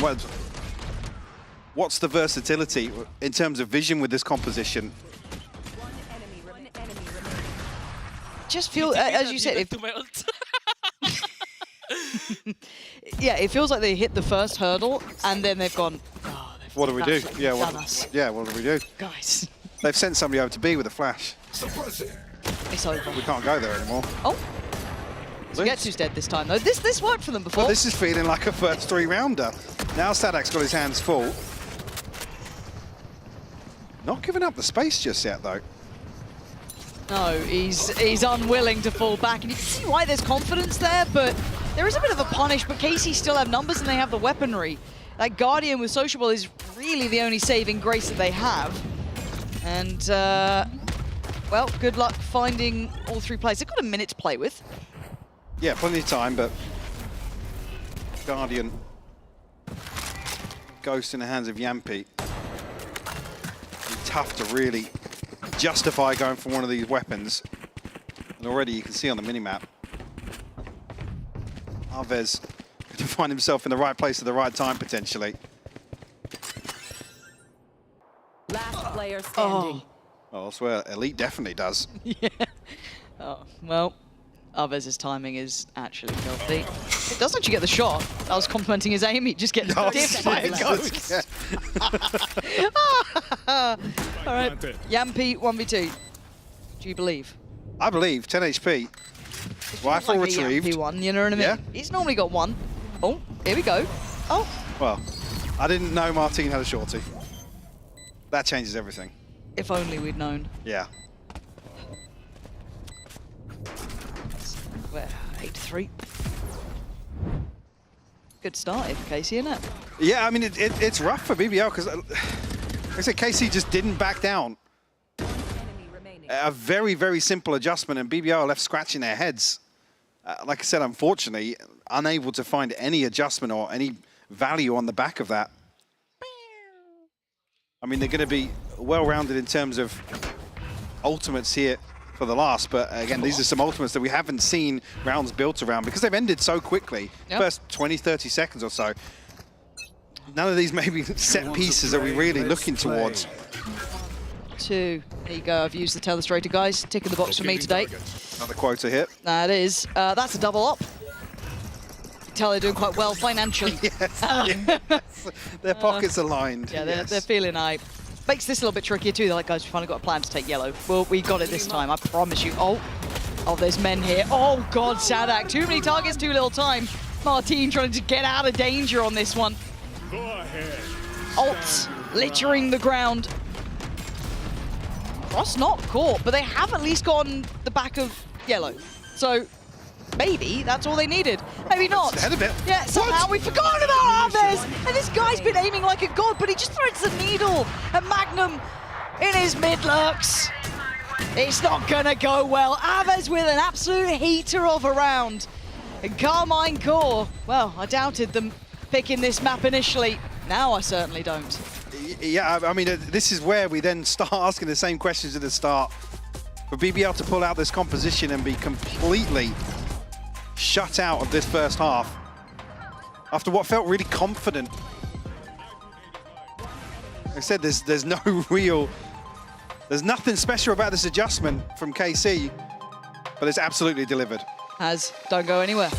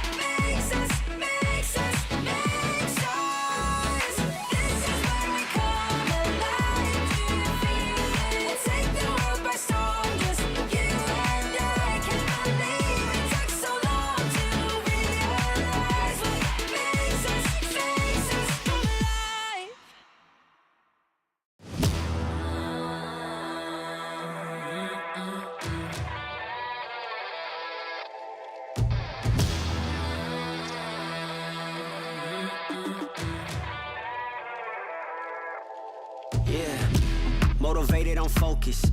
Came a long way from the lowest. Yeah, gotta get it the mindset, gotta put it in motion. This is the moment. Gotta one up my opponent. Well, initially, I thought this comp was going to be magic. I thought BBL had chefed something up that was going to be stunning. And for the first couple of rounds, it felt fantastic. And then round 5 happened, and then 6, 7, 8, 9, 10, 11, 12, actually. So from that point onwards, Michael, it wasn't so magical. No, and I think it's important to note as well, like I said, there were a few ultimates that sat round after round for BBL, that there must have been something they'd worked on to utilize those, whether or not you're just sitting on using them all in post-plants. We didn't see enough rounds that were kind of set up differently. Like I said, did the same thing, 6 or 7 rounds over and over, and got punished for it.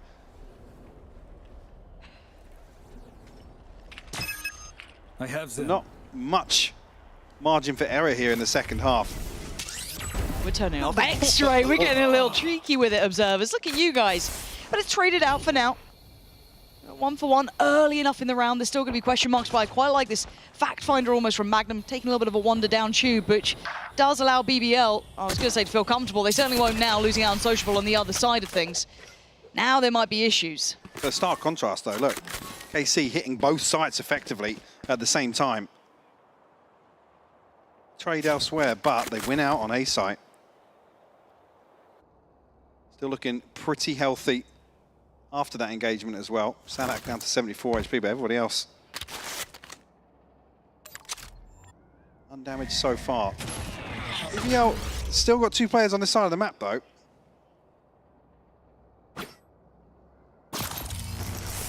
Thirty seconds left. Looks good so far. Not managed to catch a glimpse of anyone, but there are the 3 players here for BBL. Process of elimination, and still some util with Yampi can cause a couple of issues. It's going to cost them some time here. You can see what they're able to do with it, but sadly, KC, well, I guess for KC, fortunately, they win out on every single fight, and Magnum just getting caught in the end. Aves having an absolutely brilliant map so far. Yeah, really starting to stretch his legs. And I think that pistol round's going to feel very rough for BBL. And again, what a contrast from the first half of what we saw. Oh, the kill from Elite on A site. Lucky to get away with that one. Stop playing Frenzy, bro. I know you have no aim. Some Frenzy flaming going on. There's nothing wrong with Frenzy. Have I missed that? Have we just turned into Frenzy haters now? I'm a Frenzy enjoyer. Okay. Always have been. I was a CZ abuser as well. I mean, look, this is a lifetime commitment from me. And speaking of commitments, all players from BBL trotting on over towards B.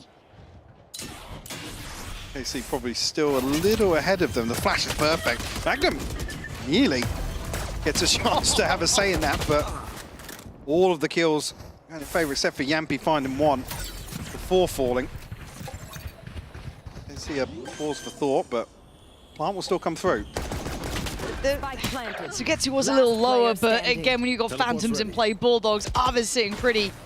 This would need near-on Herculean effort. It's not going to happen. Aves there. This is looking like comfortable work for KC, and I kind of then rolling back to what we were saying, you know, at the start of this. Seeing KC do this when it's not with, you know, a sort of quirky, weird comp, you know, not like the other girls running harbors here and there. Like, they're different, you know, you wouldn't understand. But doing this, and I wouldn't say this is the most standardized comp to an extent, but it's pretty respectable compared to how they'd sometimes look to evolve. So this is good. I think, for a lack of a better term, like I said, for me, the expectation after seeing what KC tried to achieve at kickoff, coming in here with something comfortable, right? Something that doesn't necessarily require thinking outside the box too much. But there's still options to do so. I mean, the problem being BBL, again, I come back to the same thing. It feels like comp diff. Because unless your chamber is going to farm the early round every single time, with this composition, there's not enough else to it. No, it does seem to run out on the depth front, at least. And maybe the small caveats that we were looking at that could have been exciting just didn't really find much more than those first couple of rounds. There was just not much punch to it. But for now, let's see if they can recover anything. Can they draw back a bit of a half, right? That's 3 rounds, considering when we know when they got them. It's been a minute since they've been able to punch up and break through the run from KC. BBL just needs something to believe in.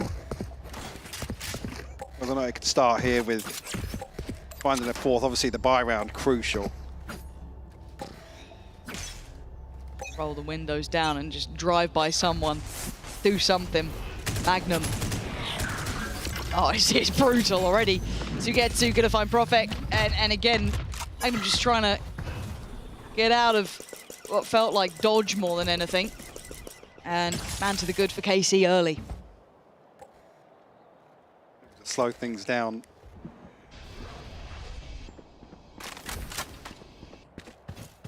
Again, make BBL guess a little bit. Yeah. Not they have to go exploring. Recalling my bot. That's where, I mean, Loon is posted up. It's a very deep angle for him to be holding, committing to.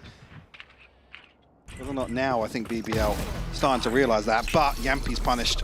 Again, those little fact finders, right, going that little bit too far almost. And you can understand the want to get the information, but it is going to be punished, and it's opened up the floodgates. It looks like they're going to try and capitalize on that. Bit of a fault, you know, the window left open here. And they're just climbing through. But the rotations are going to be in place. So BBL actually do have their players, at least on this side of the map. Spray and pray. Not enough of a connection to dissuade any of this approach. Any util to deny this or keep this looking a little bit more likely.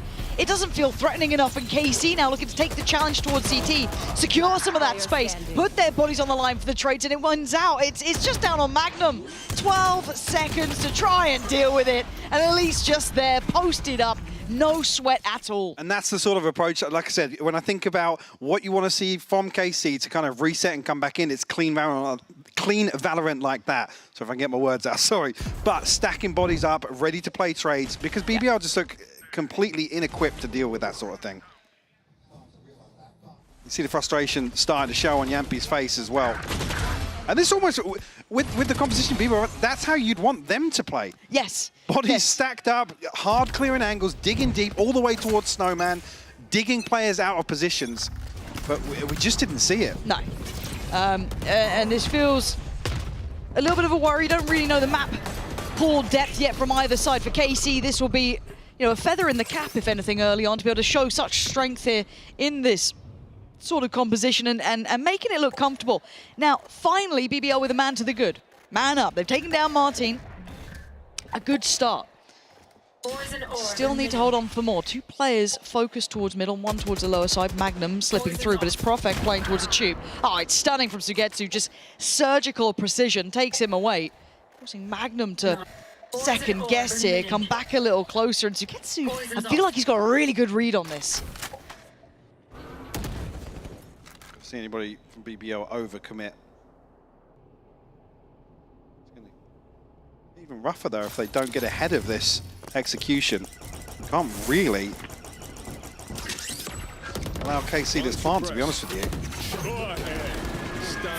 Okay, that's perfect. Yeah, Sugetsu will fall here. Yeah, this could be precious seconds bought here. Sadak goes down. That's the spike now lost. BBL holding the line. Arve's still here, and he's been their heavy hitter, right? He's been absolutely tearing off heads. Another body spotted. Elite, oh, like this. Stunning! Oh, Elite, come on!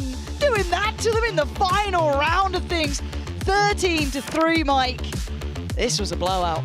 Yeah, it really was. I mean, you pull out a composition like this from BBL, it's like I said, you have to show that versatility. You have to show why you would pick a comp like this, and we just didn't see enough of it. I mean, you can see the start of that map, really, it felt confident. That fizzled out so quickly. Certainly did, and well, this was over in a blink of an eye. So will be the break, because after that, the Desk will be back, and we'll get you lined up for map 2.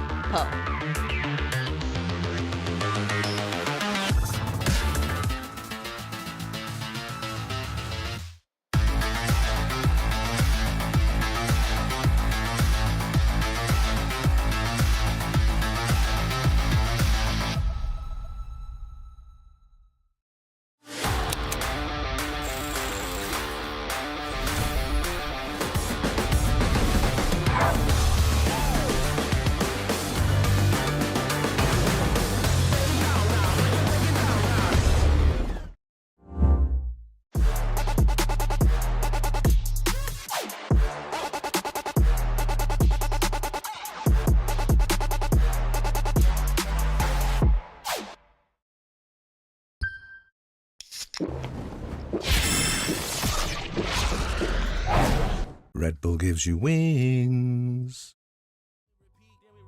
Chasing my purpose, need a release. Yeah. My life's a beach, I'm lost in the breeze. Do this with ease, don't play with my dreams. Yeah. It's so together, it's not what it seems. Heart of a tiger, life of a king. Yeah. Chasing my bag, my feet in the cream. Running these laps, not losing my steam. I'm feeling good, this life's what I need. Don't intervene with my energy. Yeah. I'm in her scope like Jimmy Iovine. Yeah. No Superman, but I'm feeling supreme. This not a movie, but I'm making a scene. Yeah. I can tell you how to live your life, but you just gotta get up. Get up. Get up. Get up. Get up now. Get up. Get up now. Get up. We just gotta live our life. life, we paying a price. Piece of the pie, I need me a slice. Yeah, rolling the dice, the scariest spice. Sticky like rice, the tricky reprise. Yeah, love will suffice, I suffer in silence. All alone, I'm lost on the island. Let's spread peace and less of the violence. Sebastian Bach on yachts playing violence. Yeah, the flowers violet, give me my rose. This for my city, all for my bros. Did it alone, so far in my zone. So raise your glass, let's all have a toast.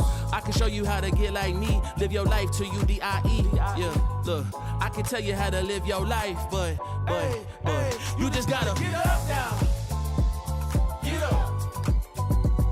Get up. Get up. Get up now. Get up. Get up now. Get up. Get up.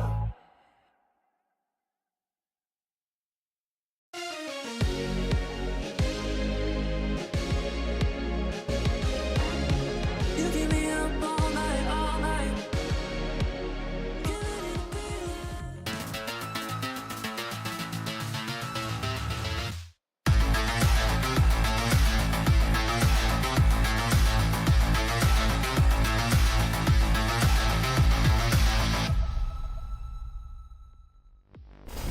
It's a great day if you are a Carmichael fan. That was a fantastic start on Icebox. I am your host, Yingsu, and I'm back here with Minnie and Billy. What do you reckon was on Sadak's strats? He was holding pieces of paper with Icebox on it. Oh, I didn't You reckon see. it was a 100-page document?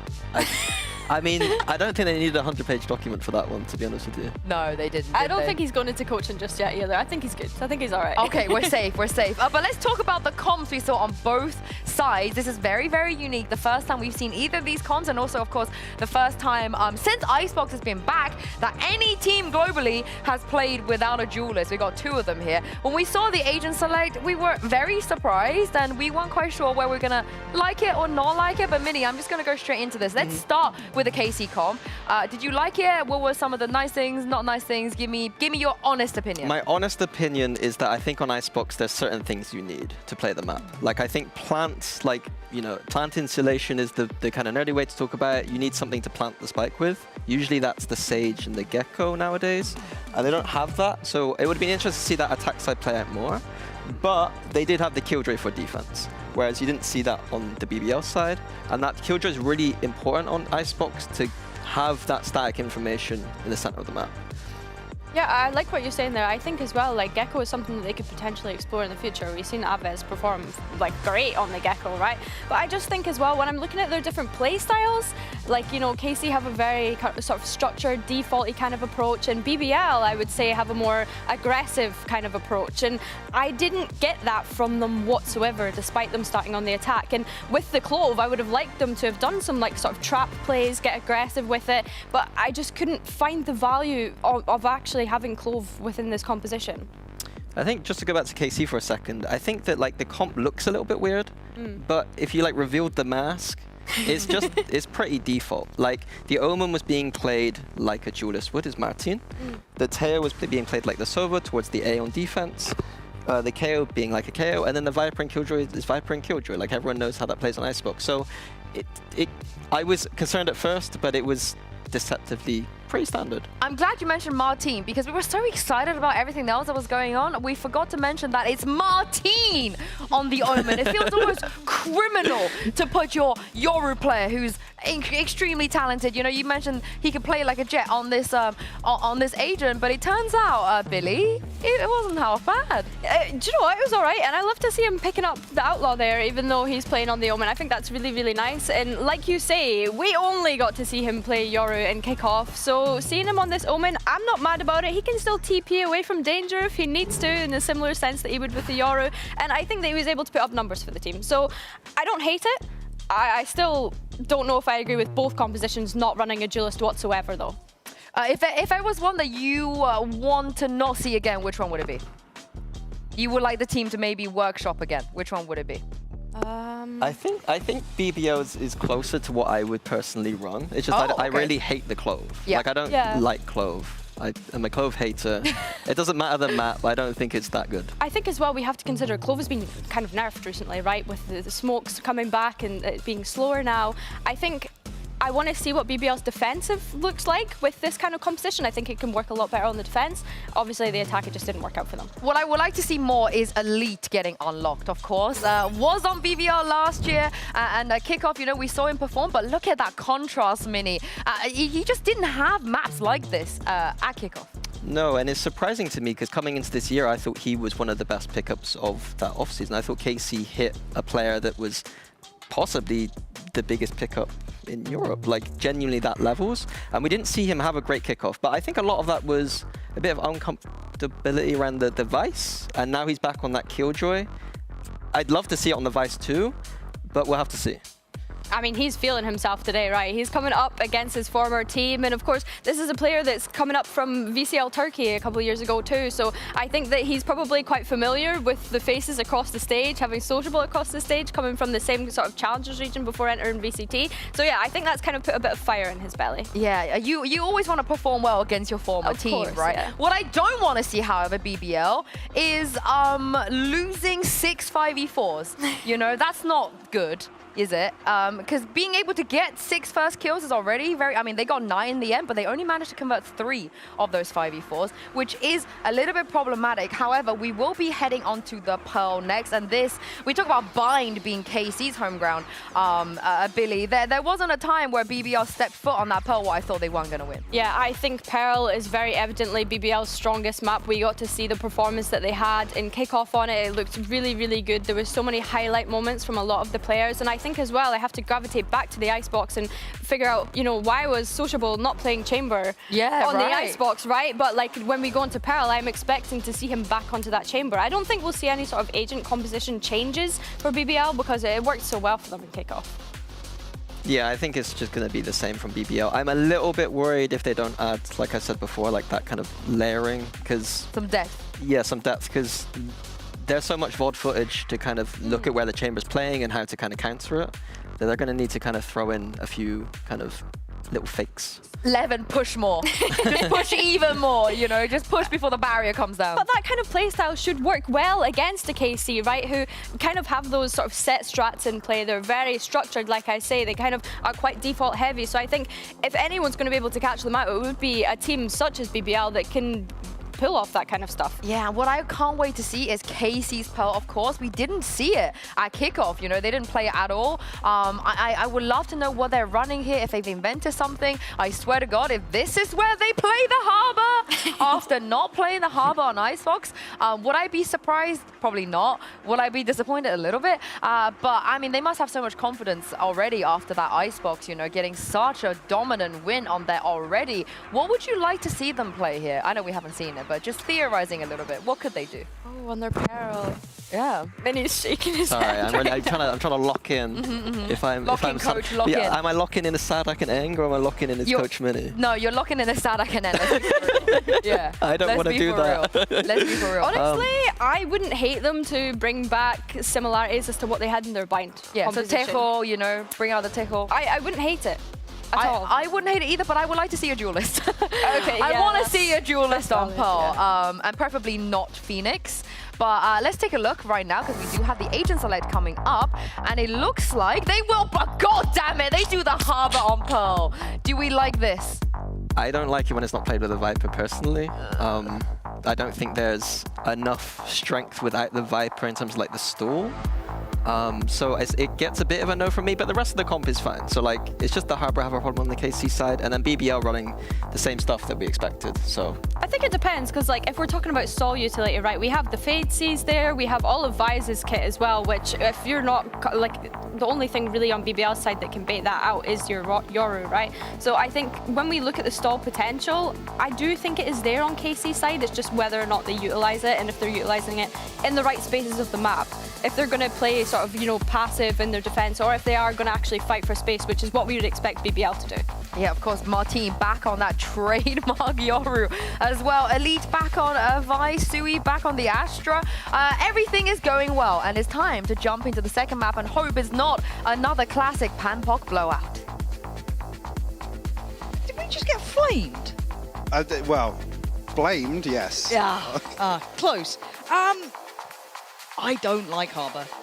I hate Harbor so much, even on this map, and it feels like... Well, we were just saying, right? Like, I think the Des touched on this as well.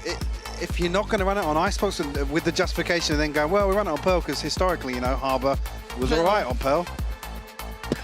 What? I know. Again, it's another situation. I'm not sure I see the vision.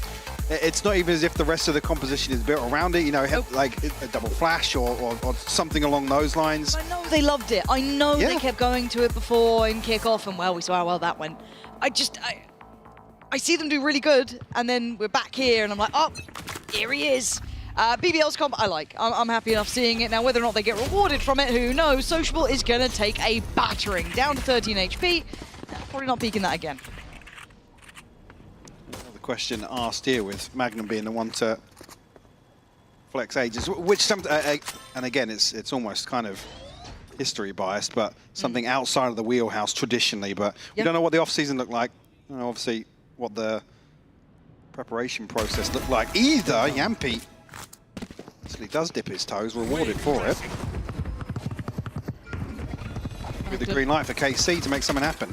And this, playing the Vice here, I do think will be an interesting challenge for Magnum, right? Like, he does have support and quick support from the likes of Sociable, and of course, Levin as well can get over there pretty quickly, so it's not like he's on a complete island necessarily. And BBL, yeah, they're in numbers, really well supported, does go down to Sadak, but it's on Sugetsu and Sadak to try and find freebies that you ain't getting. BBL robust, at least in their pistol to start with. Well, we've been here before today. Hopefully, BBL can carry this momentum through. So again, confident start. They're happy to take these engagements. KC, they caught off guard initially here from Yampi, and it felt like, obviously, BBL then adjust perfectly. See a couple of situations here where KC just caught off guard by how decisive BBL are willing to be with that man advantage. We are strong. I'm just not going to have I'm jaded from map one. I'm jaded from map one, all right? Same. I've been hurt in the past, you know? Not over it. Therapist told me to, you know, find ways to cope, but I can't. It's rough. It was 3 rounds and then nothing, literally. It was brutal. So, again, as it stands, we kind of learn as we go. And it looks like KC just taking the tour, picking up some ult orbs if they can. That's it. Isn't that nice? Cool. BBL probably happy to sit back. Early damage conceded as well. Might keep both teams honest for the time being. Only real exploration towards mid, but ping's coming out towards B. If this is going to be a commitment or just to force Prophet off the angle. Clearing through, that should at least allow for the Martin to slip a little bit further forward. Trying to pull a bit of a double fake here, taking the tour. Magnum is on duty. 30 seconds left. Oh, God. God, Magnum, please, why? I know it's just unlucky, but it feels horrific. Yampi is going to now have to, well, does he commit to this? Easy to get overwhelmed. The Prowler, yeah, does get the job done. Oh my God, that shock dart could have been the death of Sadak, but no, he's still alive here. Plant's now in, and it's a 5v4. A little uncomfortable. They've got decent map control as well. The players playing it back from BBL are kind of all through pit. They're kind of all coming through secret. This is not comfy. What can Elite get done with this? Lovely dart. As well.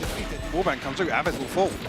No one there to trade or, you know, try and get cheeky. No, tell a lie. Sadak did go for it. Really nice. 8 HP. Why not try and put your body on the line for it? You were the one who could do that. Elite now shouldering a little bit of the strain, holding on to this. Now the challenge, can they at least fight back for the site? The time is dwindling. Shot from Sociable. But it's Prophet in a 1v2, and the disaster begins there and then. A pace safe card Thrifty ripped away.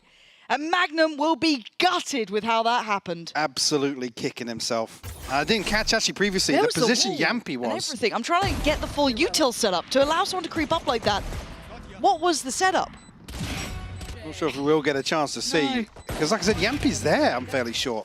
Because, and again, it's like, he was committed to watching art. I don't know if the wall got checked earlier. I honestly, I wasn't paying attention. Wasn't paying attention, yeah, because you don't think it's going to develop or spiral out of control that quickly. Oh, man. But Elite finds himself in acres of space. And I mean, we saw how painful the timing was. Oh, yeah. Oh, yeah. But there shouldn't be an opportunity for a timing moment like that. No, BBL trying to just get under the skin of KC more than anything. Sugetsu's just backpedaling away. Doesn't want to, you know, give away a free Vandal, anything of that sort. So going to play smart, just kind of fall back with his teammate. Doesn't need to do too much. And you can see what BBL are trying to do. Just trying to get a bit of aggression going, trying to catch a player off guard. But so far it's being well managed. The wall's there as well, so that will trigger. Oh my God, Sociable. I mean, it was volatile to say the least. Desperately trying to catch it. Sugetsu is having to backpedal throughout the entire map. Spots at least 2 on the drop of the wall. So again, calls in the cavalry. Sadak now here. Here comes the chaos, but calmed in the end by Sugetsu and Sadak. Profek trying to get the reward from the floor, which was that Bulldog. Careful of these individual fights here. It's getting a bit close. Sugetsu down to 7 HP, has to respect this now, but forced closer and closer to Spike. Clean. The end of it there for Profek and Martin. Take down Yampi, so no other threat here. 3 rifles maintained, but again, a further boon to flip that round 2 now and come away, even with 3 standing for Carmine Core is huge. And definitely threat in this round, but I guess if you're looking to take positives for BBL, happy to take the fight here too, KC, make them sweat a little bit. Because again, we didn't see that on Icebox. It was just black and white. And these are the ones I'm going to be interested in, right? No operator early towards the B site. Depending on the Vice utility, walls committed towards B, you know, everything there. No sweat about that, but both players maybe conditioning and just trying to get the standard look of taking that A main space, taking control of it, but a very all-in B hit. Maybe indicated by Sadak's ult being in play, there's not too many surprises, but stuff to the back of the site could be tricky here. There's no real way out of this back site, and Martin gonna take the dip out of there, takes away Magnum, and now suddenly the floodgates are open, but have you forgotten about the player back site? There was an ult on this. They've got to keep this in mind. They can't forget about it, but they're certainly not looking at it. Oh! Aves was just waiting there. The timing so perfect, it felt like the moment just faded as Yampi and Sociable now having to face horrific odds. And there was so many just seconds difference in that one, it felt like. Sociable, that operator is a prized possession. If they don't get a pick soon, you're gonna probably see them start dipping away, but Yampi fancies a go at it. And Sugetsu greets him with a smile. KC given the keys to the castle, and I'm a bit worried about Magnum here. Yeah, and it's rough to see Sadak in a position to use the ultimate here in BBL's buy back in after that round 2 fumble. Because it makes it so difficult. I mean, KC find a site here with initially, 3 people that are going to be pinged out on this ultimate. Yes. So, yeah, it might feel rough. It's like, oh, you've found the stacked site, but actually, it's a safe clearance for them. Just a heartbreaking moment for Profek, I believe it was, all the way tucked into the back of sight there. Felt like it could have been huge. Yeah. Oh! Speaking of huge. That's pretty nice. There I was, all eyes on Sociable, you know, maybe the headhunter out or something. No. Sheriff 11, that's all right. Aves walk past the fallen teammates thinking, Christ, what do we do now? Got to keep control of these weapons. We've got a player split to the other side of the map. And BBL, we know they like their aggression. Do they then try and maybe recover these? Do they go for something a little bit cheekier? Yampi certainly getting curious. Not checked. Oh man, Aves gonna claw one back here. Prowler not gonna find Sociable though. Slow down now at the 60-second mark. Exploration here from Sugetsu. See some utility to cross, and actually nothing elsewhere. No support coming anytime soon though. I mean, Levin can get a quick flank if he wants to, but his TP's not that close. No. Sociable can't get too close either, so really for Magnum, he's got to try and maybe either you commit to playing off the wall or you just sit and try and buy time, which it looks like the time option is what he went for. 20 seconds now, yeah, KC. Oh, they've got the divide. Cut sight lines and audio here, so forcing the hand of BBL potentially. Oh, but nice from Magnum to take away Arvez, and look at the time. 8 seconds now. Options almost shutting. There's no way forward here, leaving it too late in the day. Well played in the end. Buying the time was the right call. Thrifty. And I'm a bit surprised at KC running out of time here. A pace save card Thrifty, and that one just slipped through their fingers. Yeah, through the fingertips. Maybe just rattled from that early engagement, spent too long trying to police these weapons elsewhere, but again, you almost anticipated BBL going to chuck a few bodies to try and retrieve those rifles potentially. So, yeah, okay, you're going to be running into some utility if Magnum's on the other side, but brute force. Yeah. Got a huge numbers advantage with the divide as well. Yes, absolutely. Just nice though that no matter the roster for KC, the word melons will always come to mind. Now, looking at this one, who's next? Do want to see what the game plan is. Martin on the go here. Already pretty much controlling the site. Yampy's trying to stick on this one. That's a... I don't think that's advisable. Martin flies out of it. Shorty locked and loaded, and Yampy's dead and gone. Site now secure, plant in play. That was just tailor-made poison. Spike planted. Way more decisive here to kick off this round. This is just about coming through, though. Slowed down initially, but... That's nice. Actually forced them a little deeper. Definitely not going to be an engagement on the back of that from KC, but Levin finds one. Yeah, hold on. This is still right on the edge here. Divide going to go down, but Arvez still there. Sociable's gone through. It's Elite now to try and take the advantage. Arvez just to round it out again. It gets close, but KC, it feels like they are hitting shots today too. Another situation where Elite is looking really crispy. A round that unfortunately going to humble the finances of BBL. Looks maybe a little awkward with the first shorty shot, but Yampy still falls. Again, maybe a little bit of hesitation of whether or not somebody was close enough to... Yampy doesn't know how to move his mouse, bro. Well, I guess that was the problem. I didn't see that. I didn't see that. Can't move mouse. Classic issue, not a tech I was issue. going to say maybe a little slow to react. Can't move mouse. That was from the horse's mouth. We didn't say that. No, we would never. Us? I read a thread today. There's already one up, mate. Saying you got the bald buff. I was going to say about my lack of hair. Yeah, the most exciting thing that's happened today. No, they were also like, oh, nice thing. Missed him. I saw somebody saying I must have had a Britney. Come back with no hair. Nicest thing. One of the nicest things anyone said about me. You didn't say it. Yeah, like I'm actually gutted. Ah, what a brilliant meltdown that would be. Give you the umbrella and you could just go mad. Oh, I'd love that. Well, content. Any features teams want to get in touch? We'll. The rate might be a bit high, but I feel like you're up for it, Mike. Bit persuaded. 2 to 4 though. BBL, I'm a bit worried because again, yes, 2 to 4 is not a problematic scoreline. Neither was those, 3 to 3 that it kind of had, or 4 to 3 at the start. But I need BBL to show me that they're in control of this. Yeah. Again, we're asking the same sort of question we were from map 1. It feels as if they're kind of getting away with a few freebies here and there, and that's really what's keeping them in some of these rounds. FKC are going to knuckle down a little bit, get their heads back in the game once again, if they could potentially repeat a similar map 1 scoreline. There's real exploration towards mid other than the pistol we've seen here. And I quite like this. As I said, it's a mid-look, kind of exploring further with still held on the extremities. Roll your mind back to how proactive BBL were with those sheriffs kind of hunting up towards B long, so it gets you constantly backpedaling. Now seeing them with a little bit of a different look. Arvez should be able to scope out where the util is, baits it, lovely.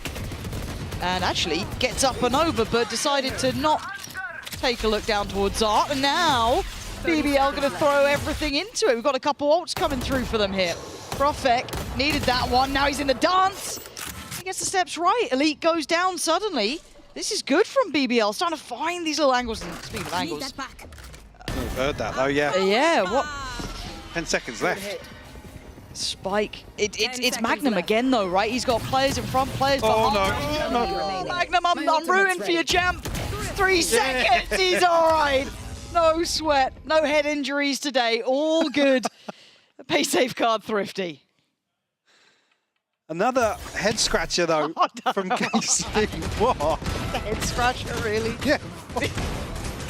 Well, it's like they almost play themselves out of this. They're caught off guard. Again, wall goes up here. Yampi's got the Hunter's Fury to secure a kill behind that as well.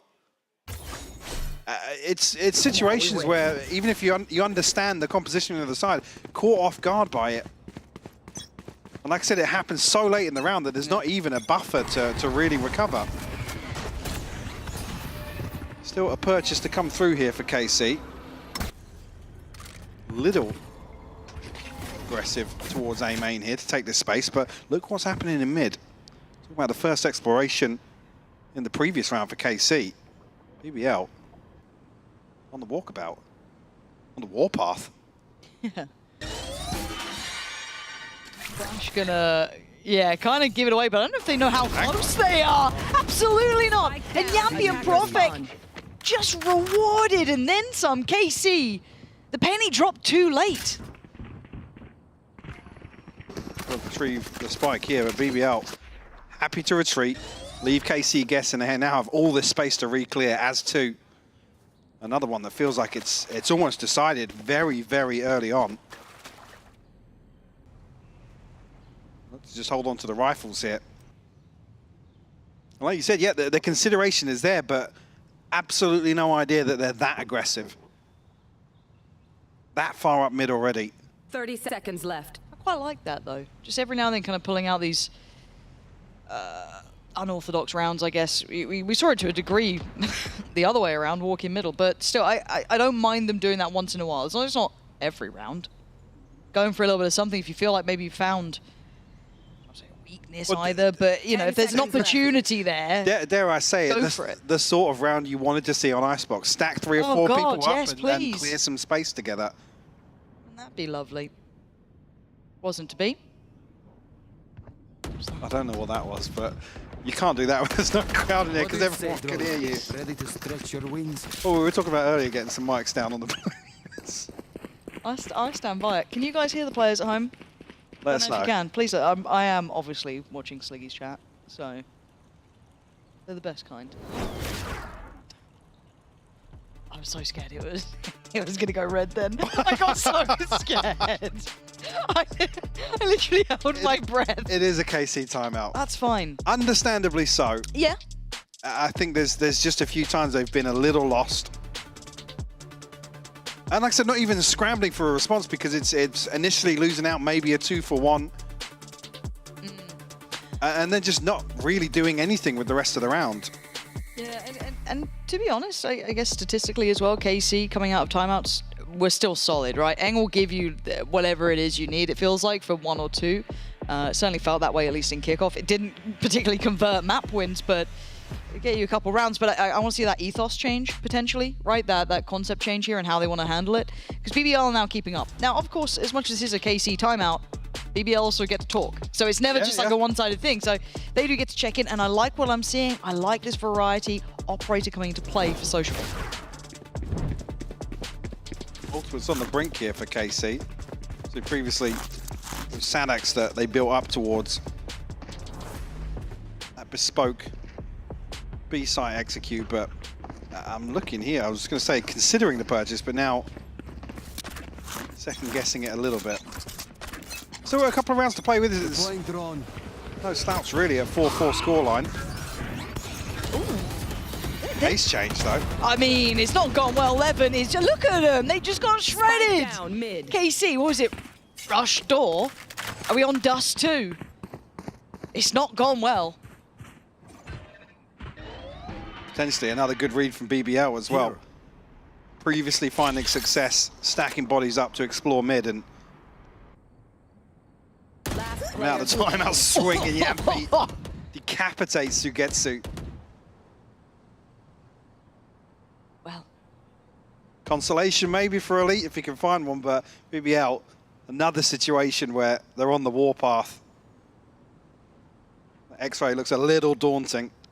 And this felt so red. I mean, we did see that kind of like 1-3-1 pressure through middle, but BBL was so ready for this.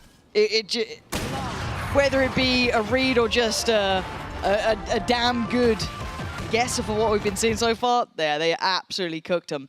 In-zone flawless. So 5-4. BBL clawing it back.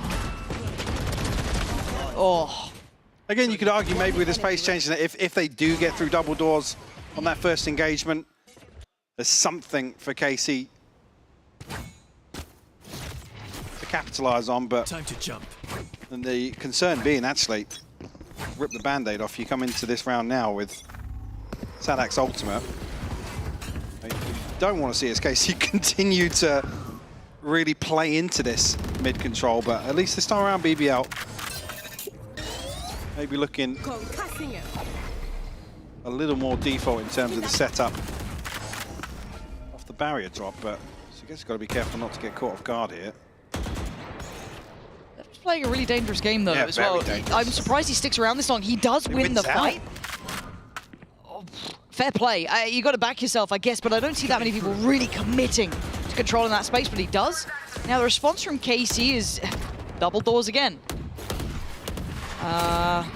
And committing further. They've made it through middle, but there's nowhere to plant in mid and you don't have the spike. Yeah, I was going to say Spike not committed just yet, so this is all a bit of a pump to maybe force BBL's hand, but Levin going to be in a position to reveal everything.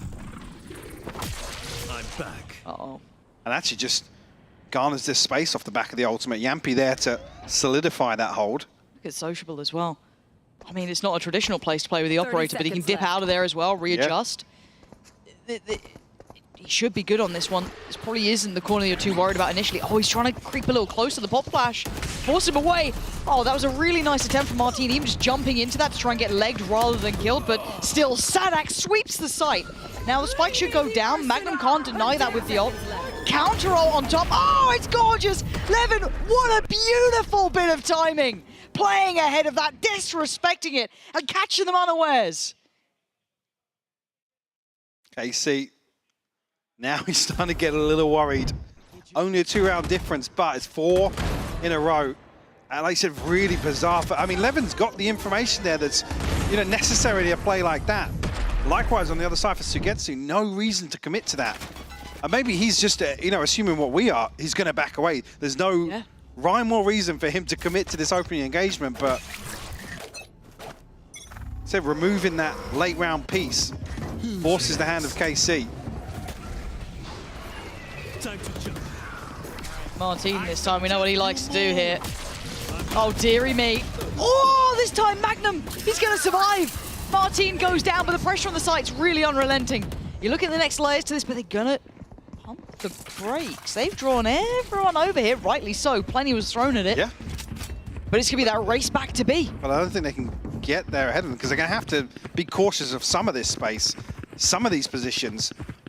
I'm looking at the minimap though. There's a chance they do beat them out of connector. Maybe BBL thinking, oh, maybe they've got a lurk here or something. No, they're just going for this one. Does Sociable go for this? Oh. Yeah. Information peak. It's fine. Good God. He had the hop in his hand though. That's fully intentional, right? Fully intentional. All good. Plants in. What do we have for the post plant? I mean, not much really to hold on to it. Util's kind of been invested now to get them off the site if they wanted, but they're sticking around. They're playing on site. BBL waiting on the back of smokes here. Poured on though. Hunter's Fury sent in from afar. Yampi trying to help the boys out, but it's 11 again, does well, so Sugetsu goes down. Sociable looks for a pick and he can't find it. Elite waiting down below. Profik still holding from the back of the site. It's just Sadak. It is just Sadak. He's got one right, one center. Oh, he's got both! And the one on the left! Just too far! Profik sitting the defuse. It came down to the wire. So close to finding that reset of the aim. And a third on the round to clutch it out, but it's just not there. 7 on the board for BBL now. A really intense back and forth here. squad divided. One enemy remaining. Oh, Yeah, just a moment. Oh. A moment too soon to look elsewhere on the divide. We're going to be able to muster together a purchase here. Cutting through. The Carmine Court. We still have Aves. They're the only ultimate here now. these Outlaws, there are light shields on the other side, so this could be a factor. For now, though, they've brought us down Yampi, which, I mean, these aren't complementary positions to play with that Outlaw, and you're looking at maybe what Sociable could do from looking back if they do decide to path towards B. But the map's open for now for KC. They kind of paint whatever picture they want. Prophet going to try and take a stand, prefer this towards that A-long or A-main position. Mostly focusing, drifting through towards Art. Actually, everything invested towards this, and a beautiful two-piece here. Martin and Sadak will fall. KC forced back into a position to try and recover around.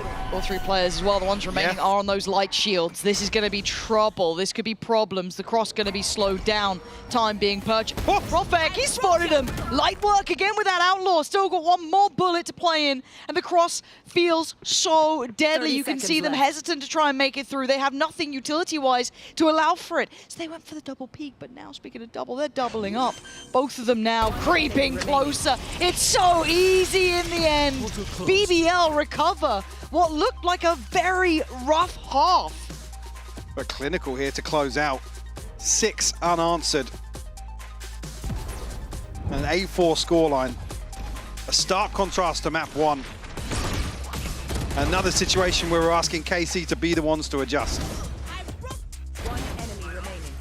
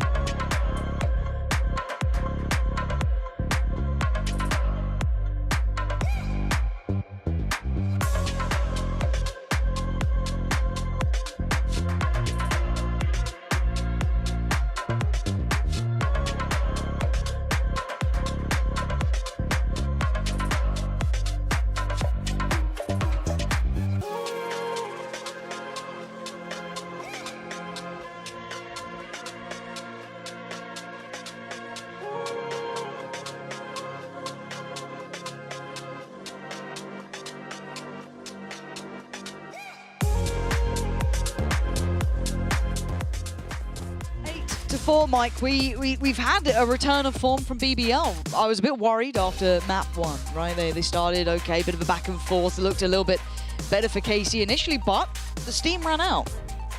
Yeah, I think coming in way more confident, obviously, on their map pick, and somewhere they're very, very well versed. And I mean, I don't even want to really look towards Carmine Core and say, you know, they struggled to get this composition going. That's not the nature of some of these round losses we're seeing.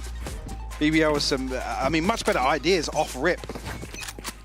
In terms of the playbook here, see if that does continue across to the second half. Sadak does get ahead of that. Will be traded out very quickly. BBL, no secrets about this on the way in. You're done. Martin elsewhere picks up the backside of that. Prophet will fall. That's a huge kill, though, because look at the choke point it makes. They just get to be funneled through towards that B site. Crossfires galore. I guess the only real caveat would be that Aves is lower on HP, so that 6 HP is going to be cautious of. Now they know their intention. Can they create a crossfire that's valuable in time? And how far does BBL want to take this? Maybe pausing for Sociable to try and find some space, but Elite already going to take away Magnum. Yampi now feeling outnumbered. He's got players right and left. He expected the counter swing, but he simply couldn't get it done in time, and Sociable's position just isn't really enough. Oh, I say that. I'm pretty sure I've already just seen Elite turn around. Yeah, I was going to say there's a window of opportunity that feels like it's already passed here, but 21 HP for Elites. That window's still open. Aves also has to be careful down at 6 HP, left. but now potentially retrieve the spike here. Get away unscathed. Surely not, surely not, surely not. Enemy remaining. Oh My God, it's the 6 HP on Aves. That was the the one. only thing left standing. Oh, it's all right, guys. Just triple swing. Just swing him at the same time. No harm, no foul. All good. Yeah, no sweat. No sweat. All good. We were in control the whole time. Okay, well, it gets KC the start that they'd want here, really, right? This puts them back. God, Aves hit that. Yeah, same. Thank God. Same. It does put them back in the right. Oh, I like the Outlaw purchase. How many light shields? Well, doesn't matter, because Martin's was better. Does get recovered and put back into the hands of Sociable, but there was a heavy on towards Sadak 2 and Elite. It wasn't the perfect opportunity, but trying to make something out of nothing. Elite, passive angle does allow Profek to slip through here. There. Support coming, and Elite not being subtle. He's taking a strange fight here.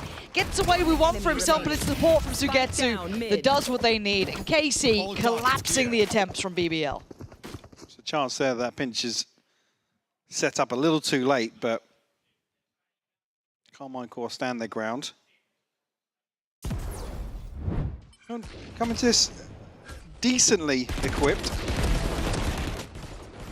The purchase looks like for Sadak, we're going to bring a judge into this. One enemy remaining. Spike down mid. See on the other side of things, BBL going to be struggling. A few gaps in the purchase as well. Closest ultimate, BBL being sociable. Whether or not we even see that come out here. Weapon swap, maybe, but Martin will fall. Almost felt like pre-fire. Yeah. That was so quick. You want to play? Let's play. Okay. They're not going to continue down this. They've already pivoted away. They're looking for the next path forward, which may be towards A, maybe try and catch these players, retaking space towards middle, leaving just Sociable here. Popping the ult on 10 HP too. He's able to actually cycle that weapon through. He did have a rifle previously, so Here in these steps, I'm pretty sure there were steps. I think they have, yeah. And there's a Because ping. no rotation. Yeah, there's a ping come through, and now Sadak coming back to tuck in, but only on the Bucky, so You're not a Bucky believer.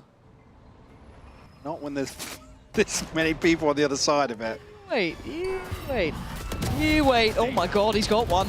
I was lying. I was making something up for no reason, but now at 35 seconds, I get a little nervous. He's repositioned. He's drawn a new line to play around. That was a rotten swing. 30 seconds left. And now Elite slowly creeping closer. They are locked in here. Not sure who's with who, because Aves still on the back of the side. That Guardian, he was crisp before, but BBL is sharper. And that flank basically becomes nothing from Elite. They pushed forward. They made it through the problems. Sociable waiting. Elite, well, looks dead in the water. He is. KC with all that information. Make very little of it. It's tough there. I think actually Sadak plays this a little safer. He's going to be rewarded for his patience. He would have. Again, bold with the first one. The reveal outside the smoke really was to get that in motion. Maybe feeling the heat a little bit. So purchase coming out of that look way more comfortable. Only 3 rounds separating them now. Here. One away from Sadak, so. Martin's still a little ways off. Okay, on the other side, not much to write home about, much less progress. So, for now, BBL. Sociable's here so quickly. I don't think anybody's going to be swinging onto that anytime soon, but I don't think so either, but it is curious, right? yeah. It's on the other side that Martin this time is trying to take his stand. Oh, he's been seen. Oh, where'd that go? Surely. What? I don't know if they doubted it or something. If we can see another angle on that, because why would you shock dart that otherwise? And then go, it'd be fine. Well, weird start. Actually, Sociable is rewarding elsewhere. They seem to be winning on too many fronts, but now they need to try and pull their focus towards this A side. The Sugetsu was trying to hold, gets one down in the form of Sociable, but Magnum on a good timing for the trade. This 2v2 is difficult. Profek with Guardian now upgraded to Vandal. Slipping away. Utility-wise, Martin and Avis still with a little bit to play with. Look at the stall here, Mike. It's going to slow. Take hold. Carmine Core down. Oh, so yes, Seas takes... Oh, but Magnum not punished. Still there. Magnum now tries to make his move get away, given a concussion as Aves puts it down. KC with the clear. They knew they had to get involved. You couldn't sit in that post plant. You couldn't let them sit there and be comfortable. Diffuse in place, and KC closing the scoreline up.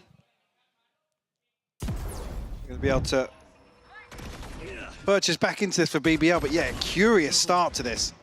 Again, Levin then throwing his life on the line to, I guess, try and apply a little more pressure after conceding. Yeah, great closeout from Carmine Court. Another situation where, you know, usually you're expecting Sugetsu to be good for 2 or 3. Kind of do, right? He's able to cleanly get away from that first engagement, but... And I mean, a couple of times on the player cams, you're seeing that frustration as well, because I think he knows as well. These are situations usually I'm finding more than this. Not necessarily an issue for Carmine Court.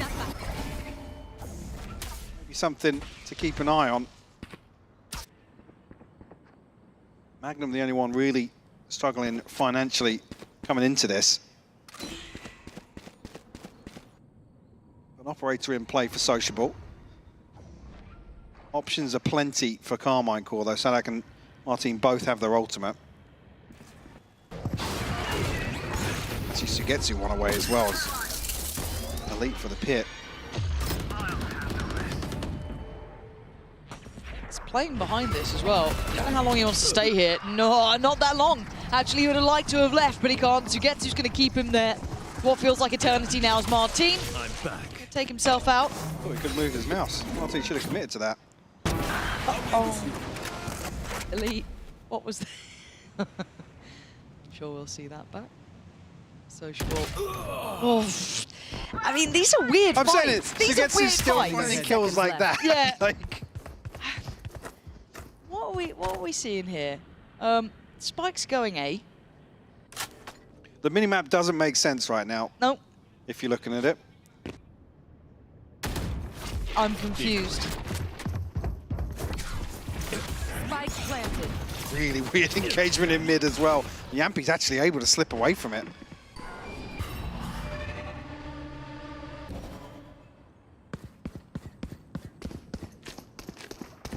Okay, so having a Vice ult and the util in the post plant.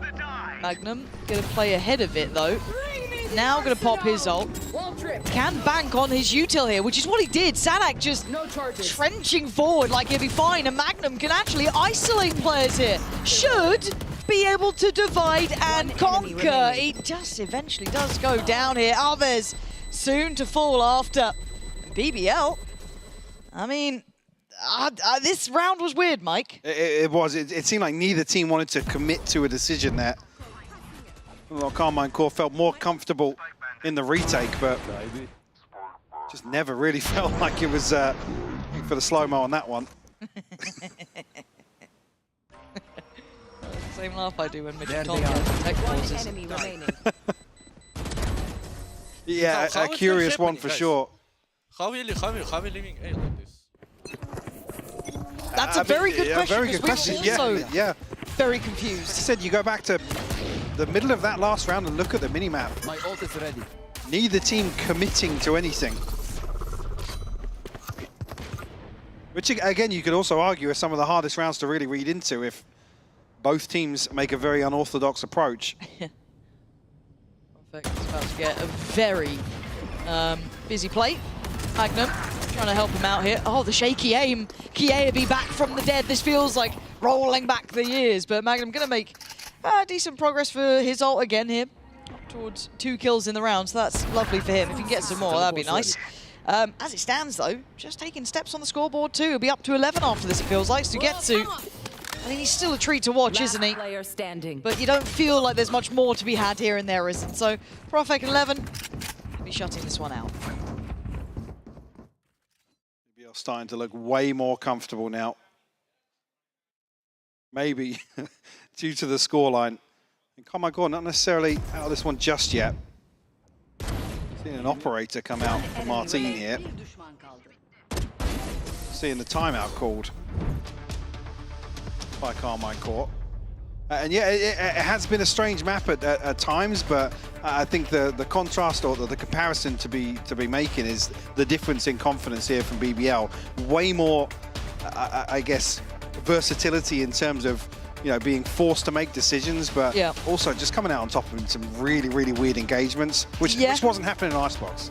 No, but again, for KC, in my mind, they've just been making those odd choices. You even hear it with Sugetsu saying, yeah, what are we doing? What are we doing? How's there no one on A at this point? You know, there was, it just feels that they're losing a little bit of their own grip into this, and for BBL, sometimes it's fine to get a little bit kind of reactive and a bit messier on that attacking side. I'm far more forgiving of it. On the defending side, keeping control of the map, keeping that flow of information there.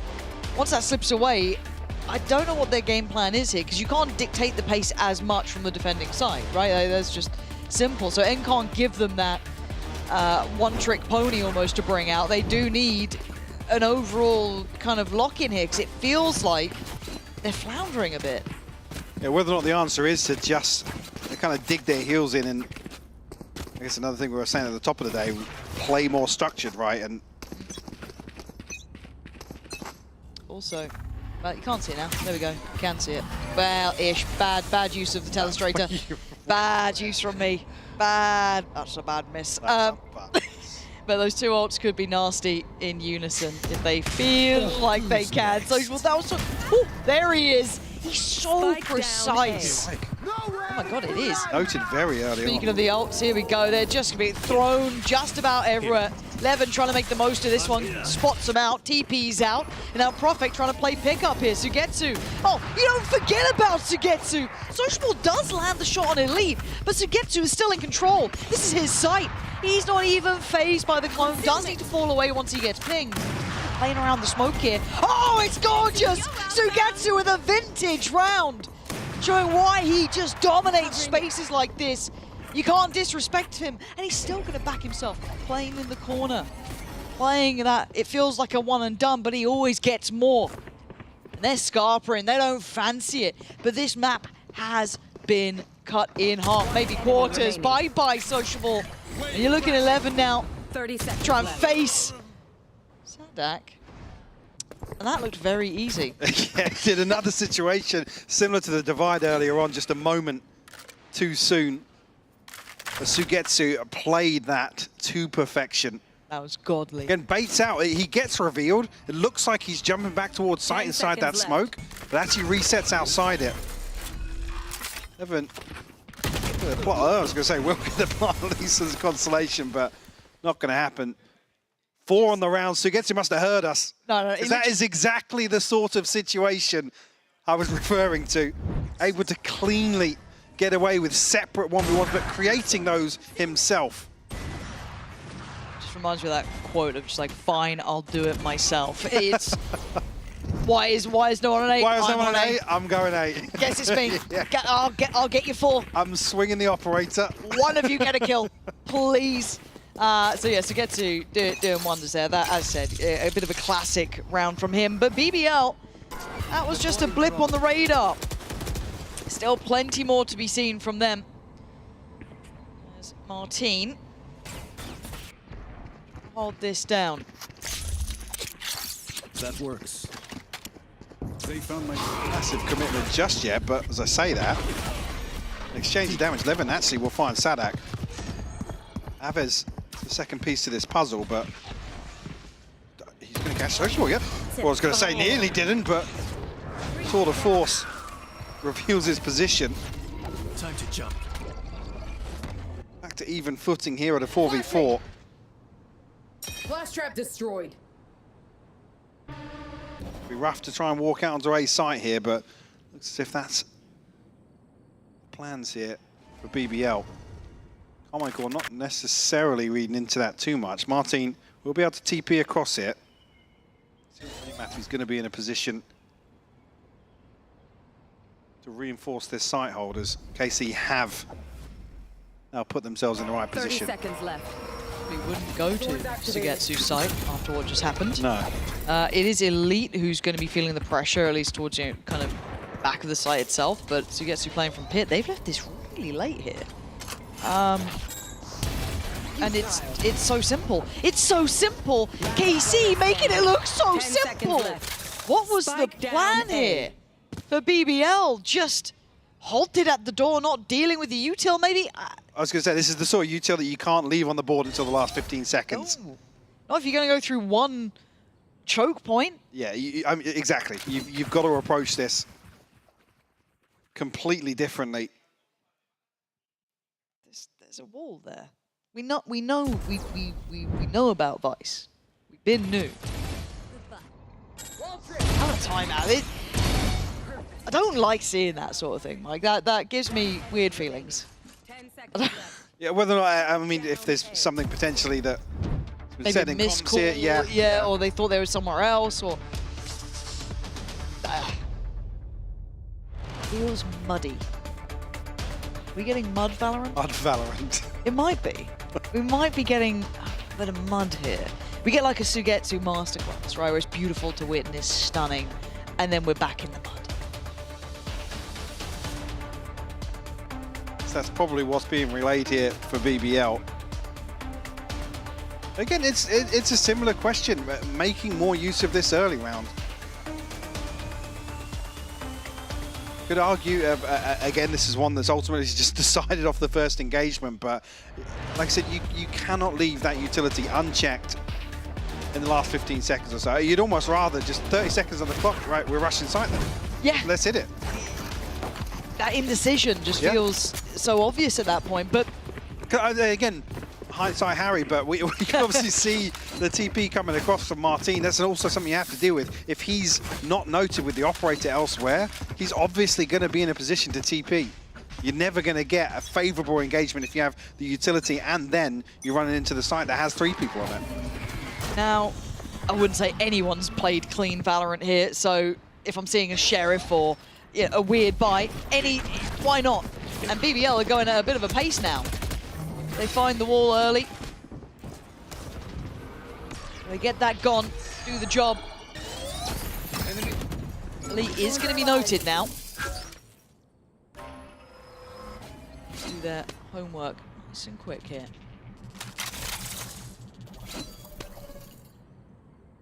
Yeah, much earlier for BBL to be pivoting away. The early protocols. Prowler sent out won't know anything side of Aves, but actually Sugetsu and Elite right here to mitigate this risk will be spotted here. Nice clear of the Vice utility. Steps towards the site. Speaking of Vice, Elite does get Yampy down. Now we're going to have the ult on top of this one. Levin turns on the dime and actually does get down the player, but we're getting muddy again. We're getting messy again. We're down to Sheriffs, and they're winning out. It's a 3v2. I'm waiting for the plant, 25 seconds. That's going to be in play soon. Wall going to be dealt with early, but that's still just only to allow for this retake to get started. Martin and Sadak going to have to run this back. Water rising. Waiting out the divide right now. Watching the former utility to fall back on here. Going through the knife through. Bit of a throwback, but still Martin. Drop Magnum here. Prophet will respond, but Sadak found one. Yeah, it's down to 1v1. Sociable sitting pretty, sitting patient. Behind the water though, Sadak now drawn away. He knows what he's got to do here. Time's not on his side. He's trying to go for it, but Sociable delivers a pay safeguard thrifty. Of course he does. Of course. That's how BBL get to 12. Muddy. Muddy! that's the conclusion here. Again, Sugetsu and Elite in a position to stop this from happening. A disgusting shot from Martin, by the way. And also from Profek. Nice! Nice! Nice! Nice! Nice! A big boom to the energy for BBL. to find themselves map point.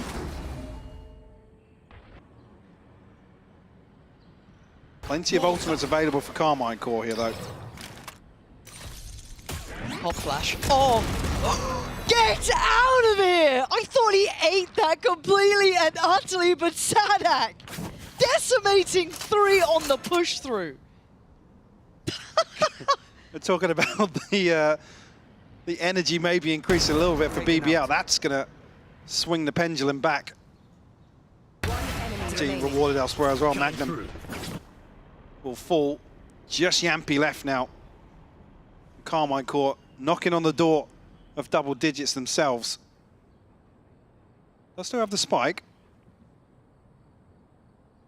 50 seconds left to play with, Lauren. Are you a Yampy 1v4 believer? It's happened before. Yampy's one that I seem to recall we doubted once on a split round. Nah. I've never Might not be done this that. one. Might not be this one. Okay. Have I told you about the Yampy 1v4? 30 The seconds 1v4. I'm all ears. Oh, the flash isn't going to help things, though. That's what everyone It's said. not- yeah, the that's what they flash was said. never going to help, but... Oh, Well, and then all the Vice utility, no fun plants. but they all came back through the same way. Scanning ahead. 13 seconds as well. 10 seconds. I can't even make it up.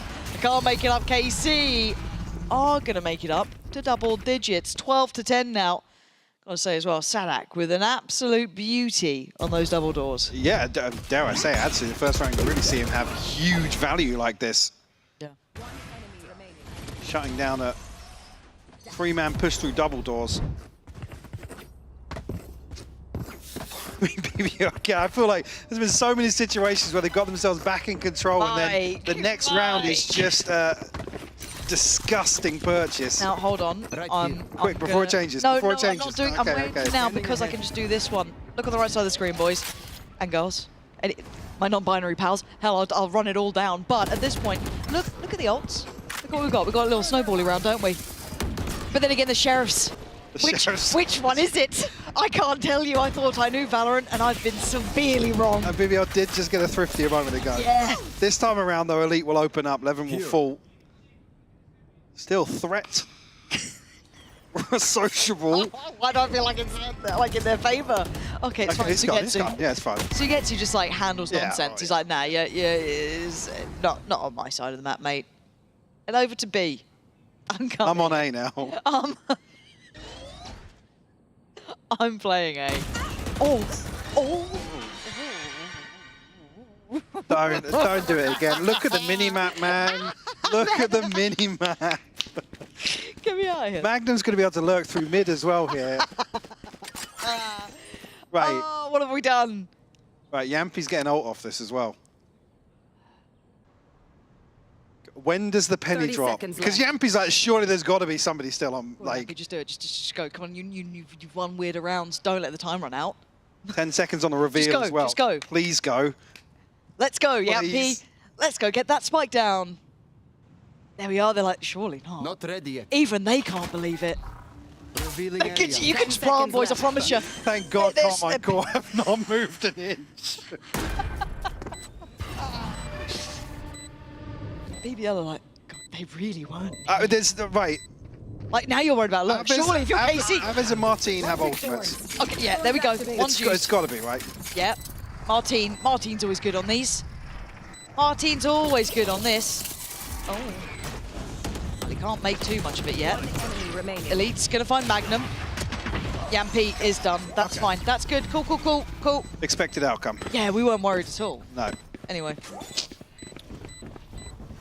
I mean, they sacrificed Martins, but they actually come back in with the same number of ultimates here Yeah. for round 24. Almost another very muddy round. Slipping into the mud. Foot caught in mud. Quagmire. It's been another weird map. A very different scoreline. Back to EMEA. Rip and tear. What's been going on since I've been gone? Oh, nothing good, mate. Nothing good. Okay, so Levin and Yampy, lovely combined ults here. On the other side, basically everything. It's not Martins. Ooh. I mean, a chance to potentially get Profek or Magnum. Who's next? Their ultimate as well here. Here. Evan looking to Here we go. maybe set up the Hunter's Fury. Trying to do the little body block on it. Atlas has gone down. This is nice. That's beautiful. BBL just need to push it across the finish line.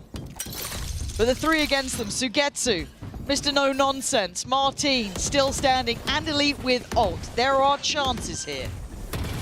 They are stacked up here. 11 will find Elite. Yes, not. Through the smoke. And now a 2v5 presented here for Sugetsu and Martin. Oh boy, it's going to be difficult to work back in on the retake. So yeah, switch out for that.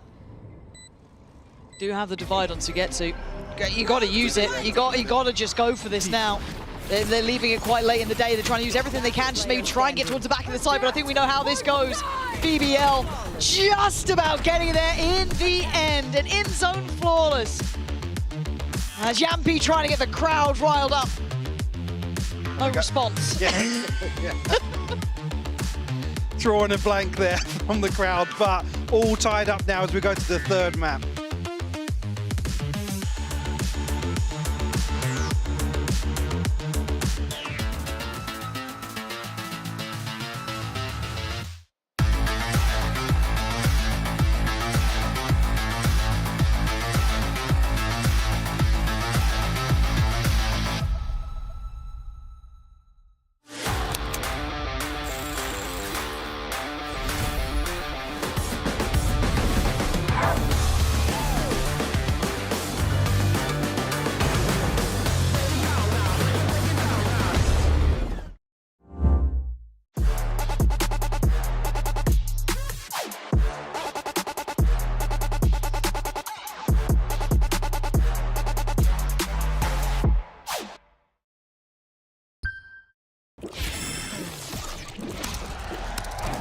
Red Bull gives you wings. Elevate, level up, way to the top, headed to the peak. All them boys wanna talk, hit them out of law, but don't got receipts. I do it with ease, to you it's a burden, to me it's a breeze. You feel that? That witness degree, that kickback. You coming at me, boy, sit back. Came out the womb like this, hit the pedal and room right quick. Gotta get it, we going up, way up, might land on the moon. Who step in a room like this? We breaking the rules right quick. They killing the mood and up in the few, might land in the tomb.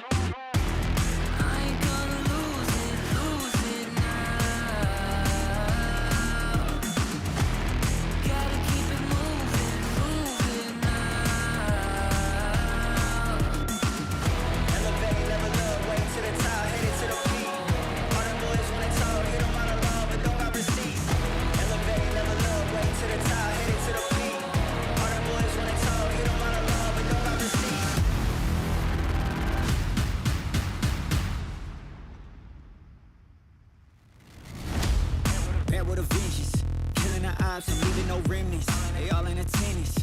Gotta go big, I aim for the fences. It's mine, I sense it. Back in the scene, I'm back to the business. Back on the front line, gotta grind. It's time, let you be the witness. At the time, turn a repeat to a 3P, yeah. Got the franchise on me, you more like G League, yeah. 21st century, you all the way BC, yeah. Old boy been washed up, I'm nashed up in TT, hey. Came out the womb like this, hit the pedal and room right quick. Gotta get it, we going up, way up, might land on the moon. Who step in a room like this? We breaking the rules right quick. They killing the mood and up in a few, might land in a tomb.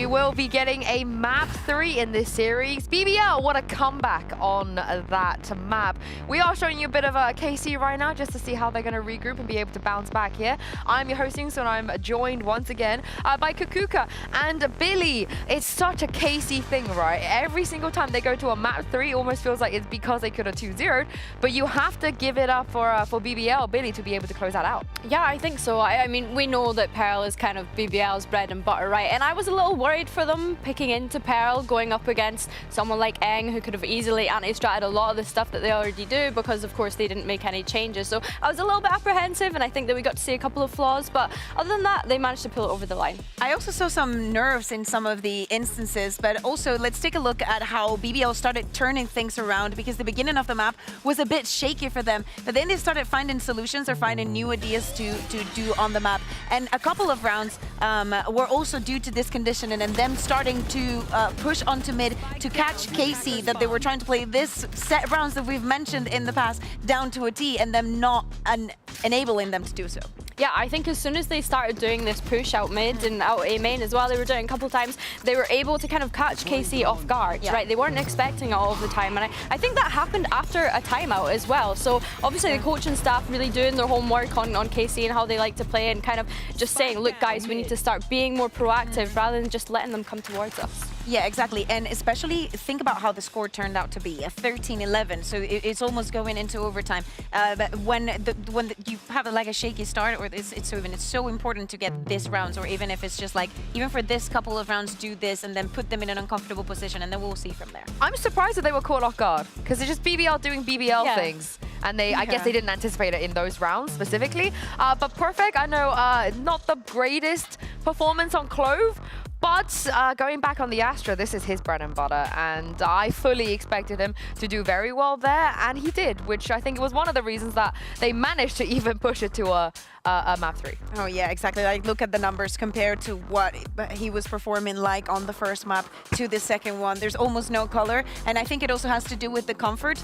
To some extent, I want to know how prepared that Icebox composition was. Yeah. Because we know that we were so excited this year to welcome Perfect into our league, because we knew that it was going to be one of the names that we would speak about. So I want to see more of what we saw on this map, even though I think this was pretty shaky from both teams. I understand that they're like nervous because of how important, like, yes, they've had a couple of months to catch up onto things, but now everything is like the moment of the exam, right? Like, you have to pass it. Everybody's looking at you. What did you bring? What did you cook? What did you... It got sloppy. It did get sloppy at points, and I think that's why there was a bit of back and forth. But yeah, Profek as a player, I think that, like you say, it was more about comfortability for him being back on that Astra. I think as well, thinking back to the Clove, like, why did they choose to start on the attack? I thought their defensive would have been so much better. So yeah, I think the way in which he's able to use Astra and help support his teams is what we got to see more of on this Pearl. Everything went back to normal, right? Like, you know, we have Martin going back to the Yoru, what we expected him to do. Levin going back to the Yoru as well. Very interesting head-to-head there for both players. But how do we feel about how it's going to look, Billy, as we head to Fracture?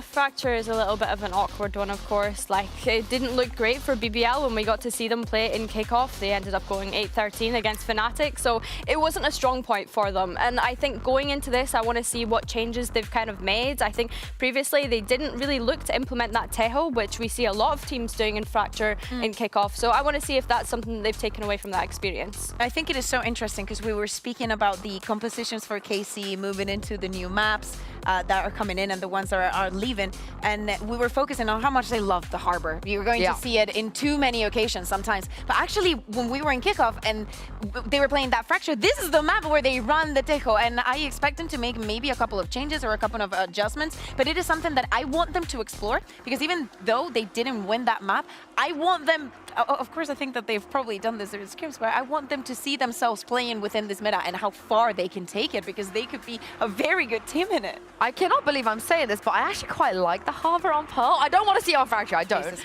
But I quite liked it on Pearl. Yeah, I really did. I enjoyed it. But I don't think we're going to see it on Pearl. I also think both teams have had so much time, not only to work on themselves, but to watch what was happening at Bangkok. You heard it from Safe. There's no point trying to reinvent the wheel. We played against G2. That Lotus comp was the best. We just yoink it, we bring it back, and we're going to do that. So I'm hoping some of these teams watched Masters Bangkok and maybe, Billy, get inspired by some of what the teams are doing there on Fracture. Good luck making that argument with Sadak and Eng. Like, I don't think that they would True. listen to you whatsoever. And I think as well that we shouldn't be disappointed if they don't take things from other teams, because I love the fact that people can get so creative with this game and kind of innovate with all of the different compositions that we're able to run. It's something I keep like going in on, but there's so much diversity now that I don't want to be annoyed. You hate if winning. No, Yeah, Billy's like, I hate winning. Yeah. Yeah, I hate it so much. No, like, I wouldn't be mad if they cooked something up that they've come across themselves, that they've cracked through. I think that to me it's not only about the compositions. I like that we have this conversation. It is what that definitely has to be had. But especially thinking about what we saw on Pearl. Oh, well. Like to see, let's just throw Martine that all on out the the jet. window. Okay. Throw that out the window now. Martine's playing jet. I mean, I didn't expect BBL to move away from that double duelist that they were running, where it was sociable. Actually, if I'm not wrong, playing the Yoru and then Levin playing the race. But I actually like it. You know, it's a composition that we've seen in the past. Everybody's going to be very comfortable. Magnum with the Cypher. I think that this is very suited and easy for them. I wonder though why KC just decided to go for the Jet in particular. Because what I was going to say, I'm looking at BBL, and especially with them starting on the defense, I want to see one with this change the productivity, and also so important the retakes. When we speak about having shaky rounds, the retakes are one of the things that suffer the most from it. I think as well, when I'm looking at BBL's composition, I'm really intrigued to see Sociable on that Tejo. That's not something that we see at all. So seeing him jump onto that, I think Yampy on Breach as well is like, that's welcomed. We enjoy watching Yampy on Breach. But yeah, the Sociable Tejo is a big thing that I'm going to be looking into going into this match. Yeah, I love that. Of course, it's his debut on Tejo. Is usually Yampy, and also like you guys said, the Yoru Breach Tejo at this point is just shoved down our throat. Yeah. But the Jet Breach Tejo, that's not something you see very often. Do you have a preference? I mean, I do. I am a Joro enjoyer. I think that there's too many things that you can do with it, and not only, I think that I'm gonna go for the Joro. Yeah, and of course Magnum back on that Cypher, rolling back the years. It is vintage Magnum, but this is it. One last chance. Whoever takes this map, Pansy and Hypok, will be walking away with a win. Thank you, Yinzu. I wasn't sure how best of threes work, but now I know. Whoever wins now wins the game. Michael, your thoughts on this? Groundbreaking. I can't believe this rule change has actually come into play. It's been a minute for you, Michael. It's been a minute. I feel bad for... why have you've dragged me into blaming Sue? We like you. You've led me down a path I had to follow. But anyway, Magnum on the Cypher. I actually, this is one of the things we were talking about, obviously, with whether or not it's going to be a role switch and Magnum's comfort levels, right, coming into maybe a bit of a question mark. And I don't think we're going to have all the answers today. Maybe we do for an interview at BBL Win, but these are the sort of things that would be curious about, Vac stepping out and Magnum coming in here. On the other side of things, the Jet, a little bit spicy, considering Martine basically running away with the Yoru performance previously. I mean, doing really, really well in what was a 13-10 scoreline. I don't know if I like Jet. I'll remain open-minded. Yeah, and like clearly there's going to be a method to it, because Martine's great in other roles, right? It's not like he's this kind of needs to be on a Jet or nothing works. So, yeah, I don't know. I mean, it's a similar... What's the plan? Yeah, like it's a similar sort of argument with Sadak and Aves. The utility can really, really put them in a position to succeed. Any resistance on the way in here, but walk out towards Dish on the other side.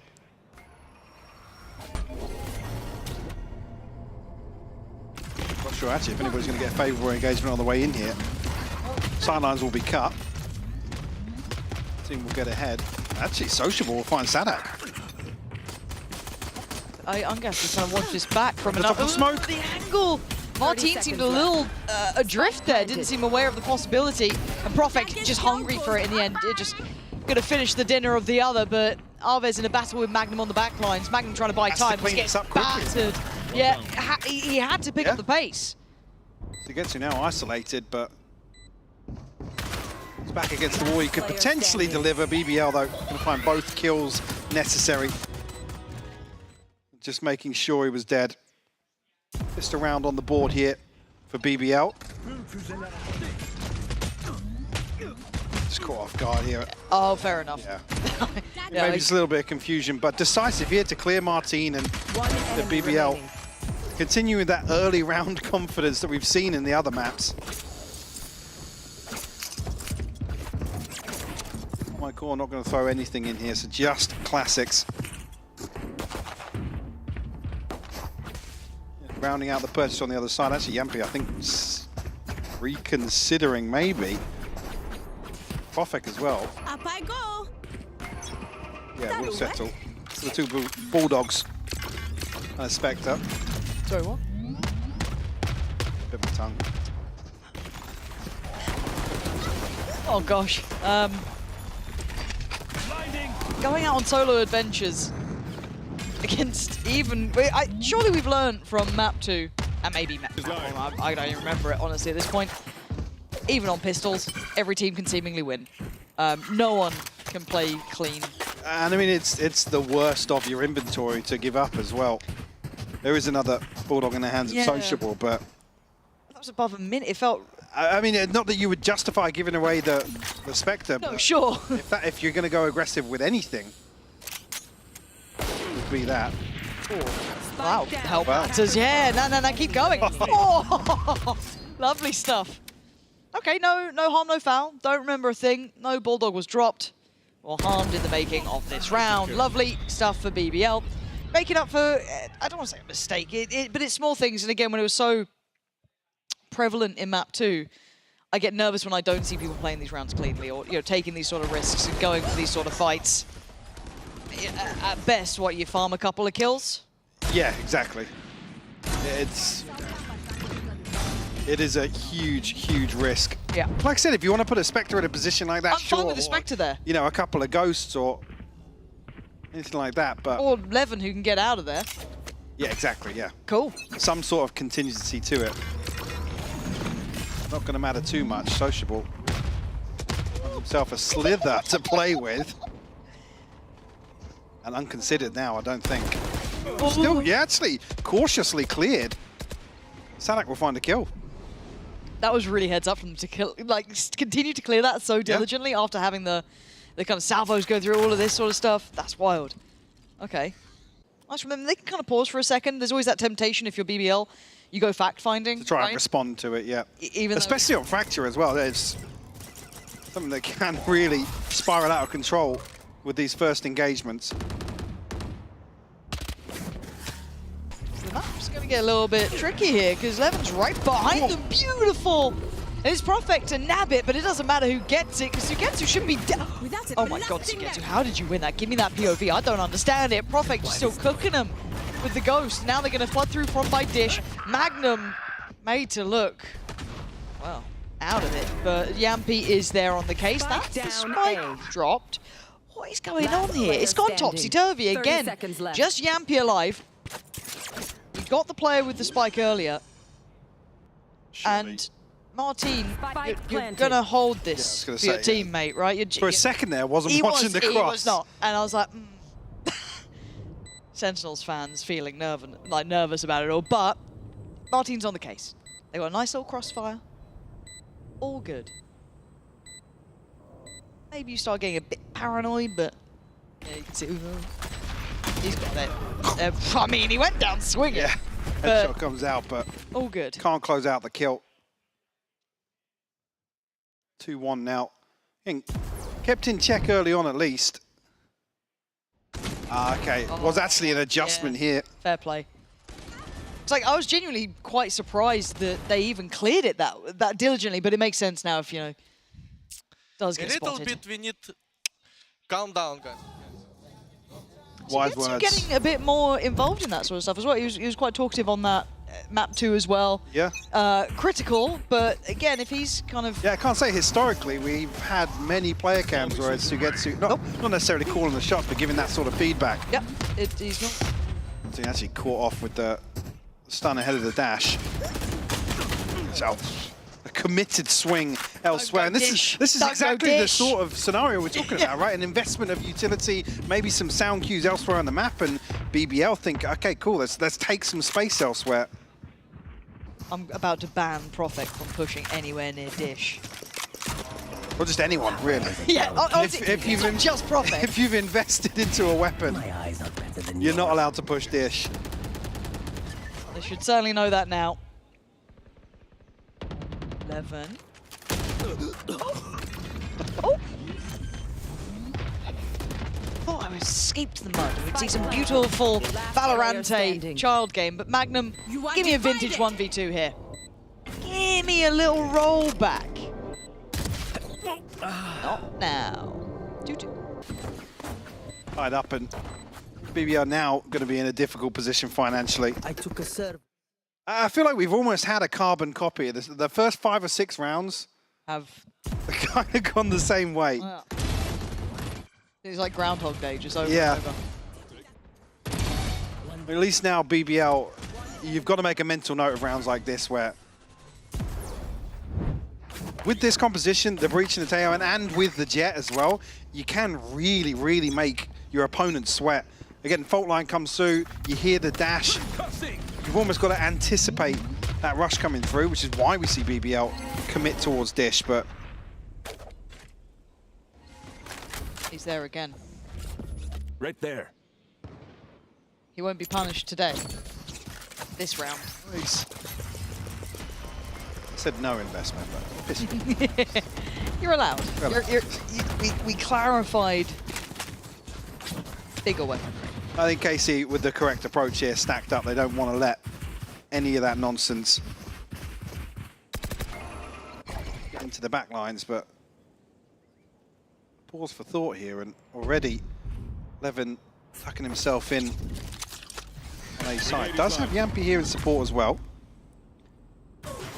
Exactly complementary positions as No. stand though, so it feels super innovative. Levin's done great with the Sheriff before. It's not like Yampy hasn't had a time on the sun. The guy can certainly aim. Pressure feels like it's coming his way through sand. You can see the investment of Util trying to buy a little stall here. On the side, I don't think it's going to quite cover too much. 11 does have to get out of there. Yampy disrespecting the smoke and plays ahead of it. 11's still unnoted. They have no idea about him.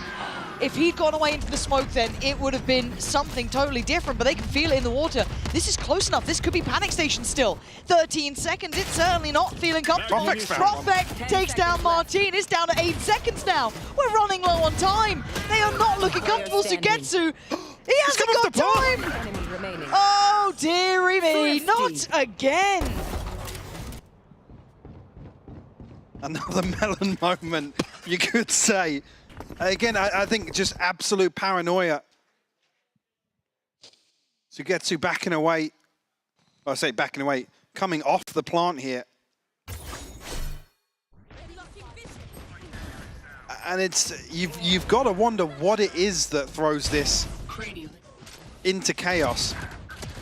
Like you said, the clock, sure, but some of the positions that players end up in was the smoke drops. Being caught out under drop. Yeah, it's strange. Like I said, you could almost justify Yampy's kill and to an extent Levin as well. Yeah. But they are traded quickly. Yes. So what else What's going on? Yeah, what else has gone wrong there? That's not a good look to be seeing so consistently. Is that the Spanish lot? That's just Uli. It is just Uli. Uli's in the building. We need to get We can lean out of the window, see if we can spot him. Get soundproofing on Uli's booth. Who needs a crowd when you got Uli, right? Actually, yeah, no, just open it up. Yeah. You know what this reminds me of? This reminds me back to the meta. It does. It does. When there was just one paper-thin wall separating us from Uli. Now, if you do hear yelling in the background, it's Uli. Just stick a crowd mic up there. Can't we? It'd be fantastic. If you can't hear him, we sound like we've lost it. But we go back through. KC pumping the brakes. I mean, that loss is not a pretty one. It's certainly not going to make you feel good about how you're approaching the map. But we go back into this stunned. Martin, the rhythm just doesn't feel there for KC. An opportunity here to punish Levin. Solo anchor here. He's having such a tough time, but... Spike noted as well. Actually, he comes down, finds the second. Sugetsu will fall, and furthermore, Yampi finds Sadak elite. A 1v5 presented with a Sheriff. Looking likely BBL will find their fourth here. Bladestorm not even really having a say in this round. Just, when we put the question mark to the Jet, I was kind of hoping to see more by now. It just doesn't feel like it's playing anything. Yeah. It feels out of rhythm a little bit. I want to see it. Once they get onto a decent buy here, we do have an in-zone flawless there for BBL. Once they get into a decent buy, clear their heads hopefully against that horror show of a loss up against Sheriffs and Classics. I want to see what it looks like. What's it meant to do in the system here? What's it meant to get past, breakthrough? How is it meant to help? Yeah, you ask what then the benefit is of pulling away from the Yoru to play the Jet. Yes. And especially on a map like this. That's what I think we haven't seen in the first 6 rounds. Ultimates, the divide, one away. Sadak 2 off the Rolling Thunder. Does have that to throw in the mix, but Rolling Thunder sent out by BBL here. Very proactive to clear the space. Can KC backfill this? But no, they can't sociable. He's found 2. Avez will finally trade it out. I know exactly where you are. KC left, licking their wounds. And again, you're looking at that Elite just getting punished on this Levin now. Lingering right. Oh, he didn't expect the walk through the smoke, but Magnum and Yampi quickly there to make up for any of those potential threats. But that started with a bang. Sociable getting 2 more. I don't know how he did that. Bailing him out, it felt. I thought he was absolutely caught there. I mean, that is ultimately the best situation KC can find at the start of a round on Fracture. Getting this deep. I mean, Sadak caught with a flash in hand as well.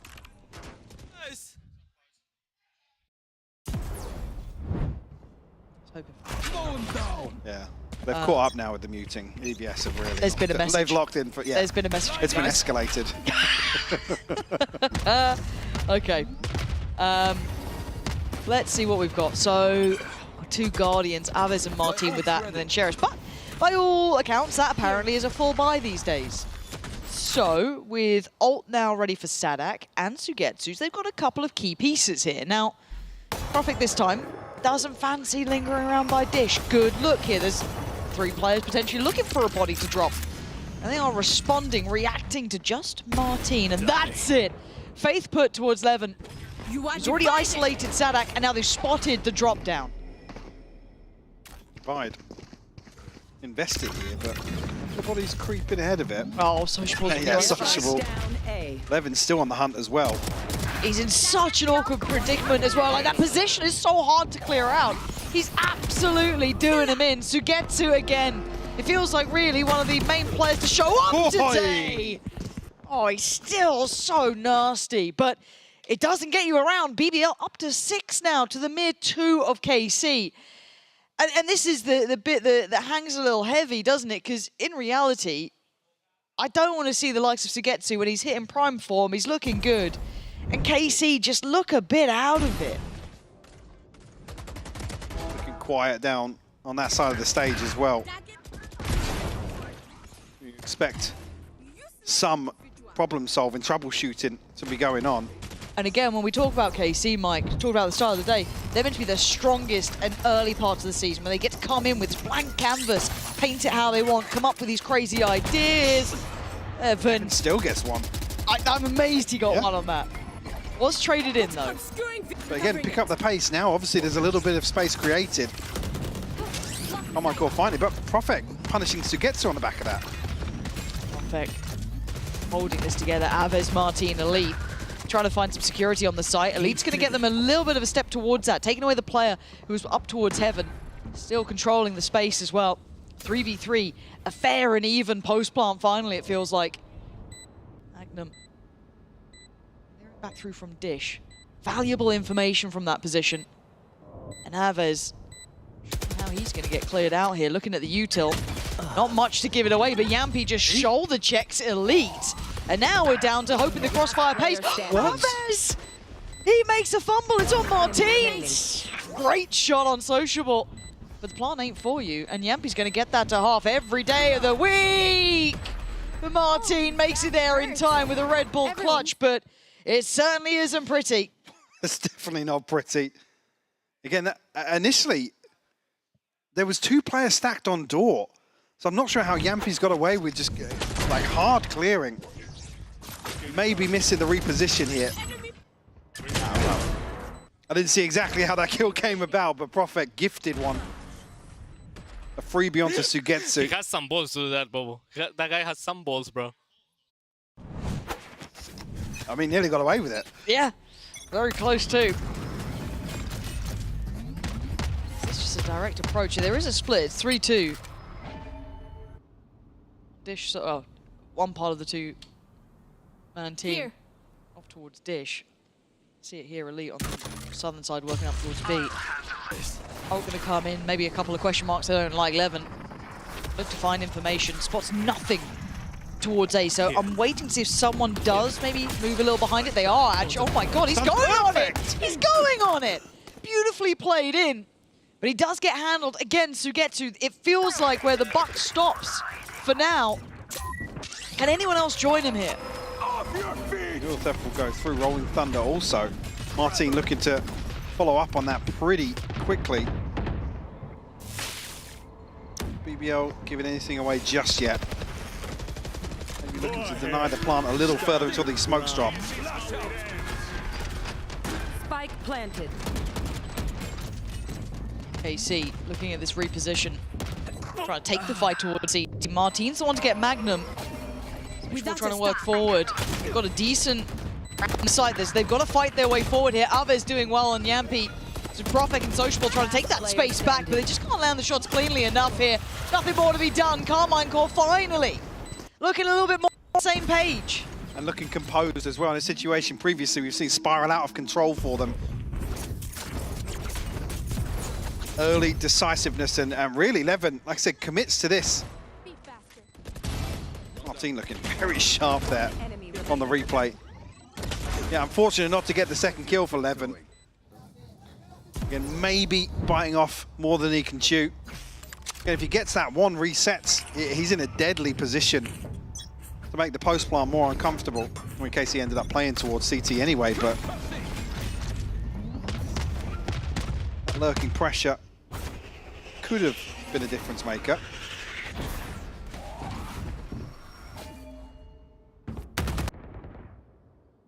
KC progressed towards A. It's fairly loose hold with the stack over towards B. Yeah, he's in a situation. Is he gifted one? KC have been happy to. Yeah, they've been known for being generous with their lives. You got to keep in mind the purchase is lacking in a lot of areas here. Guardians, Sheriffs, and it feels like KC. What? Oh, what have I said? What have I said? It's still a 2v2. Sadak, he's down on 29 HP. It's on Aves, really.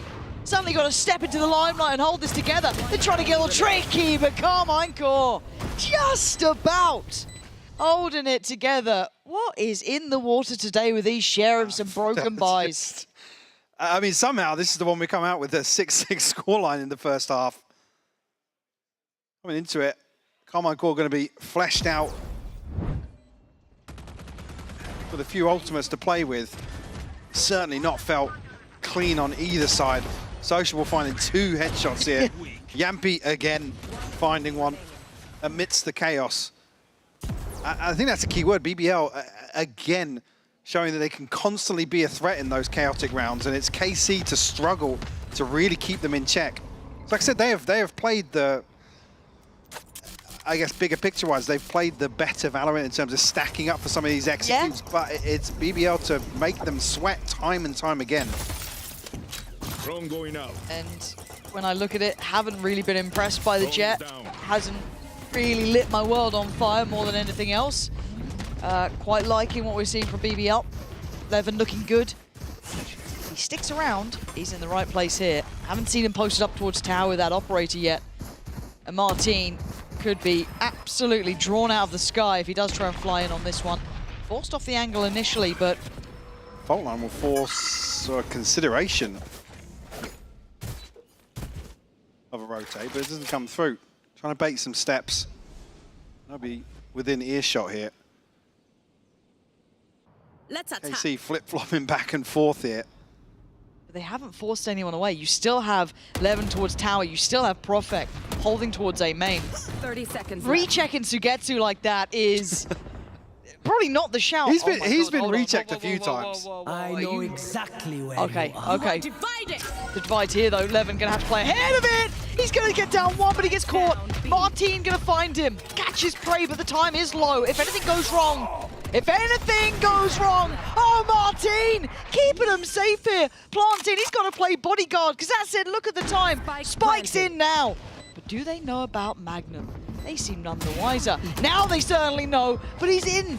He's made it through his sociable, coming on over. It's a long way off, and now the trade out on the post-plant positioning. The hard work almost done here to bring it to a 2v3. Now BBL can reset, stack up. X-Ray Elite looking to be the thorn in the side. Oh, Magnum! Super sharp! Now sociable. Can he get across? What? He No can! way! Sugetsu! Going down there. This is done! Elite can't do anything, surely. Magnum's just going to keep him busy! That is near on unforgivable and unforgettable. BBL pushing up to 7-5. KC will be kicking themselves for that. A situation where, like I said, BBL thrive in that chaos. Able to make KC sweat and drive it home to find a 7th.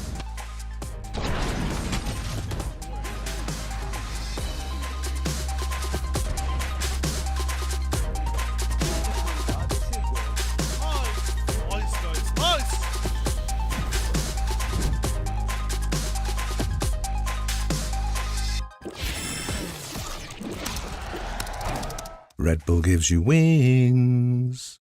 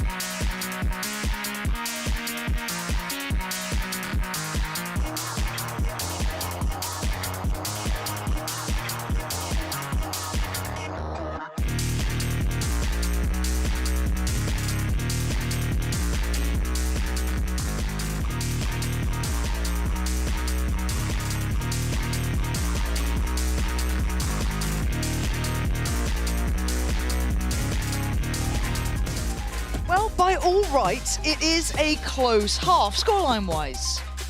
But the method in which we got here, I can't put my finger on, right? We've seen some brilliance from the likes of Sugetsu in my mind, some beautiful work. Yeah. But BBL causing the most perfect chaos at the same time too. Yeah, I hate to say it, we've seen sort of the wrong reasons to celebrate some round victories for KC. Like I said, for me, expectations coming in was going to be fundamentally sound Valorant, right? Regardless of comps, you know, maybe bring in a couple of questionable changes. We saw the Harbor again, but it's another map, and I'll be honest, Icebox, we can kind of write that off now, seeing the other two maps in this best of 3, unless we come out here and KC have a very, very, I guess, comfortable second half. But bear in mind versus Giant X, I think they managed 4 rounds on the defense, so this isn't really where you look towards KC to shine. Call that recency bias, but set up here with the stun. Chance to get caught out, but Sadak will find his one. Oh, it's unfortunate, it feels like there. Got a little laboured at the end. I mean, struggled to get into it. I think him and Elite both sitting at like 5 and 11 after that first half. All eyes turn towards Martin, though, holding on the site on his own. He is a mile away from anyone else here. He's doing so well. 2 big kills. He can't quite make it to a third. Got a little too paranoid of every other angle that threats could contain. But now it's Sociable and Profek. Oh, no way! Does he get 2 of them there? Carmine Core asleep at the wheel. It's just disrespected again. I said, and this time BBL putting themselves in a chaotic position. Now looking as if they're playing into that. And rewarded once more for it. It's just such a committed position here.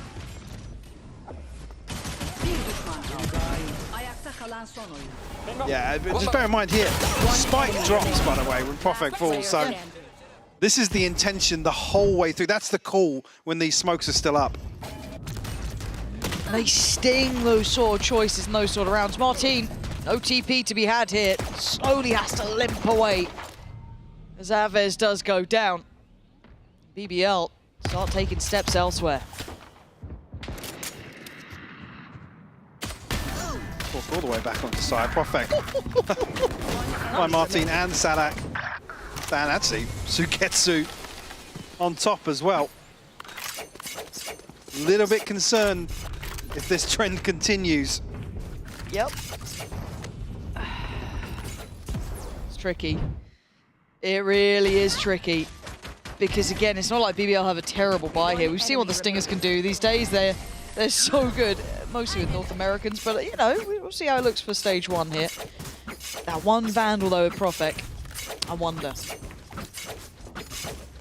You have to.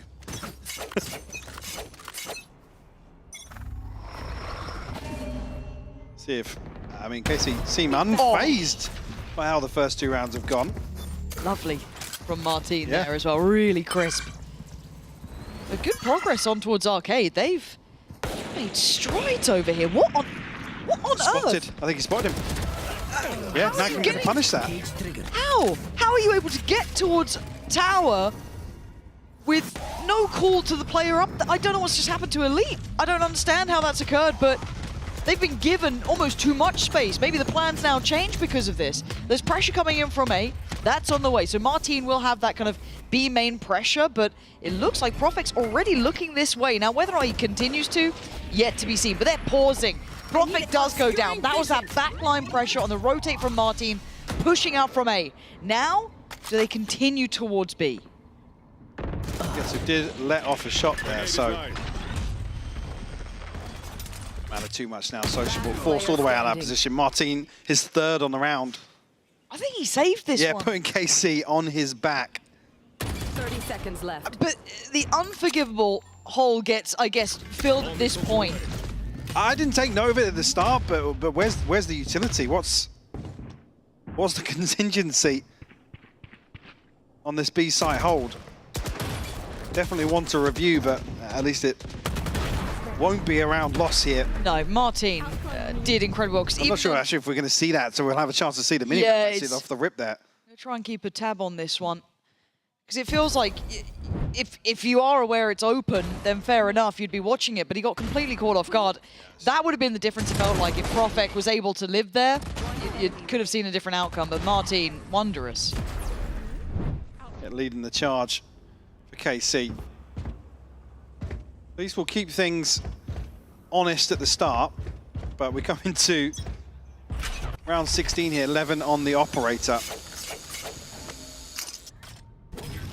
Martin again looking to get ahead of the curve here in towards A main. Oh god. Why do I, that felt like it could have had a 2-for-1 discount, but actually it's just, I say just Sugetsu. He's been a really big factor. So he's gone down, but Martin continuing his pathing.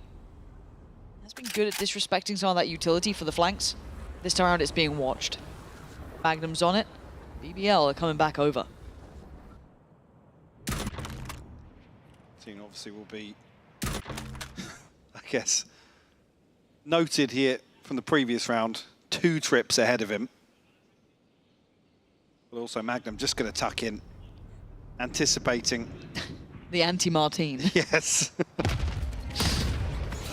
And I guess this is the counter to the counter, to a degree. They're trying to get him to do this, trying to get him to flank, and Magnum wins the fight. Well done in the end by Magnum. His patience pays off. Now, do they get the springboard to the site itself? So you've got to be careful here of Profek, because He's about to make 30 waves seconds left. on drop, and that's it completely unconsidered here.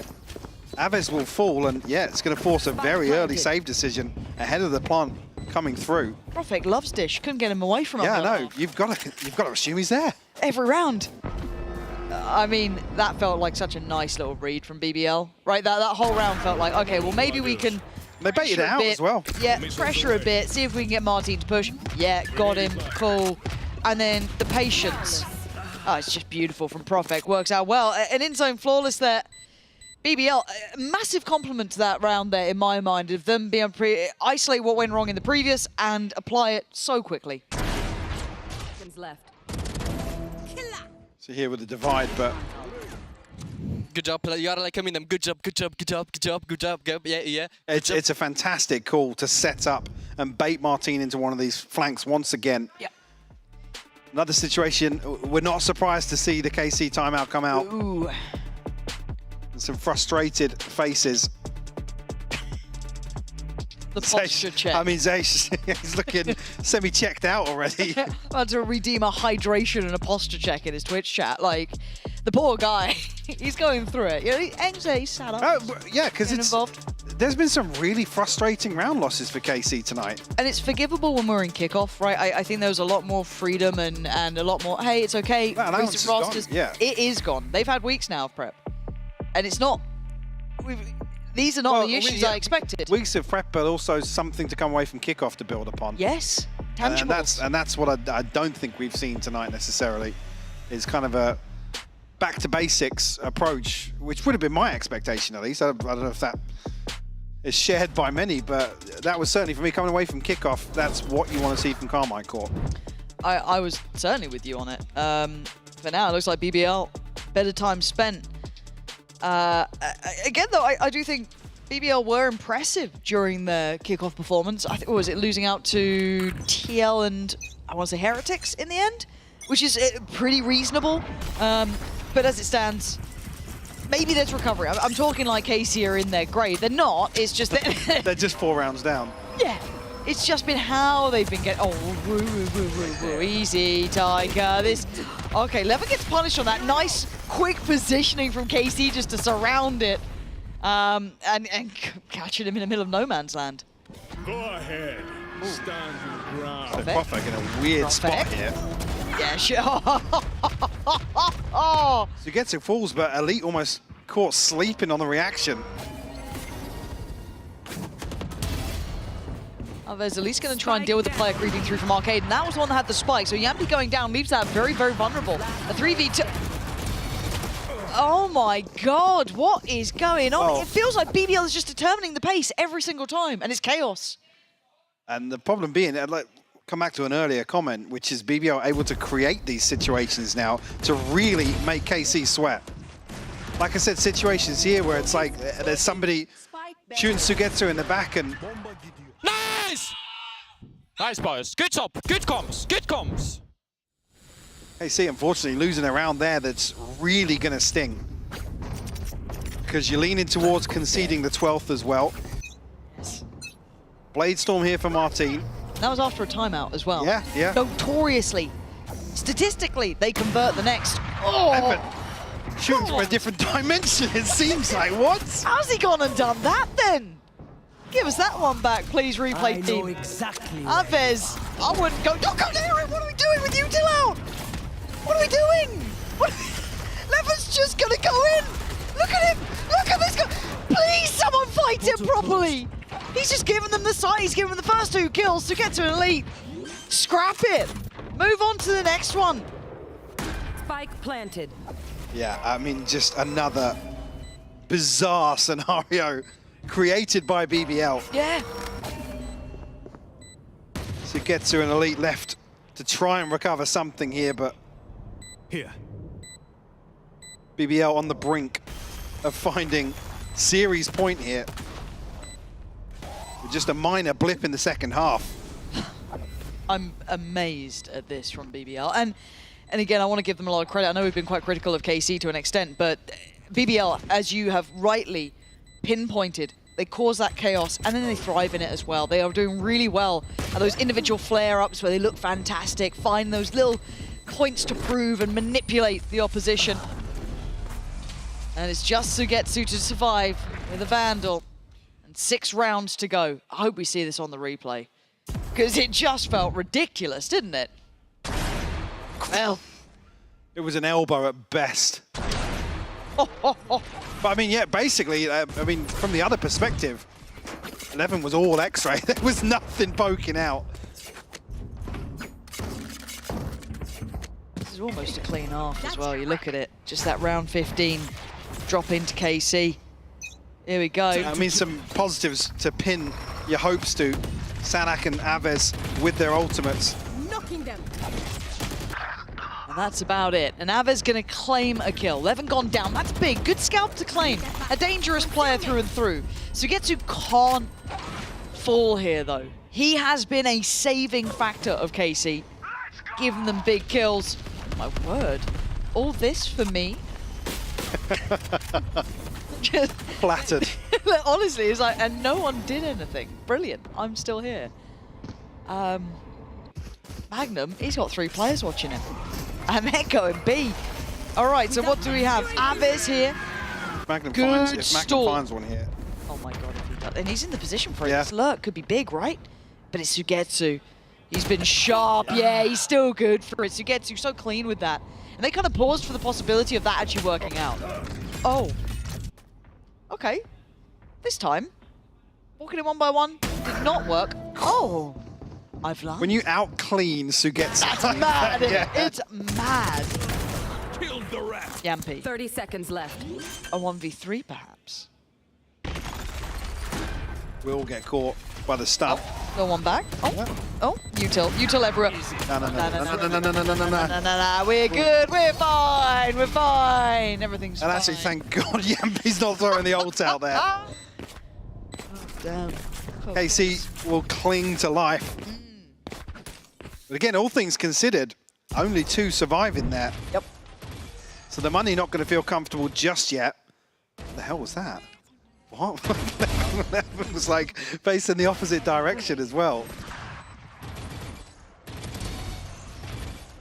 Yeah, I mean, that's rough. Yeah, thanks for running it back in slow-mo. I think we can do a reverse sweep, amazing reverse sweep. Just round by round, guys. Round by round. Of the round by round. I think he called it a reverse sweep. A map 3 reverse sweep. Class wise. If you say with enough confidence, it's fine.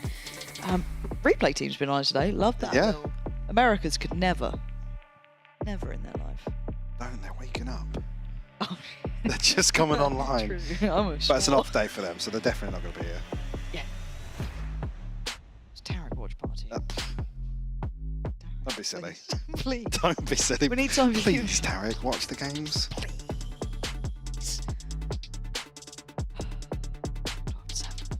Yeah, a chance for KC to build back in.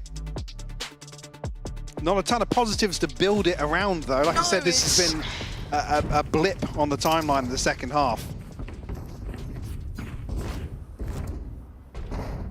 BBL, an opportunity to buy back in here, and also, actually,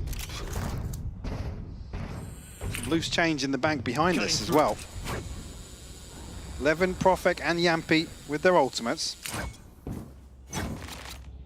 Some influential ultimates as well. 4 players on B. Only 1 towards A. So Martin, who has been very good, needs to be very careful. 11 gonna get checked on, TP's out. And if they've even got an inkling about this, Martin, I mean, the guy is really good. He, as I said, he has been solid, but there's no really getting out of jail here. Calling for support, calling for help. He's trying to get out of there. He gets dragged down out of the sky, but he's going to make it into safety, dipping behind the wall, but he dips back in. Has a glance. Sees nothing, though. But they are going towards that side of the map. Be able to get the plant down behind the divide, but a full 5v5 in the post plant. God. It could get messy here. Levin still with his ultimate to play with. Here we go, util coming flooding on in. It's Zanak with the first takedown, Levin. Good little spot up towards That drop down, but a flying Martin gets traded out. Sociable still there. A 3v3 coming down simple in the numbers now. Down to a 2v2. Back and forth. The Magnum goes down to Getsu. Excellence again when they need him. Bit of a backbone for this team. As said, I thought it was on Martin at the start, but it was certainly Sugetsu by the end of it. And it looked lethal as well on that second kill. Then another chance, a lifeline delivered to follow up here. Martin's selfless here on the retake. Oh, beautifully done. 4 rounds, guys, 4 rounds! A bit more energy now. Yeah, Things looking very flat earlier on the stage for KC. Who was that? My teammates Where have they been? have never responded this well to the round by round, guys, don't worry. 12's all they get. They're believers, they're on board. Martin again, checked on early. They go, nah, we'll go the other side. Levin has a look towards A, shows a bit of it, but he's going over towards that B side of things, and he's found a very vulnerable player here. Stuns in, baby, with Shorty v Shorty, but he's switching up. Phantom instead, rips away two, and this time Sugetsu's down as well. So is Elite. The site is open. A 3v5 now for KC to try and recover. But the final hurdle here for BBL. Yeah. And actually the flash comes through. Martin not caught, but noted at least. It's getting problematic now. Util dump. Time to go. You can't wait any longer. You got to make it count now. 5 against you. So much to do and so little time. Sadak with 1, with a second. Needs 3 more though, and that time is ticking. Magnum takes away Sadak, leaving just Martin and what feels unwinnable. Oh, and look at it. The Util just being smothered on the side. BBL 13-8 in the end. Stop any chance of a comeback from KC. I mean, all things considered, like I said, problematic series for both teams to get a hold of. But if you're BBL, with what's happened so far this year already, with dealing with Chiwa obviously not being here, Vat coming in, Magnum coming out, to have that performance, being able to close out so confidently, actually, which is something I never would have imagined me saying about BBL. But really embracing, being the kings of chaos here, especially on Fracture. It's something they definitely need to dial into, Lauren. No, I'm really enjoying what we saw from BBL here. And when we talk about kind of wanting to see more from KC when it came to like their steps of progression, I feel like we've seen it from BBL when we were talking about kind of kickoff, how they look dangerous, look good. We were talking about them potentially top-ending that group as well. They had the, I don't want to say weaker group, but the more feasible group, a lot more room for them here. I think they look fantastic. But so also, I'm incredibly excited for that. Kind of gives BBL a little bit of breathing room, right? It kind of, eases the pressure a little bit. They can go back to the drawing board in some of the aspects, maybe something that they're going to go back and watch today to review. But to come out with a victory, it's almost like a sigh of relief, right? With what feels like a more comfortable format, especially with the benefit of being in this group. Yeah, you're spot on there. And for KC, it leaves me with more questions, because normally they do come out very strong early seasons. They kind of get to display their dominance early. But today it is all about those boys on the stage. BBL looking fantastic. They should be... Really, guys? Woo! There you go. We got you. Anyway, if you are sticking around, which I damn well hope you are, we're going to be heading over to the post plant next. And we're talking about guests, right? 1, we've got Mini. 2, we've got Yinzu. They're very nice. However, Yampi and Magnum will be joining them, so you don't want to miss out.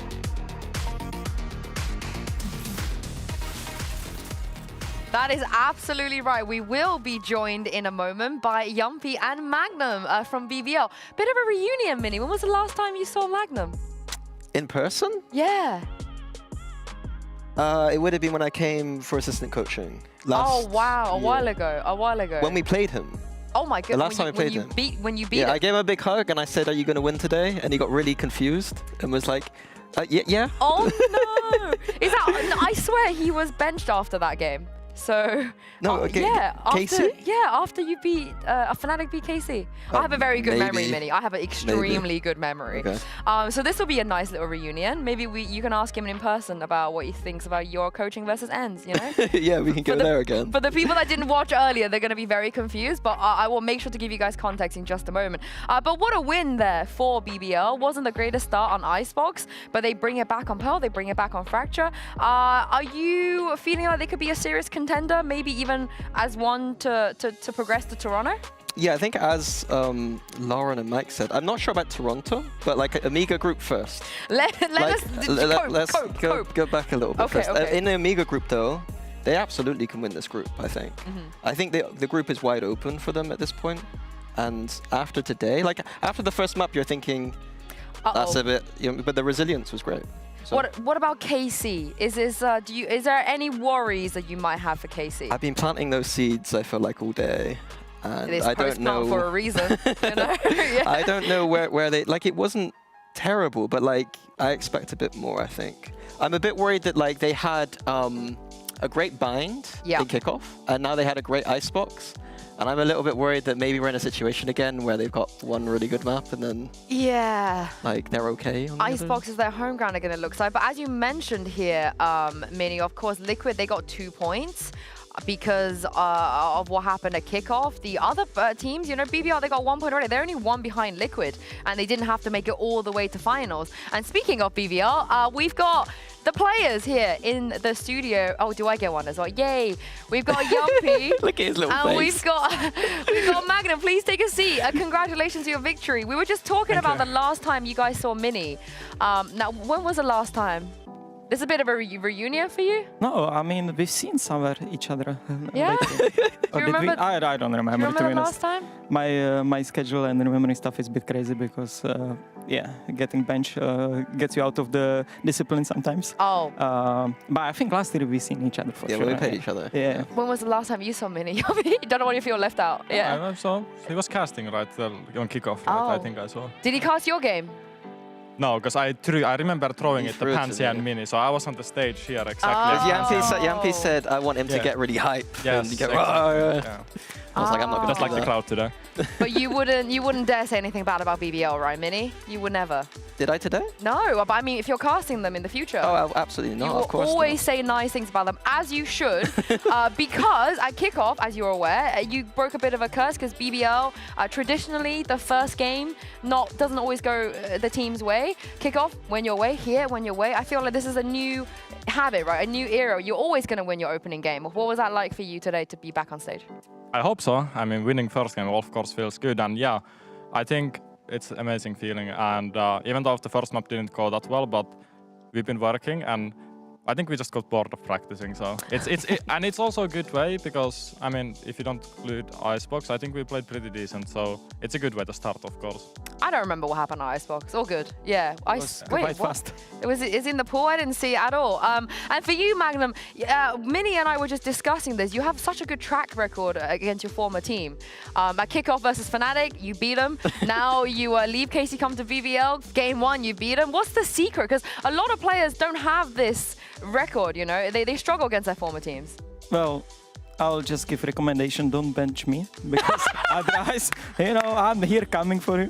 No, but I don't know what's the secret. I think I'm very lucky to always join a team which is hardworking, and to be honest, I don't know what to expect coming to BBL, but I was very surprised by everything and by the system. And yeah, so it feels great to win today, especially after losing first map in such a fashion. Yeah, we just showed that we are capable of coming back, and big props to Yumpy because I think he called fantastically the 2 maps, and yeah, it was very good. Did it feel better getting revenge on KC or against Fnatic? KC. Oh, really? Oh. Yeah, I think with Fnatic, it's, you know, like, it was not so recent because with Fnatic it was like some years you were not already there, I think, so I didn't really care. Oh, he was like there. If I was there though, as like head coach. There. I was there as assistant. Yeah. But like if it was closer to No, if you were head coach, bro, I would just go crazy like after winning. Uppercut you after the game, you know, no fist bumps. Yeah, yeah. But I'm glad you guys managed to pull that through. But let's talk about Okay, we're gonna talk about the Icebox super quick, but not about the game, just about the comps, okay? We're gonna show you the comps. I'm sure you remember what you guys played. And we're just gonna go one map at a time. So let's start with the Icebox. Now, you said, Minnie, you actually preferred this one over the KC comp, right? I said it was closer to what I would prefer, but I had a big question mark about Clove. So I guess the question to you guys is like, is the double smokes, is that like something you're seeing a lot in scrims with the Icebox? Because like both of you played Omen, Viper, Clove, Viper. Yeah, and no duelist too. No duelist? Yeah. Yeah, I think even last year we saw the switch of Icebox playing without the duelist, right? I think there's a lot of comps where people didn't play duelist, and I think yes, there are a lot of teams also play double smokes, and we were discussing between Omen and Clove basically, but we just went with the Clove, and yeah, this is the first map nerves. Is this one of those maps that like you never lost in scrims? It's super good. Yeah, 24-0 every scrim, Yeah, you know. yeah. Profeco and Clove 36 kills every scrim, but you know, Just didn't work blame on on him, stage. yeah, this game. And Magnum, what are your views here? You were playing the Viper here. Well, I feel like Viper is kind of necessary on this map, but as well, to be honest, I don't think Icebox real. You can play any comp, you can make any comp run, but it's such an individual map. It's like they just snowball you like with the momentum, and I feel like we had the momentum on our side, but yeah, it's just the pressure or like something. We just lost rounds, which we shouldn't, and they got like momentum. They started being like so aggressive, especially ours, but we shut them down on second map. So yeah. It started well. The Icebox started well. We won pistol. We lost 4v2 on bonus also. So yeah, it was so funny. It started to look like really good, but yeah, it was so we didn't get enough crowd support. It was so funny. I got like 4 kills. I'm like, I'm back. And then 8 rounds. I'm like, guys. we were trying to pull like lots of footage from it. Something went wrong. We couldn't pull it, but like we were getting Tell ready. him what you said, Minnie. Tell him what you said. What did I say? Because after pistol, I was like, oh my god, let's grab like all of the Magnum highlights. That's just like bad. What did you say? I think I said, don't worry. It might not be too many Okay, more. afterwards. You can have us chat afterwards. I don't want to put Minnie on the spot. Can I go to the Cypher over here? I want to ask you, Magnum. Go for it. So like when it comes to, because this is like your kind of traditional role, the Cypher Killjoy, and like I feel like when I coached you, I kind of let you have a bit more freedom about what you wanted to do. Like how does it work with you in BBL? Well, I think in Fnatic, I as well didn't have the experience, so I didn't really know what's good. The map came out, in Fnatic as well, so I didn't like really understand the map. But yeah, I mean, it feels great. It feels way easier to play nowadays, because I can kind of know when to play on-site, off-site, how to put trips, what trips are good, and it just feels more natural. And as well, I think after being IGL for 1 year, I kind of read myself what they might do, So I think when it comes to subs and stuff, are you like collaborating with the coaches or coaches? Yeah, like it's just like when I joined BBL, I just got like stuff, do this, I did it, but you kind of feel it out, and you're like, okay, I like this, I don't like this, and you just sort it out like over a few scrims, and then you just start adding up your stuff as well. Props to Cheva, because I was gonna say, is he still, because he was helping back, right? Yeah, he's still part of the team. I was watching BBL to play like for 3 weeks, so I saw a lot of stuff, and as well, he's very different player than me, Cheva. So yeah, I took a lot of good stuff from him, so props to him. Oh, that's not very wholesome. I want to ask you though here, Yumpy, because you had a go at the Tejo, and now a sociable is on it. What was the reason for this switch?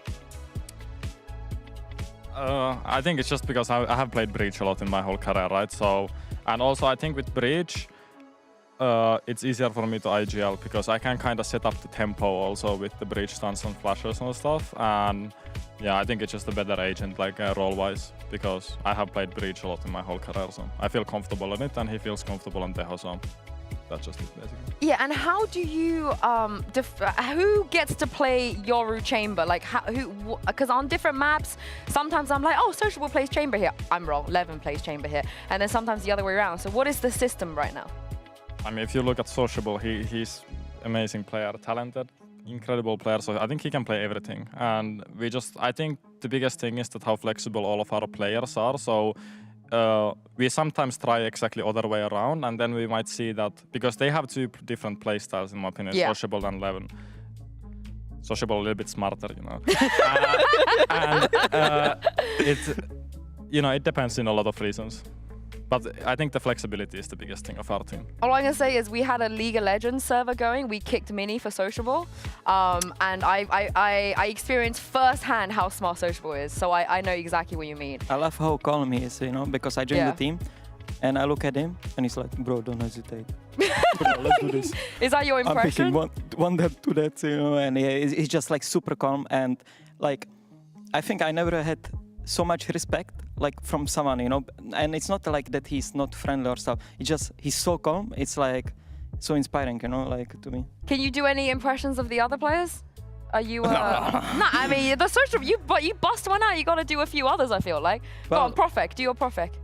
I think David is just funny. I think there is a little booster in him growing. Wait, what does that mean? I mean, he's just funny, you know, like making jokes all the time. But yeah, he's a good guy.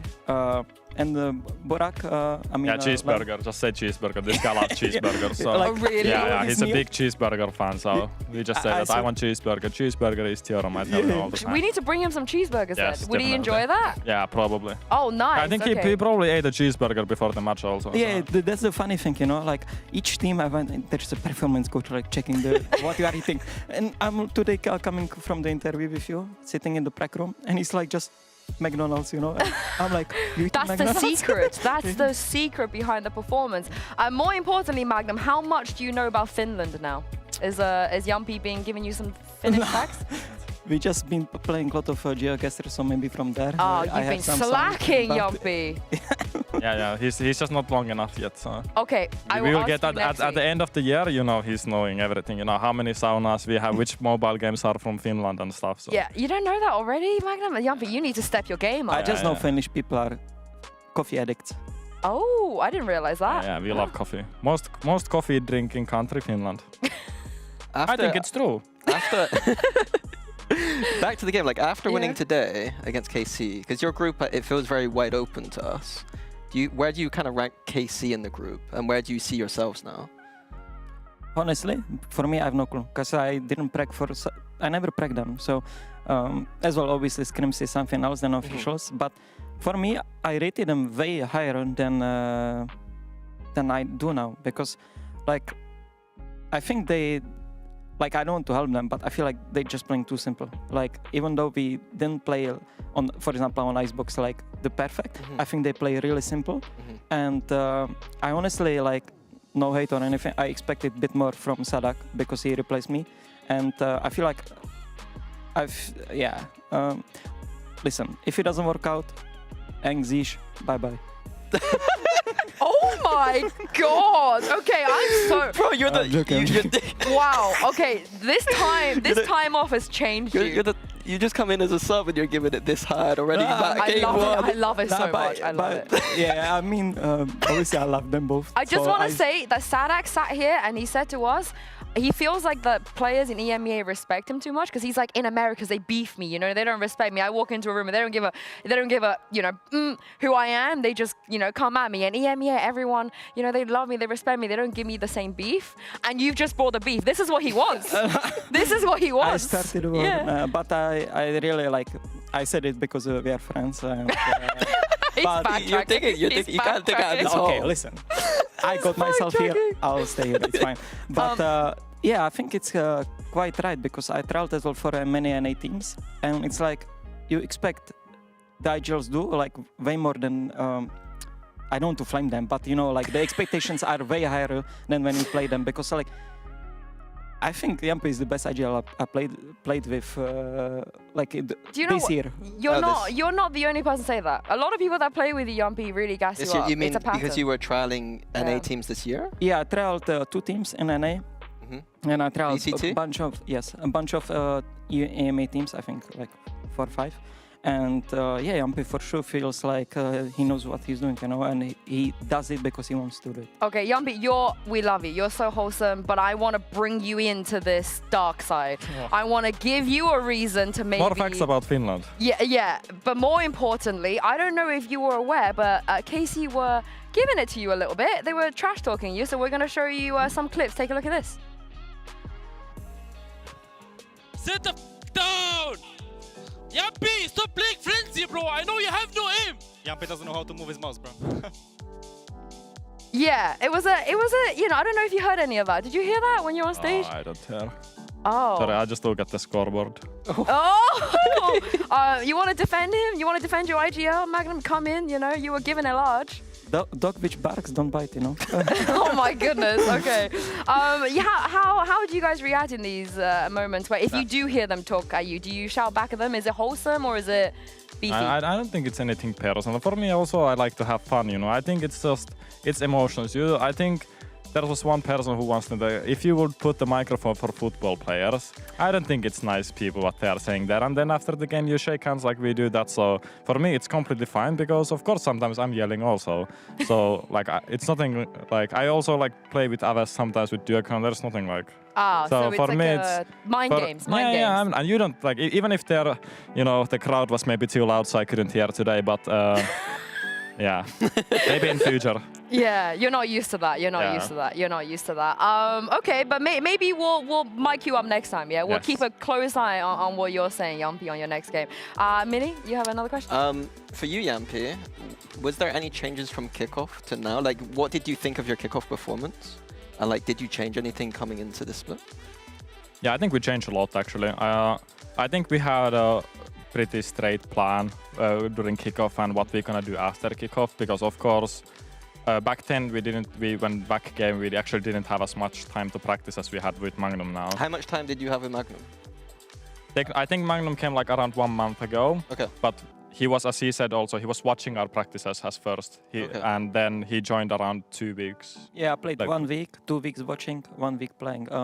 But yeah, it's just they've just great system, so it's very easy. You know, yeah, but we had like even like at the start of the year, like before kickoff, we had a straight plan for kickoff and for stage 1 to come and what to kind of improve between. Was that based on the idea that you didn't have much time for kickoff? Kind of, yeah, but also just in general, because I think you need to look ahead all the time because you know the schedule, so you can pre-plan a lot of stuff because we know when do we have games, when is next game, blah, blah, blah. So it's very easy to plan what you should work on and when you should work on. I like the approach. I like the approach. I'm going to ask you the $1 million question before we close everything out, because obviously you guys would have seen that Liquid and Vitality went to Bangkok. Are you surprised that EMEA is still without a global trophy? You know, the last one we won was Tokyo 2023, because I think a lot of people expected maybe Vitality to go in and break that curse this time around. So what did you guys make of our performances at global events? And if there's anything the other regions are just doing better than us? I mean, I think for me, I mean, I didn't win anything like major trophy, but I think you need to get as well quite lucky, especially with new rosters. Like, and if everything has to go into place, and as you can see, both teams made changes after qualifying to Bangkok. You know, so it's like more than just being 5 superstars on the server, and you need to click together and stuff. So no, I mean, it's just about luck at this point, in my opinion. Like, it's how they click. I really believe that as a EMEA, we have a lot of talent. Yeah, I think we are capable of winning. We just were unlucky, or I don't know how to put it. Yampi? Yeah, I mean, yeah, I think you need to get lucky, but also in some way, of course, it's hard work. Like, I think Heretics was so close to winning last year, so it's not like we are like, like, I'm sorry to bring it up, of course, for Heretics, but like, it's not like that we are far away, you know, like that. It's like Heretics made 2 finals last year, and I think at least Champs final was in the last map, right? I don't remember what happened in the Shanghai final, but it's not like we are far away, you know, like that. Like that EMEA is just a bad region or something like this. So. Oh no, we're the best region. Yeah, so I think it's just a matter of time.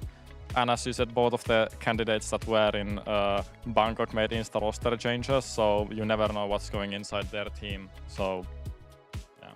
All right, we're still the best region. Yeah. We've been on the home soil in Champs. Yes. Do you have any hot takes about all the roster changes that happened? Because it's a bit of a surprise that loads of teams made. I think it just means that you kind of keep your off-season, because you had quite a many months to prepare, and then after first tournament you make roster changes. I mean, we made also, but it's different that it was not our decision technically to make. Like, of course we love Martin and stuff, but it was like if you look at the beginning, it was not so. I think it just means that all the teams that did roster changes, they just basically failed on their off season. Thank you for bleeping yourself out. I really appreciate that. Makes our I like lives that easier. take though. I agree. No, I think it's just because you have 3-4 months, so usually you should see like problems or something like. Exactly.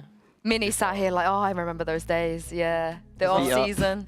So fun. I think people, I don't know how is it still happening, but people still overlook personal issues. There are players which have this, like, the players travel for other teams, and they traveled last year, and there is a, like, there is some known fact, you know, like, it's like I have my name in community, everyone has his name community, and if you have like personal problems and you get picked in team, there is high chance you'll get benched, you know, and I feel like the teams which actually made the changes, I think they really underestimate this fact, you know, and yeah, as I said, like, in my opinion, the personal relationships between players are one of the most important things, you know, because if you don't enjoy playing with each other, it's very hard to win. The vibe's always gotta be happy, good. always happy. That's our team, you know, motto. That we are always happy.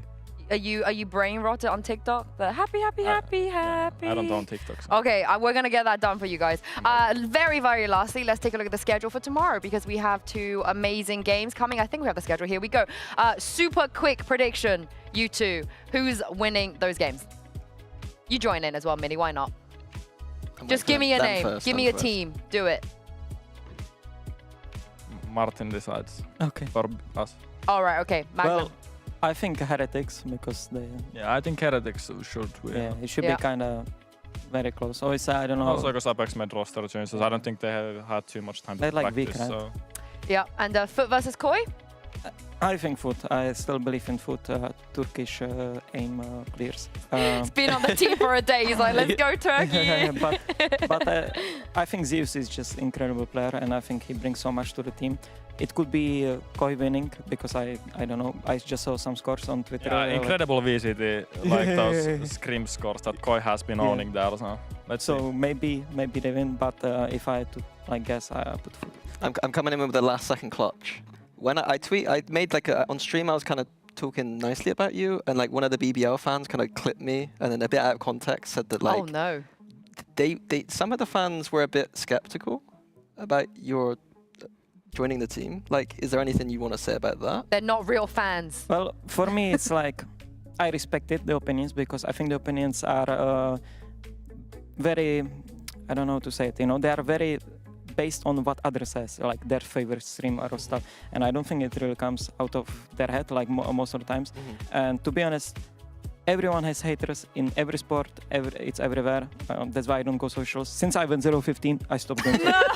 I just make necessary. On Lotus. Yeah. Like I don't know what happened there, but I did the same in 2023. I didn't go on socials.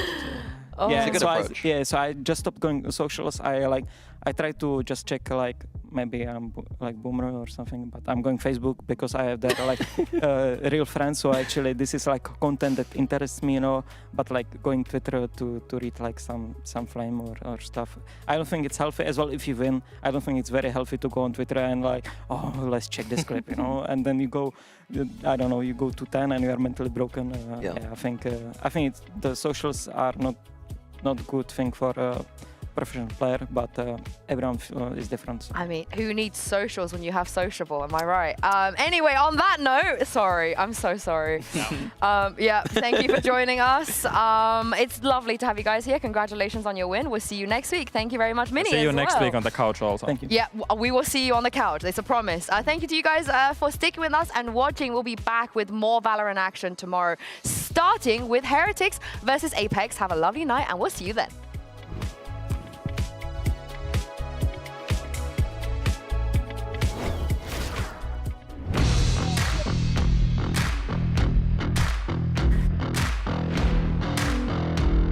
It's down to the new gun, and he's gonna find it! Let's go! Got it. Just in time! That plant will come in with half a second left on the clock. He's seen the ankle, and he'll rip his shoulders off! It's Kicks with an ace to put Vitality miles into the lead. Their Vitality had a huge lead. They stumbled, but they didn't trip and fall. Vitality are checking all of the boxes, and EX really not having a good start. Go, Clem!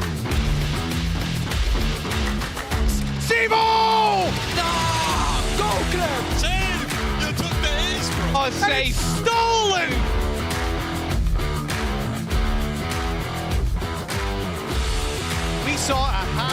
run Vitality all the way through. They didn't pull a single punch here today.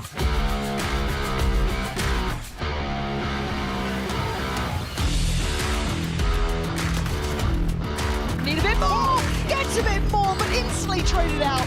The numbers stay alive, and Carmine Core getting to grips with the rhythm.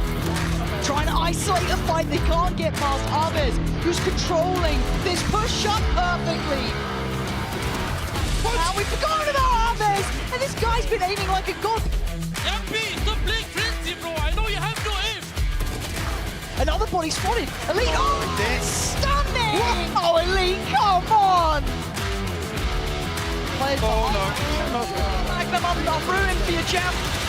Counter roll on top. Oh, it's gorgeous! Levin, what a beautiful bit of timing. Surely not, surely not. Flash on. Get out of here! I think we know how this goes. BBL just about getting there in the end. And in zone flawless. It is down to 8 seconds now. We're running low on time. They are not looking comfortable. Sugetsu, he hasn't got time. This is done. Elite can't do anything, surely. Magnum's just gonna keep him busy. But now it's Sociable and Prospect. Oh, no way! Nice! Let's go! A 3v2. Oh my god. Aaron, what are we doing with Util? Oh, we're looking at the Util just being smothered on the side. Let's go!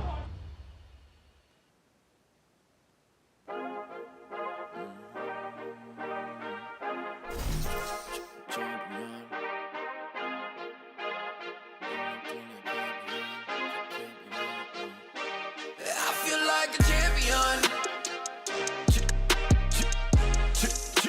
A champion. Ain't nothing that can't be done. Oh yeah. I put it all on the line. Definition of divine. Yeah, I feel like a champion.